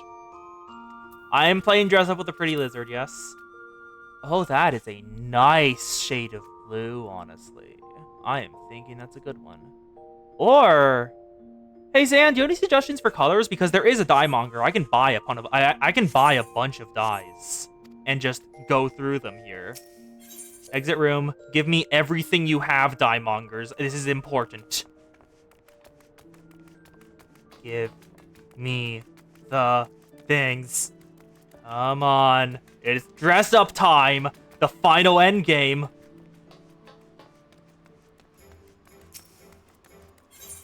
Where? Go to, we want to go to Hawker's Alley. Yes, yes, yes, Coast. We know you're on fire. You need to be fabulous at all times. We need people to blush looking at you. That way you're as beautiful on the outside as we think you are on the inside. So we need one dye of every single type, so I can see how every single one looks. This will be extremely expensive, but I do not care. It is time to play dress up with the coast. Give me the dyes. Give me the dyes. Come on. Desert yellow, cream yellow, Hatai yellow, mud green, moss green, olive green, Nofaka green, ice blue, sky blue, cerulean blue, ink blue, midnight, gloom purple, grape purple. That's all the dyes. That is all the dyes. Okay, so now it is time. Toast. Yes, get back here. You retain your attributes and gear. Die. Okay. So, first of all, the central feature. The little bit hiding the trees. What colors do we want? Red does seem like Kosa's color from what I've seen of her. And most of the things she makes. She definitely prefers red as an overtone. With... Let me pull up Kosa's VTuber. This is important. This is extremely important. Where is the Kosa's VTuber model? I need to reference it. Give me. Yes, Kos, we are command grabbing you. You are being prettified. Where? I have it on here. It is saved. Good. Okay. We have Kos for reference now. Good. So, dark red overtones, dark red plus light red gown. Okay, we want both on red then. So we're on here right now. Dark red as the overtone. Rust or Roland Berry? Roland Berry looks pretty decent, but can we... yeah, we want to stay on Roland Berry for now. Then... Now we need to go over here. Oh, that is a nice pink. Okay, that looks pretty... No, not dark. We don't want dark. Honestly, I think Roland Berry plus Rose Pink is the closest we're gonna get, going off of just how close this are. Because I don't have any other dyes right now. Reds, blues, and purples. I was going central reds, but we can try the blues and purples if you. Yeah, let's try the blues and purples. Where are blues? So first, let's go for the main central part. That's a very light blue. Light blue, sky... Yep, is sky blue, color of Angela's eyes. Ceruleum, that is more of a gray undertone. Bit of cyan. Doesn't work as well with her skin. Weird contrast. That's a lot darker. Then ink blue is almost black. Midnight is basically the same. And that's all we have there. But if we go to the other section, let's trace back up to sky blue, because I like that one. Let's go back here. Ice blue thighs look pretty good, honestly. But the darker it is, decent chunk. But if it's dark, you got pretty good outlines. That looks like it's almost not even there. Cerulean blends in pretty well, but how about sky? Nah, don't like sky blue version of those. Let's check purples. That is a dark grape purple, so nah, not my favorite. Neither of the purples are great. That's sad. So honestly, the blues and reds are currently my favorite ones. So I like the blue upper layer for that one. Kind of like Akko's blue. Oh, Akko. Ink woad or cerulean? Which one do you mean? No, that is sky. That is Akko's colors. You're right. But let's check back with red and see if I like any of those better. The maroon on this Roland Berry is pretty damn good, honestly. I love it. It is perfect. The way it accents everything around it is amazing. But going back over here, does it mesh well with the sky blue? Bit of contrast. It's not great. I think we'll have to maintain a color scheme because the red with the blue undertones doesn't go great. Well, I mean, ink blue or midnight blue goes decently well because it's more of a black color, which fits with the darker tone of the red as well. But how about the purple? No. No. Neither of those will work. Okay, come on. Let's see where this is going. Sky blue is decent, but we kind of want... Honestly, I love Roland Berry plus Rose Pink. This is honestly the best one for me. Y'all agree? Because this is currently what I'm thinking for the finalization. Roland Berry die 1, Rose Pink die 2. Zan, have any other thoughts? Yep. Dress up with the coast has finished for now. We'll come back later. And Coast's pants are red. Coast is now wearing pink thigh highs. And I'm gonna give her all my dyes because I bought a lot of dyes for this. In trust items, I have a decent chunk of items in here already, so let's move over here. We want to entrust all the dye. That way, Coast can manage them. Why are you naked, bud? Hello, Reynolds Jasperian. Why are you naked in front of... Oh, I forgot the yellows. Whatever. I forgot to check the yellows, but I guess that's just what really Coast's color. Anyway, this will probably be a reoccurring thing whenever I find a new piece of clothing I want to put on the Ghost. What about her top? I don't really have a good top for her yet. Unless... Actually, where's my glamour prisms? Where's my glamour prisms? No, I put them in the coast area. Give me the coast. Coast, give me back the glamour prisms. Where are they?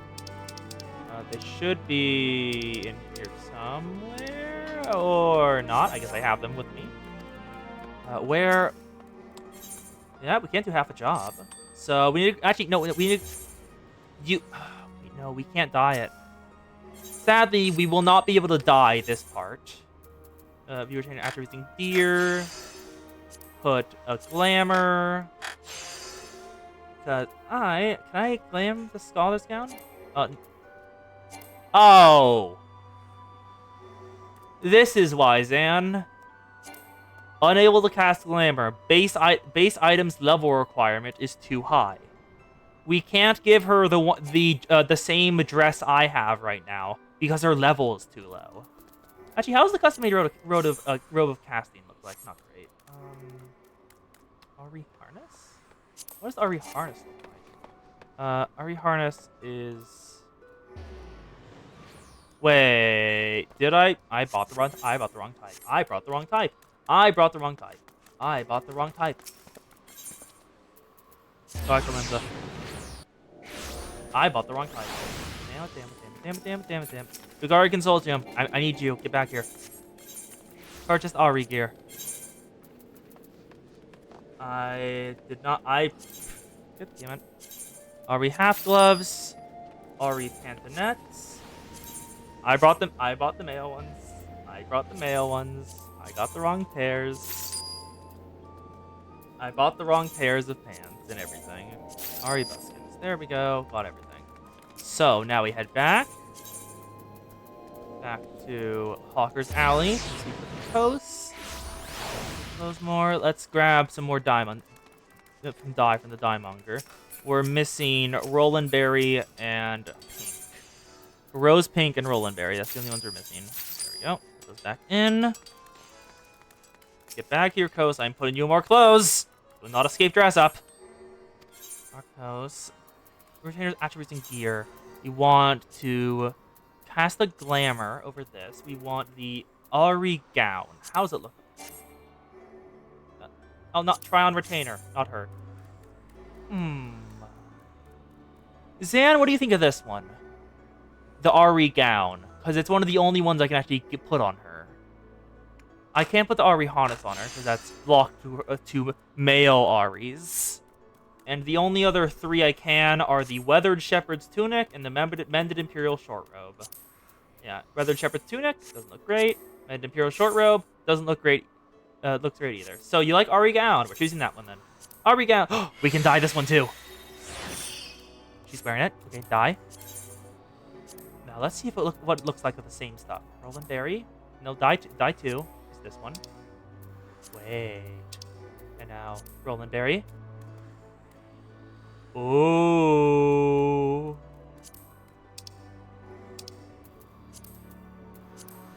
Now let's keep that there. Oh, that looks nice. Look at that dress. It's incredible. I love it. Honestly, peak. I love the way this dress looks. I'm kind of tempted to just keep it like this and just keep color coding with the same 2 dyes. Because this looks really nice. Let's see how Coast looks now. Look at that. She has a mask on, which I can't do. That's the best gear she has for her level right now. I'm hoping to level up further and make it the hat. But that looks very nice for now. And let's send her into the wilds to kill things as a reward for putting up with the dress up. We shall give the coast a gift for putting up with our dress up. We want field exploration. Field Exploration 5. For 18 hours, go kill. Adventure? Great, it's not like I'd rather spend time with you or anything.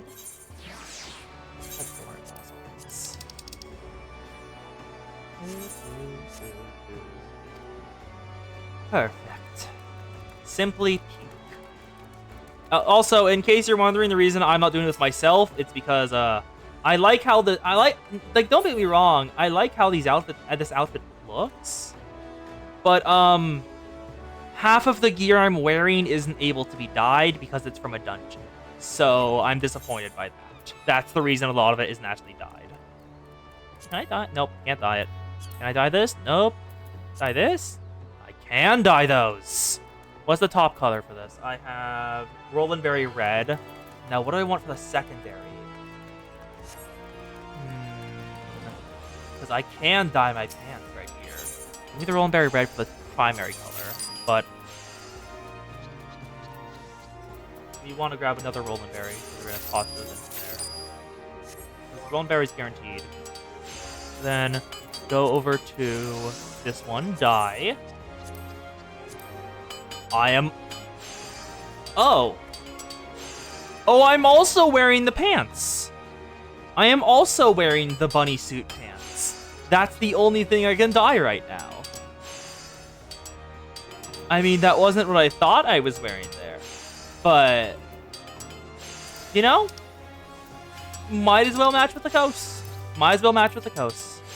Why the fuck not? And dye the pants the same way. And now we need to grab the rose pink, send it to the coast because that's what we used for it. Hello, coast. Come on, I have more stuff for you to hold on to because you have a larger inventory for me, so you are the pack mule. And 1, 2, sort both. I mean, I'm pretty sure I can find a suit. It probably wouldn't be too hard to find a suit. I just don't know where to look. Because I'm not too far, not like acquainted with the fashion side of all this. Also, what was I doing before? I have completely lost track of what I was supposed to do before. What were we doing? Does anyone know what we were doing before it became dress up coast time? Because, I sure don't.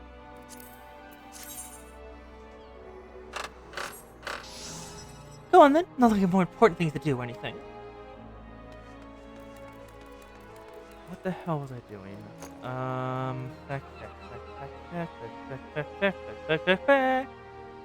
Ooh, main quest?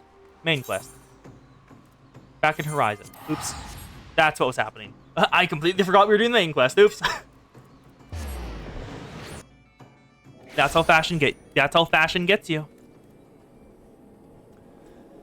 And I think we're gonna fight another Primal, if I had to guess, because they're stealing gems. A final temptation. Thancred wishes to discuss how to proceed with the investigation.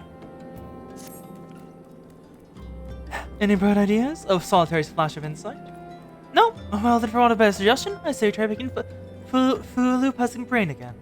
Who knows? If we work together, we might find something of use nested away within.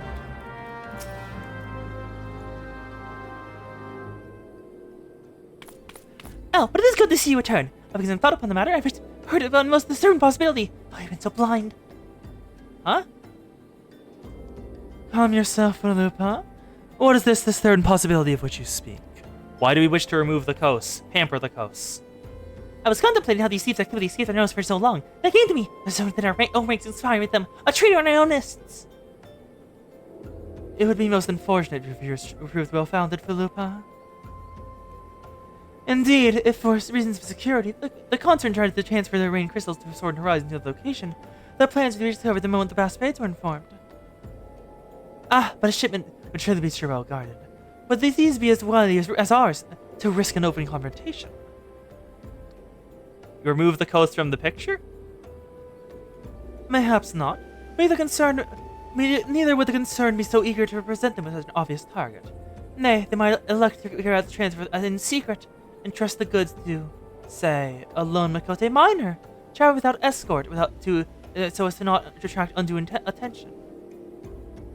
Ah, but who? Ah, yes, I see! The concert may, elect to do that. But the travel with so cargo must be so strenuous a task indeed, and this miner would, certainly need to rest upon the way, perhaps north of the bridge to Hammerlia. A fine spot for the rest, would you not agree, Serica? I'm going to take the Kos scoop and put it into a mold. I'll make a doll out of the Kos scoop. More Kos per Kos. Many Koses from one massive Kos. Alas, the role of the Mikote miner is taken, so you align away to the north, and I will do the same to the south. Y'shtola will be the miner? Are we about to see Y'shtola in different clothing? Please tell me we're about to see Y'shtola in different clothing. Forgive me, friends. I received no orders. Must inform my men at once.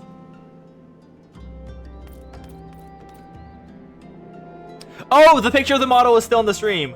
I may have completely forgotten I put it there. Oops.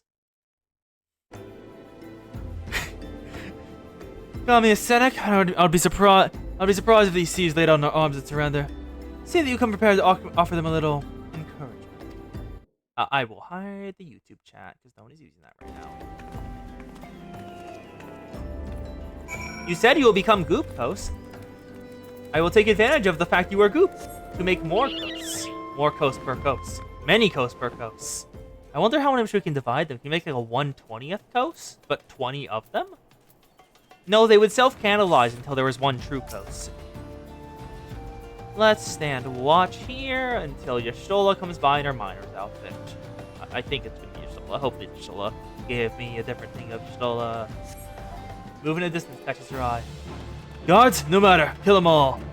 These are Rogadin. I think. Oh, why are they Rogadin? Oh, that's a lot of damage. I can dodge pretty easily, though. Art of War. Come on, just die. Come on. Only a few left.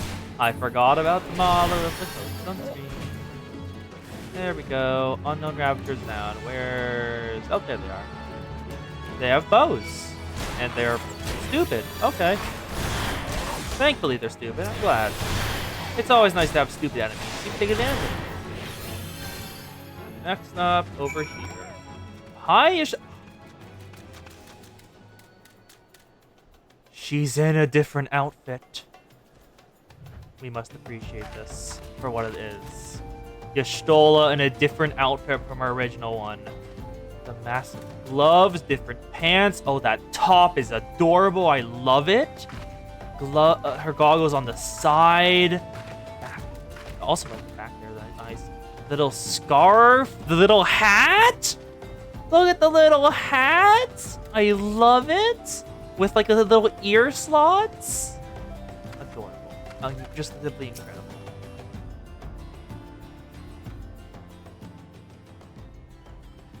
Stopping to the last, as expected. You unharmed? I'm fine. Looking at sea wolves and a Thana no less. This is the first time for everything. Oh, it's sea wolves. Oh, it's Leviathan. I suppose the first time for everything. Sea wolves, all of them. Aye, all the same taste in facial tattoos. Blue, in case you're wondering. Our thieves are a long way from home. Look, Sarah just looking side to side like, what is happening? Thancred, if you'd be so good to attend the outstanding matters in Horizon, I have inquiries to make. The Horizon then. Philip, I want to hear about your meeting with the thieves. Let's go. This is my first encounter with sea wolves since, way back at the level 10 MSQ quest where we had to fight some. And they were trying to take over the farm. Wow, that's been a while. Even though it's only been like, not even 10 streams. Hey, Poopa. I'm here the best rays of the rose. I thank you for your service for Horizon. We've not been idle. Well, your field to be succeeding in identifying the traitor in our ranks. Is that so? Then by your leave, I'd very much like to have a word with the fellow in private. No, I'm afraid that not be possible. Readily managed to subdue the fast space that was attached to detain him and made a good escape. Oh, for the love of... And how did you imagine that exactly? You might have been sounding that songs you can't get, have you? Or was he giant in the skies? No, but he's quite strong. A sea wolf. Lementian born and raised, I believe. Do not worry, we will find him. You have my word on that. I see. Probably keep me apprised of any developments. Oh? Link Pearl? Yes, she's out next to me. Understood. I'm about to fight another Primal.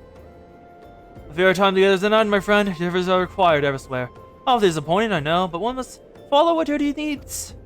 You might try to look a little disappointed to be leaving me. What do you mean to give me another one of your stoic nods? You do, don't you? Yep. Bye, Thancred. Give me the earrings of healing. Ba-ba-da-ba. Now put them on. And now, I think... no, they aren't. No, they aren't. They definitely are. Now, let's detect the Scholar. Is there anything... Reset current here to Summoner. Summoner has a...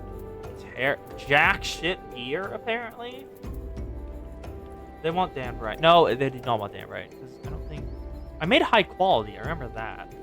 So did they just not like... I remember maxing out the goldsmith tree, and I definitely made earrings of Tambrite. Let me check goldsmithing. We want to check for... Switch to goldsmith. So I definitely did the crafting tree for that. Level 30... Yeah, I definitely made Danbright, high quality Dan... Oh, that's why. It's because the Danbright earrings I made were lower level. They were level 27, while the ones my summoner is wearing are level 29. That's why. Boiled again. Now give me the Thancred again. What we doing, bud? Thancred is information on your next assignment. The Mother of Exiles. I'm sorry. Lilac purple dye, and the signifier is red. Milkhorn, yeah. What the hell is with the lilac purple dye that's red? The Anti-Senate bid me to tell you make for best for pay, or young Alpha awaits your coming most eagerly. He'll see you requested your assistance. Some commotion or incident, I'm not privy to the details. While you do whatever that is Alpha has planned for you, I shall endeavor to track down a traitor's last blade. When I do, you may be so sure to be to offer answers. We're back to Vesper Bay? I thought we were going to get any more use out of those. Oh, where are they? Are they in the Chocobos Saddlebag? They are in the Chocobos Saddlebag. Yes. Vesper Bay, Aether ticket. It is time to head on over. Do.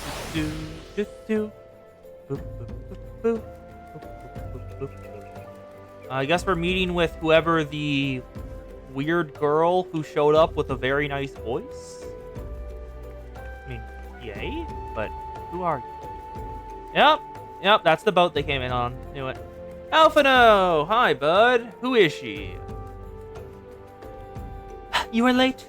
No matter, I know where our visitors are headed. For the Vino the Gathering, this vessel belongs to the band of Doma to seek audience at the Sultana. You're familiar with Doma, yes? And all throughout? Well, like the rest of the nations of our eastern continent, it is ruled by the Guardian Empire. Even our visitors' unannounced arrivals will just save their ship. I suspect they did not leave their homeland under the best circumstances. Needless to say, I should be very interested to hear the tale. More importantly, what they know of the certain case of the affairs of the Empire. That information could prove useful. It would be fools not pursue the opportunity if you do not think. Come on, Fielda. Unless I'm mistaken, I'm rarely mistaken. Find the Dominion's bakery the Sultan swallowed on the Roman promenade. You are uncertain of your role of proceeding? Insurance. If our guys are in themselves Imperial agents, it seems fair they may be pursued by some. And if not, better than you, then have in hand in event of an unforeseen diplomatic incident. Besides, I do enjoy your sparkling repertoire. Satisfied? Good. I shall see you in Dolda. Zan, if you want it to be Yuri, it will be Yuri. That is the correct mentality to have. If it can be Yuri, it must be Yuri.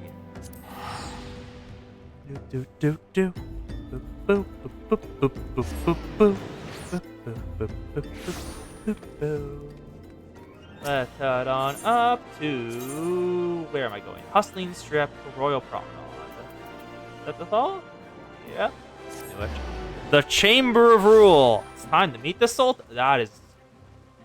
There are floating pumpkins everywhere. I don't know what I expected. I forgot that FFXIV decorates every single available city that you can enter for every single event. Which is slightly absurd to me, but okay. Let's head on up. Refugee Attendant and the Refugee Leader. Wait, is that a Makote? I saw that tail. No, it's an aura! It matters not how many times you ask, but as there are permissions, none shall pass. I understand, good sir. We have not the leisure to lodge a formal petition. Time is of the essence. All I can ask is you summon your superior. Allow me to plead my case. Surely you can grant us that small kindness. Away with you, Darky's doors no longer. I will not ask again. You know what not you do.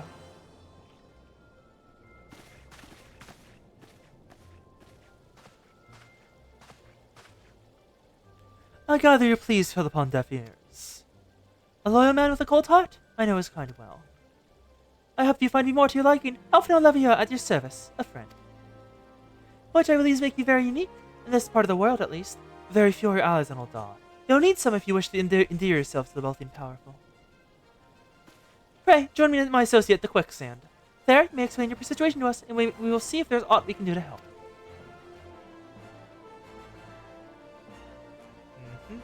They're wearing like level 30 clothes, level 20, so you know they're not strong at all.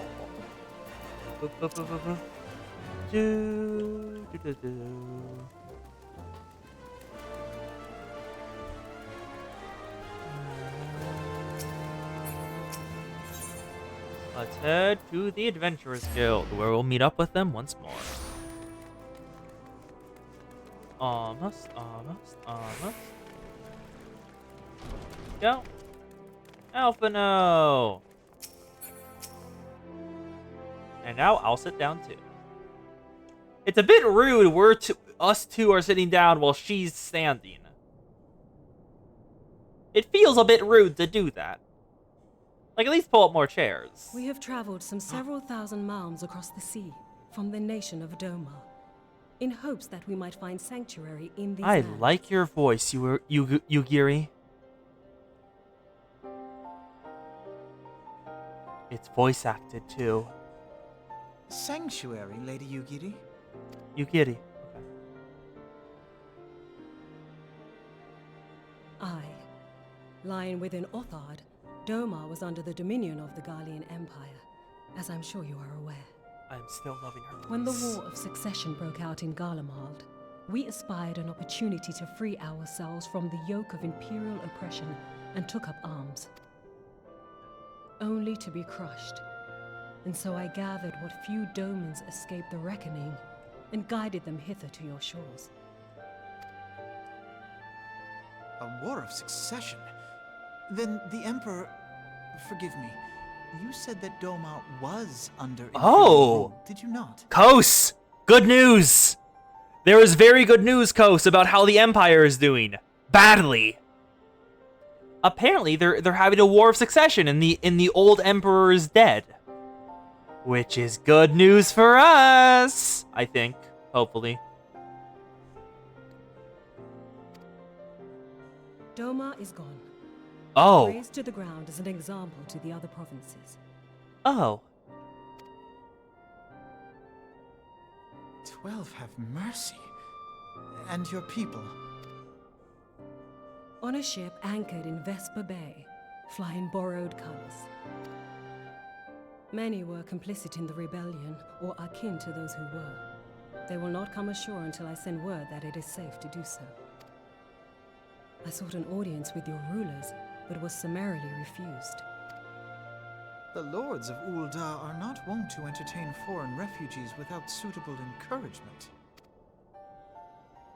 Mayhap I was foolish to expect otherwise, but our supplies run low and we have young ones in urgent need of care. I have seen the tents outside the gates, however. We are not the first to seek asylum. Yeah, Nor will you'd we be probably the be best last. going to Limsa if you're boating. Because Gridania follows the elementals a bit too much. Be that as it may, Ulda is no friend to Garlemald. Your tale would stir the hearts of many men and women here. The Sultana and the Syndicate will not be so easily swayed, but I shall see that you are granted an opportunity to plead your case. And this is why we keep Alphino around. Because he's good at his job and is generally helpful. He may be a This dick is within your sometimes, but... power? Well, far be it from me to boast, but I do have the ear of certain influential individuals. Hello! I am in your debt. Lady Yugiri, forgive me for observing, but your choice of attire seems like to evoke feelings of mistrust. Full body covering, no skin exposed except for Men the are tail. wont to fear the unfamiliar. We know this from experience. Are aura aren't common in Eorzea? We seek only to spare the people of Uldar unnecessary Because we can tell she's an aura. I guess they're not common? Are they rare? Kos, you may be discriminated against. I apologize. I shall defer to your experience, then. I thank you for your understanding. It seems I have urgent business with the Flame General. I leave our guests in your capable hands. Yeah.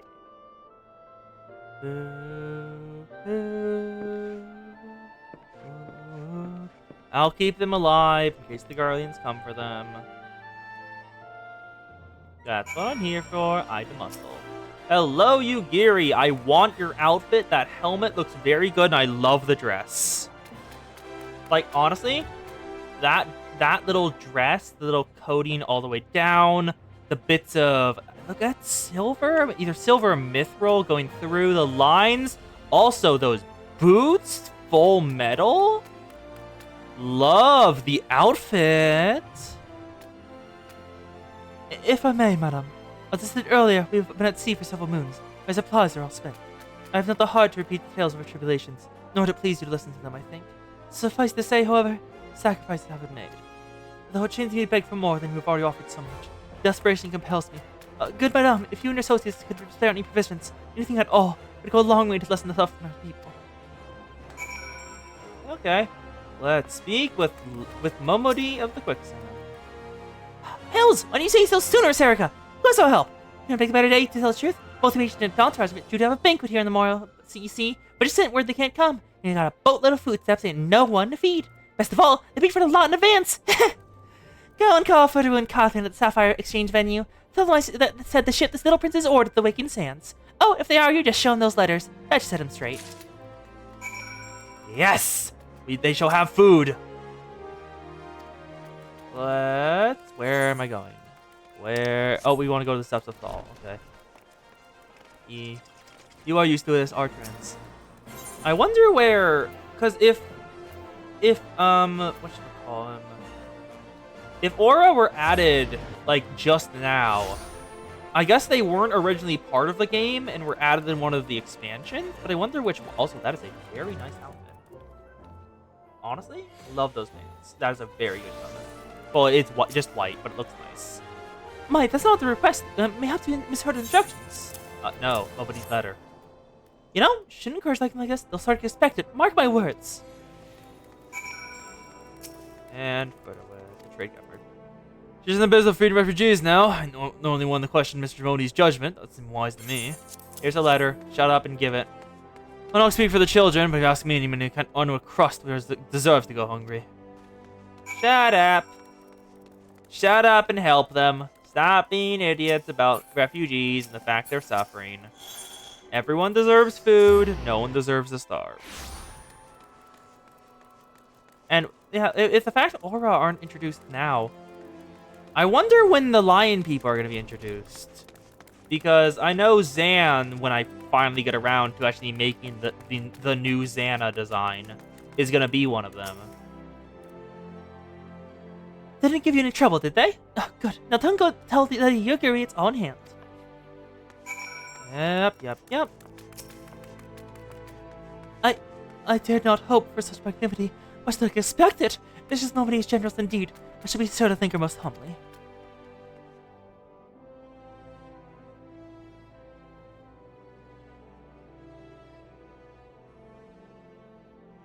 Huh? Alphino, what's you get? You got permission? Lady Yugiri, I have briefed the Flame General situation. I think you will be pleased with his reply. Oh? We've been granted an audience. Before the Sultan and the Syndicate both. You should attend the Royal Promenade at once. You've done much for me, Master Alphino. I swear I shall return the favor. Naught was owed, Lady Yugiri, for naught has been given. This small favor you've run fairly with your words. And it is with words you must win the favor of the Syndicate. Then I shall choose them with care. You'll be accompanying us, yes? Good. Perhaps serve to remind the Syndicate of the true meaning of philanthropy, and that nothing so unpowerful will be required of them, assuming the Domans are willing to earn their keep. Come, the Flame General waits us in the Royal Promenade. That is a nice bow. I want that bow. Honestly, a bit after stream probably wouldn't be bad. I don't think, because I don't really have any plans for today other than a couple of errands. And I already have Final Fantasy XIV open, so now let's head to the 8th Night Shard. We're going to the Chamber of Rule, heading on up there. Yeah, I'll need to check in and see if anything's happening today, but tentatively today, it shouldn't take too long. And we can either do it the Coast way or the way we originally did yours. So, by text or by stream. A pleasure, Sharika. It was already inside. I'll keep them waiting. Oh, Taligi. Hello, member of the Syndicate. Audio? That hat looks stupid. I, Yugiri of Doma, Yes! am honored to meet you at last, Your Grace. To mark this auspicious occasion, I should like to present to you the finest treasures our humble nation has to offer.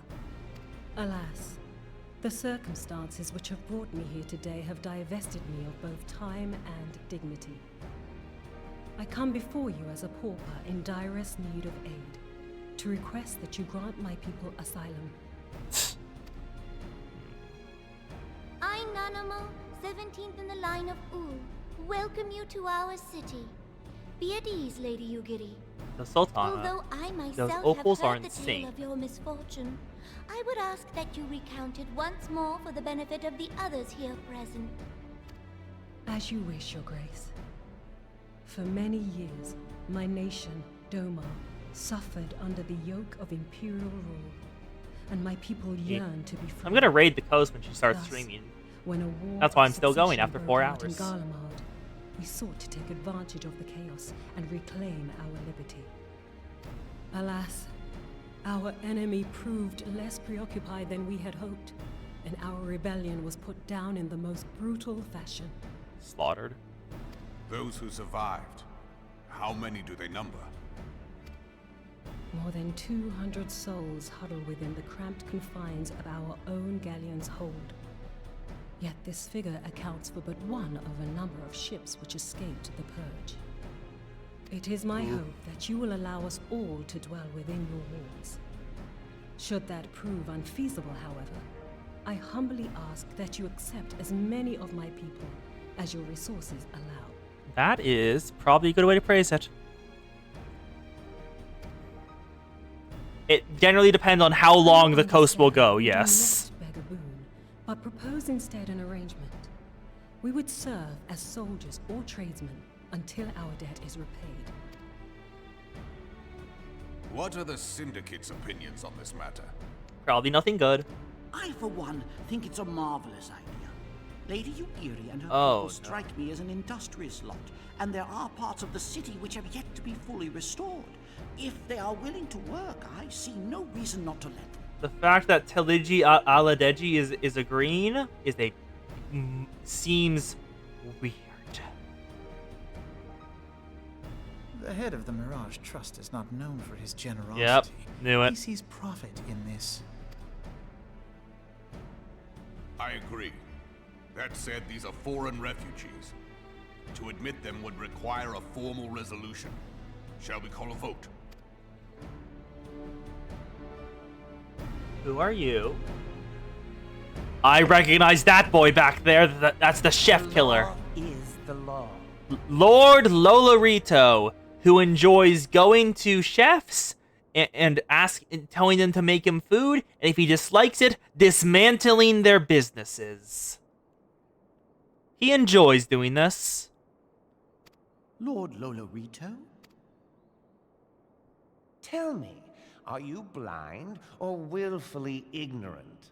Even now, our streets are choked with the displaced victims of the Calamity and Alamigan refugees. Yes, true.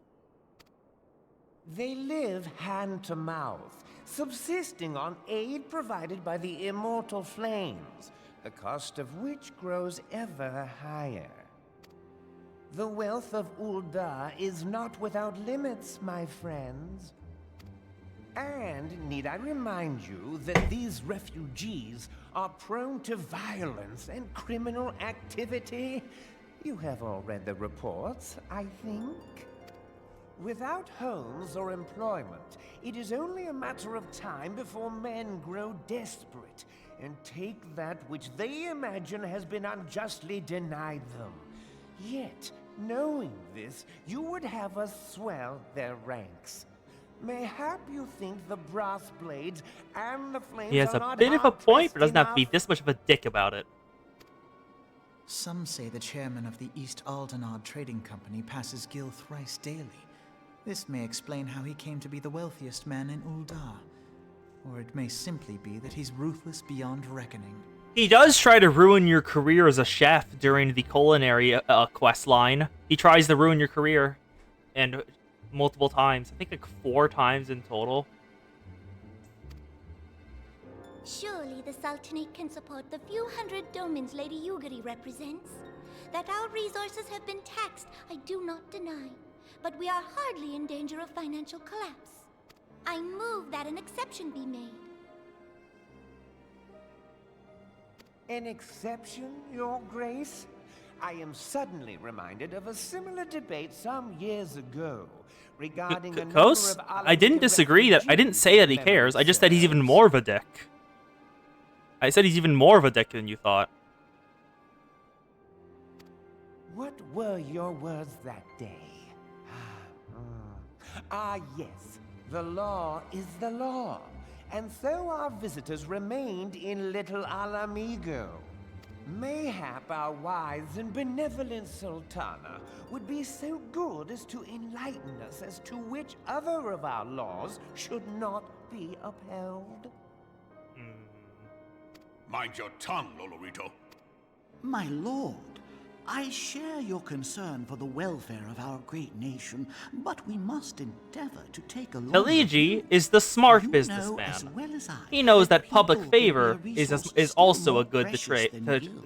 to trade and garner that can be spent. So he advises for helping. Precious or not, they were never yet so reliable. And unlike those who frequent your establishment, I have no desire to gamble with my future. Oh, is he the golden saucer? Uldar's greatest asset is, and has ever been, her material wealth. We risk this at our peril. One need only look to Teleji Adeleji's example for evidence of the danger in allowing sentiment to dictate policy. What happens? How far the vaunted Mirage have fallen, both in repute and profitability, since he began employing refugees. How I choose to conduct my affairs is not your concern, my lord. A proposal has been tabled. Given its urgency, I move we forego further debate and call a vote. To accept the Doman refugees or not. Those in favor, I bid you remain.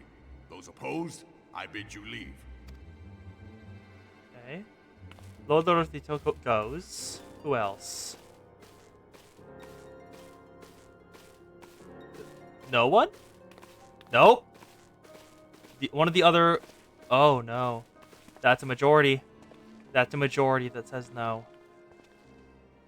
Only Raban and Teleji said yes. Everyone else said no. She is an onion. As we call Would that it were pear-shaped. within my power to welcome you and your people, Lady Yugiri. As you have observed, however, my authority in such matters is regrettably limited. Without the consent of the Syndicate, I cannot act. I understand, Your Grace. And I appreciate all that you have done on our behalf. The nerve of the man! If that bastard had not forsaken the eastern trade route, little Alamigo would now be thriving. Ooh. So that's why he bet on Almigo and aids them. Because they could have been profitable. But Lord Lolarito decided that wasn't allowed. Oh, that you should have traveled so far under such dire circumstances, only to be refused in this manner is utterly unconscionable. Pray, accept my sincerest apologies. So it's Lolarito's fault that they're not doing great. Now that the Empire no longer poses an immediate threat, they see little reason to maintain the pretense of unity. Criminal syndicates. The Monitorists have grown especially defiant of late. Lord Lolorito most of all. But this is neither the time nor place for that discussion. Politics are complicated. Who would have known?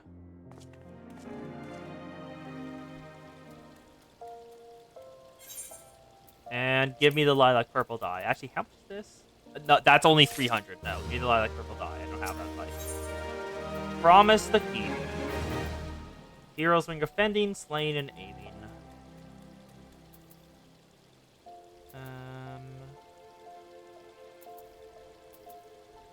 What type of ring does Scholar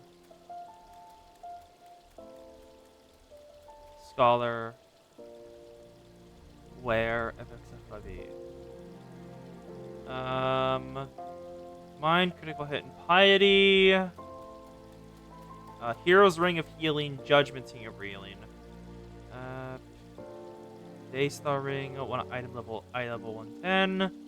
We want rings of healing, which is not an option. So great.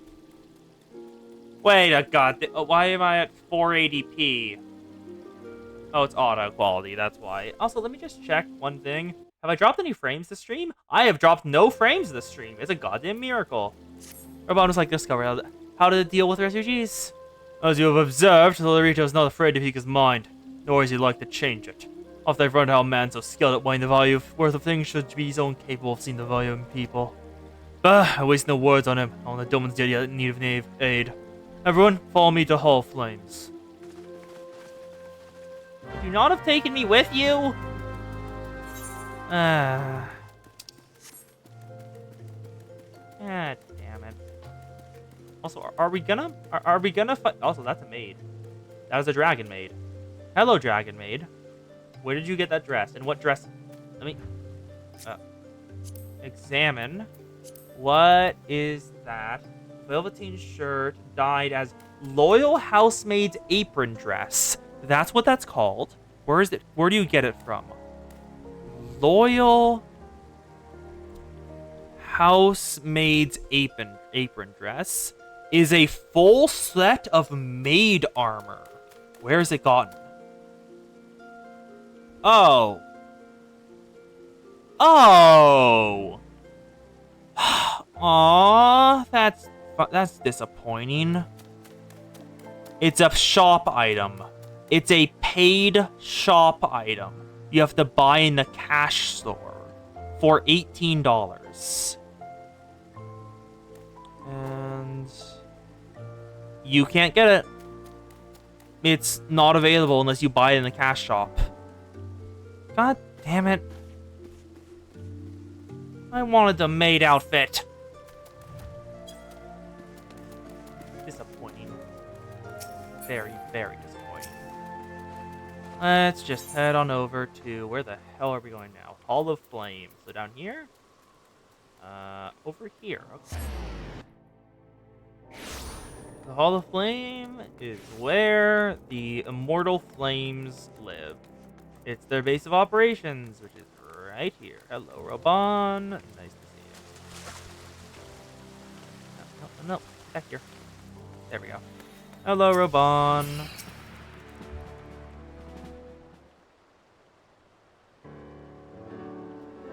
The Syndicate has spoken. I see no point in moving that the matter be considered. The Monterus have made their position clear.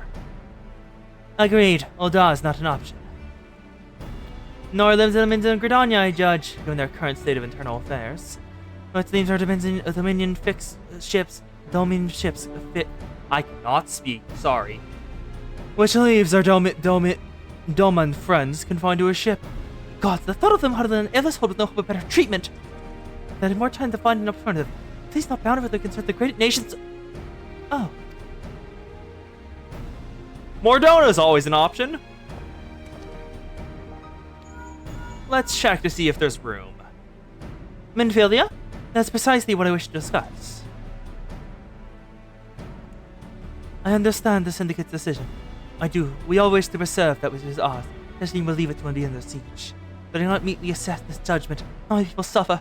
We are the question the Sultan accepted for a limited time. A week, perhaps. Maybe just in a few days. Excellent. I shall keep you informed. Did it work? Lady Yaguri, I have a proposal, if you would hear it. Not with it, Master Alvino. The headquarters of my order, the Signs of Seventh Dawn, stands at a place called Revenant's Toll, an outpost in Mordona. Like most Elspeth, it frequents mercenaries and other men of action, thanks to the comforts of the more established settlements. However, these Revenant's Toll have been doing their utmost to change that. Then, they've needed able-bodied individuals winning the work as frontier hands. Hard labor, lest you doubt, with naught but save food and shelter as way of reward. Terms not unlike those which you yourself proposed, Lady Yaguri. Hope! Though I would not hear a word said against our vote of Vilda, Revenant's Toll would offer certain advantages, the absence of unhelpful bureaucracy being most obvious. If they count us all, we shall gladly accept. Master Halfin, once again I find myself in your debt. Pray, do not thank me, my lady. The life your people goes, one of hard labor and few comforts, as I told you. And before that, there may matter how they must even be born to Revenant's Toll, which may be no small feat, considering their distance in their present condition. Mayhap the Old Dawn and Adventurer Guild may be of assistance. Look for me there anon, Serica. Aye. Lady Yaguri, you and people with company may discuss what aid the Immortal Flames can provide. Thank you. Thank you, Raban. Now they go with their tiny little... Now, let's find the next one. Actually, question for y'all. Should we stop here or go a little further until the stream ends? If we stop here, if with y'all's permission, there's a class quest I have my eyes on. because I have just learned recently that there's a class called Dancer, and that seems interesting to me.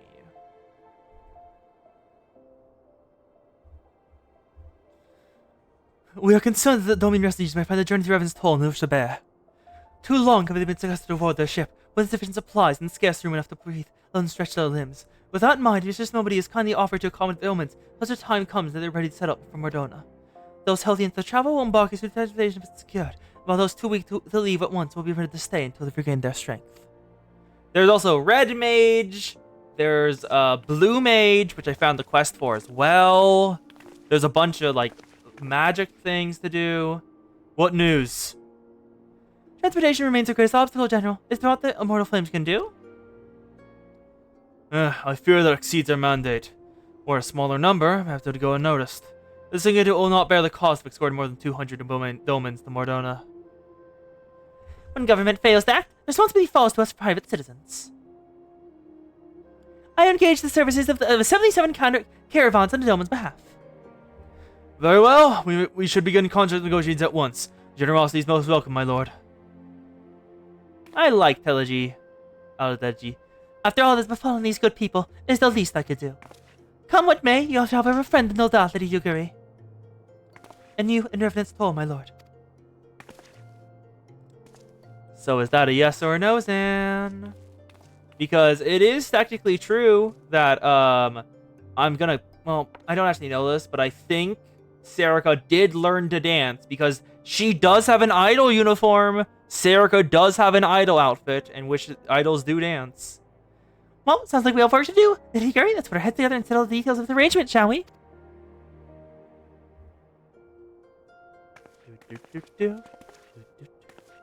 I would entrust the task of escorting our Doman friends to you, after you've rested your word-weary legs, of course. What say you? Fine. Why not?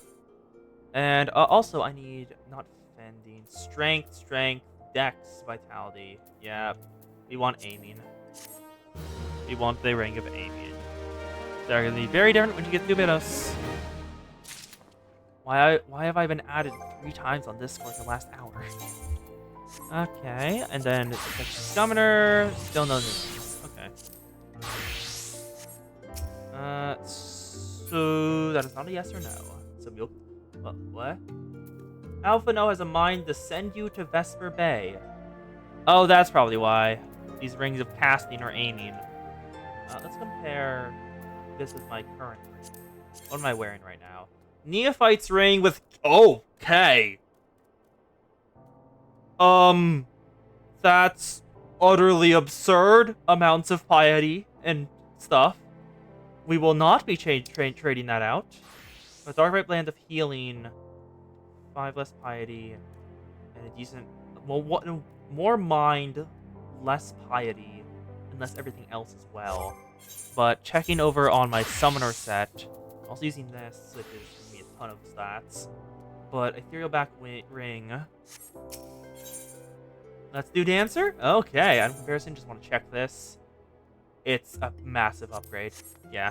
But let's go become a dancer. We will need to head back to Limza Lumenza, because we are done with the main story quests for the stream. If there's any VOD watchers, I'm not certain if there ever are, but it's always nice to say. This will be the end of the main story quest. We will now be doing side missions. So, it is over here, what we're looking for. An eager Lominsian. Chatting to his friend about a dancer he's seen. And as you can tell, the other reason I was excited with in order to do this quest, if that's the outfit we get, I'll be very excited. Also, the weapon is chakrams, which just seems interesting. This Lominsian gentleman appears just a tad too excited about something. Good madam! Oh, good madam! He's there a moment, yes? Of course you can! You see, just made the performance most marvelous, so they must tell someone about it! What's a performance to us? One other than a troupe of the traveling dancers heading from Razat Han across the sea. I dare say their bold, exotically beautiful motions are nothing our realm has ever seen! Adventurers like you are always on the lookout for stimulating new experiences, are you not? So you must witness this spectacle for yourself. Just follow this road till it's covenant of dutiful sisters, and you'll run smack dab in the stage that's set up in the square. That's a different soundbite that I've never heard before. I have never heard that soundbite before. A Sage Pass. That's a healer, isn't it? Oh, it has to be level 70. I can't get that one yet. Sad. I think it's down this way. Oh, nope. I went the wrong direction. Oh, no, it is that way. I'm wrong again. Come on. Where is it? I need to go... Where? I need to go down. So it's down there. Other direction. I went the wrong way again. Is it memorized? Yes. Yes! This is the correct direction. I had no idea which way I was going, but now I do. Yata! Is that where they're set up? What? Why are there pumpkins on the floor? Rana amigo. That does not feel like a... that is a very bushy tail. That does not feel like a Makote name. Greetings, traveler. I come to see your little show, have you? We have the Truth Palaceum. I welcome you. My trooper mates are continuing the final representatives even as we speak. Don't wander too far. The curtain will be rising any moment now. Been quite a minute since I brought these art to the shores. So our fearless leader tells us that they're acting day and night ever since he arrived to bring you and your countrymen the performance of a lifetime. Speak with the troop's dancer. Where? Where, though? Oh, here. Let's wait for the performance to start. And let's see what it's about. Oh? The sun's risen all of a sudden. Ooh. We've got a decent crowd here. I wonder how they'll look. Oh. Oh. Oh. So close and yet so far. For all cannot make the voyage across to our home. We so much to bring our eyes, our heart to yours. And from Ra's at home across the sea, visit the incomparable, transcendent Troop Falsium. Today we prepared a sumptuous feast for the eyes and ears. The soaring melodies and a stirring striking step of our dances reach your heart and spirit your way to a distant world.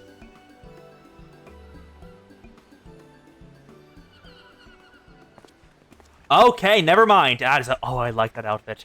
Oh, I like that outfit. That girl just had a gay awakening. You know it.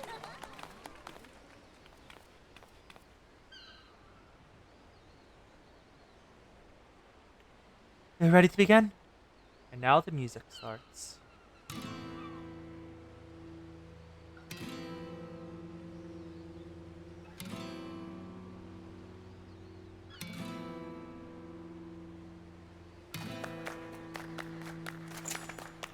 Oh.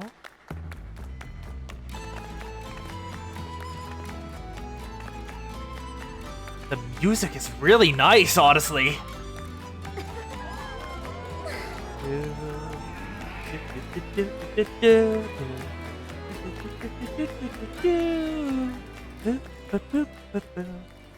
Yes, just so.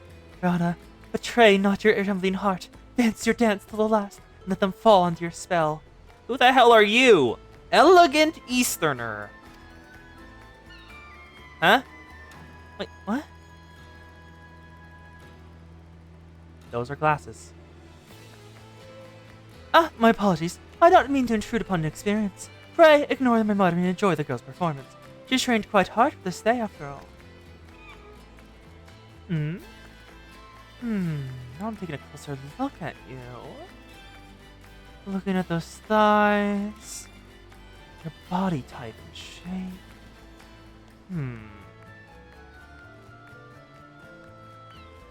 I must say, you carry yourself with a certain grace, don't you? Ah, but do excuse me, I forget myself. Huh? Nice to meet you, I guess? Brilliant performance.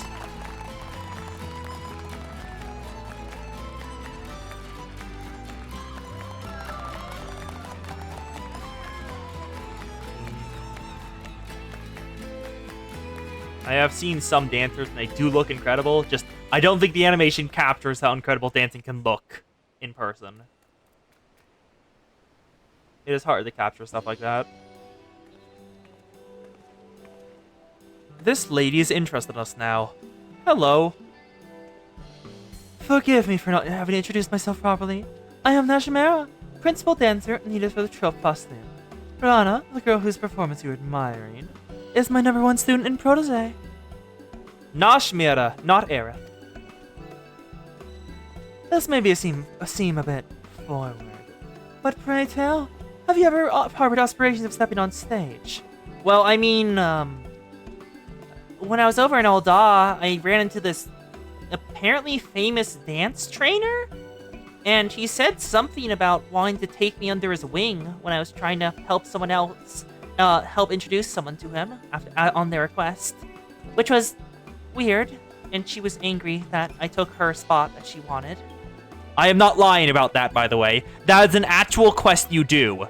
You meet there's a dance trainer Ulda who another dancer tries to get you to introduce them to you.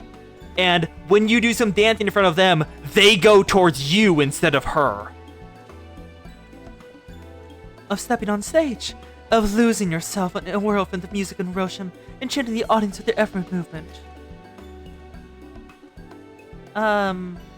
Forgive me. I know this is all quite sudden, and yet I cannot help myself. From the first moment I laid eyes upon you, I saw, how can I put it? A poise that could only be honed in the field of battle. Yes, there's no doubt in my mind, you'd make a fine dancer. I see that you're confused, and for good reason. Allow me to explain. There are troops of dance meant to merely grace a stage, and there is art of true costume. We dance the Creed dance, a dance of war so ancient it is said to predate even the founding of our city. Our dance is trained primarily in 2 techniques, each with application both ornamental and martial. For one, we are proficient in tossing both weapons most dazzling to the eyes, and even more damaging to unfortunate foes they strike.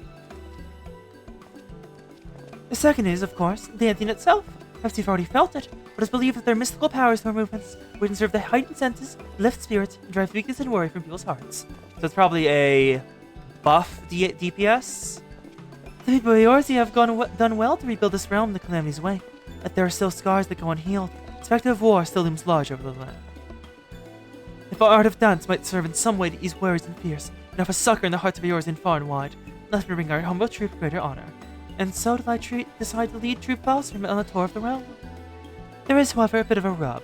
We've come with only 2 dancers, Rana and myself, and I'm still nursing an injury I suffered on the voyage over. My protege is a talented one, but I can hardly ask her to bear the burden of our tour alone, and so I felt compelled to reach out to you. I can assure that our arrangement would be to our mutual benefit. If you offer us aid, I would personally instruct you in the art of Krieg's dance, and that they will avail you not only on the stage, but on the field of battle as well. Aw. They're being praised. Worry not, I will not force you to rush your decision. We begin rehearsal for our next performance. Do give it some thought to my author, and seek me out again should you be so inclined. Let's go have a chat and see what they're doing.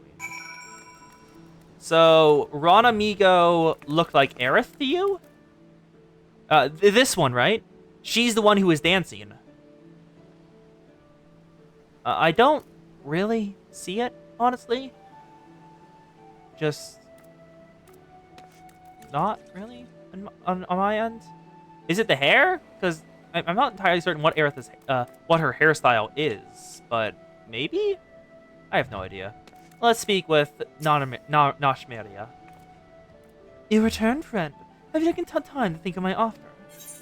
Accept Ashmira's offer to train as a dancer? Yes. Splendid. Tell the truth, I'd fear to answer with me now, but fortune smiles upon the truth Balsim today. As principal dancer and company leader, allow me to officially welcome you into our ranks. Wait, don't tell me. Nashmira has begun with you to join our troop and become a dancer. Is Rena right or is Rena right? Yep. I knew it! I haven't been doing it for long as Mistress Nashmira, but even I can see that your poison posture is anything but ordinary. But don't get your hopes too high. You're gonna have worker are set to outshine Rana and Miguel. Let it suffice to say I'll be watching both of your careers with great interest. Oh, but where are my manners? I haven't even asked my student her name. Serica Rielf at your service. An elegant name indeed. Very well, Serica. This is for you. The crystal houses the amassed knowledge and memories of our generation of our forebears. Butterflies of the battlefield who have fluttered their way onto history and legend. Take it and treasure it. And of course, you'll also be needing a change of clothes. Here, their outfit should do. Go ahead, put it on. Be amazed at the freedom of movement this pilot fabric affords you. Shall we dance? Level 60 quest. Accepted.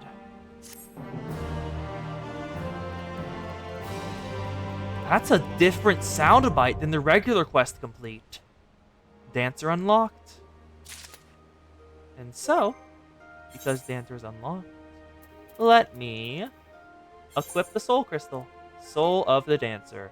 Oh, I have to change my class to Dancer? So I have to first put on the High Steel Chakrams. Then put on the oh, no, not recommending gear. We first need to... Okay, is it just me, or with the thing blocking the center of the screen, does Serica look naked here? Soft Stepper's attire, Coffer. Because with that fully covered up, that does not look like she's wearing anything. Let's put on some clothes.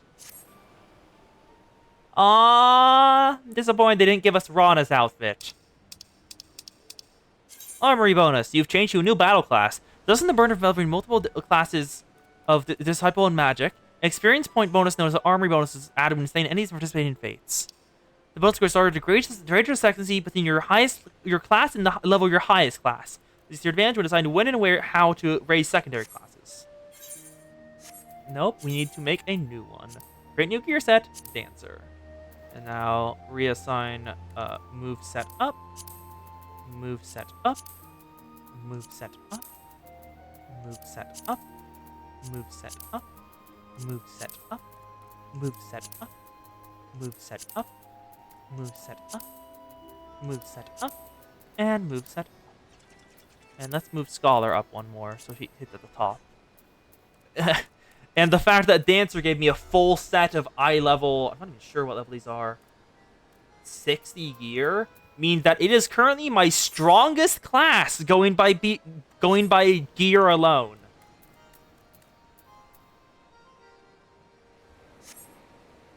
Let's have a look at what this looks like. Ooh. Oh no. Oh, that's a lot of things. That's a lot of things I have just gotten and have no time to get used to. Oh, okay, that's a lot of things. Okay, what the hell is this? A Peloton instant cast buff. Head graze interrupts use of target's action. Fan dance, that's an attack, so we'll move it down there. Back shower, it's also an attack. Standard step. Begin dancing, granting yourself standard step. Duration 50 seconds. Action change the standard finish while dancing. Only standard finish, end current, coloring walls, and shield samba. Shield actions, roll action. How the hell does this work? Windmill. We know fan dance combos with windmill. No. It's blade shower that combos with windmill. Then reverse cascade. Dance of granting a fourfold feather. Oh, there's gauges here. Oh, we have gauges. Okay. Step gauge and fourfold feather unlocked. Performing a standard step changes the appearance of step gauge and causes you to start dancing. When displayed icons execute steps in the correct order and if a standard finish will increase your damage dealt and your party member designates your dance partner. The remaining duration of these buffs is displayed on your step gauge. Actions that in fourfold feathers, actions rising cascade and rising wind will have a chance to grant fourfold feathers consumed by fan dance and fan dance 2. You can check your cloud gauge at any time. Okay, let's move those somewhere more viewable. HUD layout. So we want fourfold feathers right about here. Yeah. And then step gauge goes above it. Sure. There we go. Good enough. Save. Move that. Good. What happens if I start dancing? That is not Peloton. Standard step.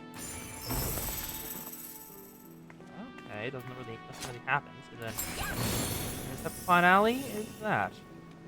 Interesting. I will have to learn this because this seems very complicated, and I will have no time to learn like the little bits. Gambling for Gil. Actually, what time is it? Oh, it's almost time for a Coast stream.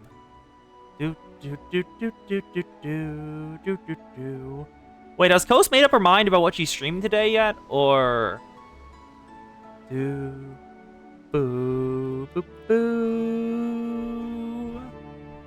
I do not think Coast has made up her mind on what she's streaming yet. I guess we'll start with this. Well, with the next dance. No, do not start with the dance quest. I still need to figure out how the fuck this works. Kosa made up her mind. Actually, let's just remove everything and then get them in order of unlock based on the actions and traits menu. So remove everything and then go to Darkest Dungeon. Oh, hope you enjoy it. I've never actually tried it. I've heard a little about it, but not much. Let's go back to set 1, grab actions and traits, and go down the list. So first action is Cascade. Silken Symmetry. That's something new. And there's roll things. Okay, Peloton, Leg Graze, Second Wind, Foot Grades, Cantor's auto attack, and binds the target. Okay. Arm's length, otherwise knockback. Head graze interrupts target's use. You want arm's length down here because that's a knockback. Then second wind is a heal, so that goes here as well. Head graze is an interrupt. So we'll actually no, not yet. I don't think we'll need head graze, bind, or leg one right now. What are the traits? Fourfold mastery gets a fourfold feather upon adding certain actions. Increased action damage, increased action damage. Now, let's start. Cascade. Deals an attack with potency of 200, 50% change against Silken Symmetry. Fountain. There is an attack with potency of 100. With combat and Cascade gets more damage for that. Percent chance of dealing with Silken Flow. Windmill. There's an attack with potency of 122 all nearby enemies. A level 15 AoE? Oh god, that's nice. Begin dancing, dance yourself second step, so that moves over here. We need that. Where's Cascade? Deals an attack with potency of 260. Also has a chance of granting fourfold feather, but can only be executed under the effect of Silken Symmetry. So that's probably here. Then Blade Shower combos with Windmill, which is this one. Which, we probably want to put this here then. Windmill, Blade Shower combos with it, and grants Silken Flow. These are both all nearby enemy attacks. Where's Cascade? Actually, no, I should probably move Windmill and Blade Shower to a separate one. We'll move Windmill, Blade Shower. Is this... oh, wait, Co-Stream. Is that Co-Stream? Is that Co-Stream? No Co-Stream. 9 p.m. EDT. Oh, are you not starting now, Coast? 9 p.m. EDT. That's your regular time. I think the Coast should be starting about now. It's about 5, which is when we usually start for everything else. Let's move over here. Put Windmill and Blade Shower down. Now go back. Back up here. Fan Dance. There's an attack with potency 150. Only executed on possession of fourfold feathers. 8 p.m. is early stream time for Pi. Ah, you're not doing it. You're not doing the early stream times. Oops, I completely forgot about that. Oops. Let's grab Fan Dance. And this is not too interesting. So I would probably be doing this for a while. Just try to figure out how to set up my HUD. So I think this will be the end for today. Because I'm not going to go for another hour. Let's equip Scholar back up. All my stuff. And just return to a... where do we want to teleport to? Let's go over to Mordona at Revenant's Toll. Because I want to find a nice place a place that looks good to end stream at. Fly, my pumpkin! Give treats to all the kids! I still love this little dude. Look at him, he's so silly, I love it. And he gives treats. Or tricks if you're bad.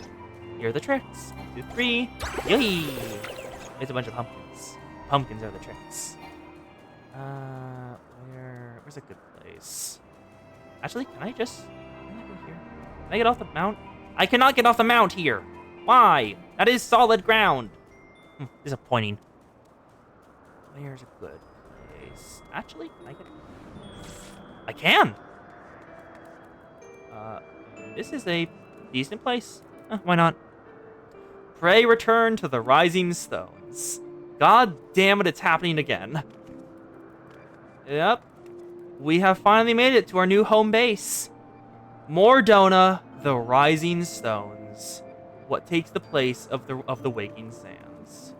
We've also killed a Primal, the Good King Mogglemog, who I was not expecting to be a Primal. But I guess that just happens sometimes. So, actually, let me find this. Do I have? I know it's in. There's a pet emote? Why is there a pet emote? Anyway. Thank y'all for being here. This was fun. I'll be back next Friday for whatever's about to happen next. I have no goddamn idea what's happening anymore. I didn't even know Doma was a thing. I thought we were gonna fight Leviathan next. And I think we are, but I didn't expect the Doma side quest. But on Sunday, I'll be streaming again at the usual time, around 2.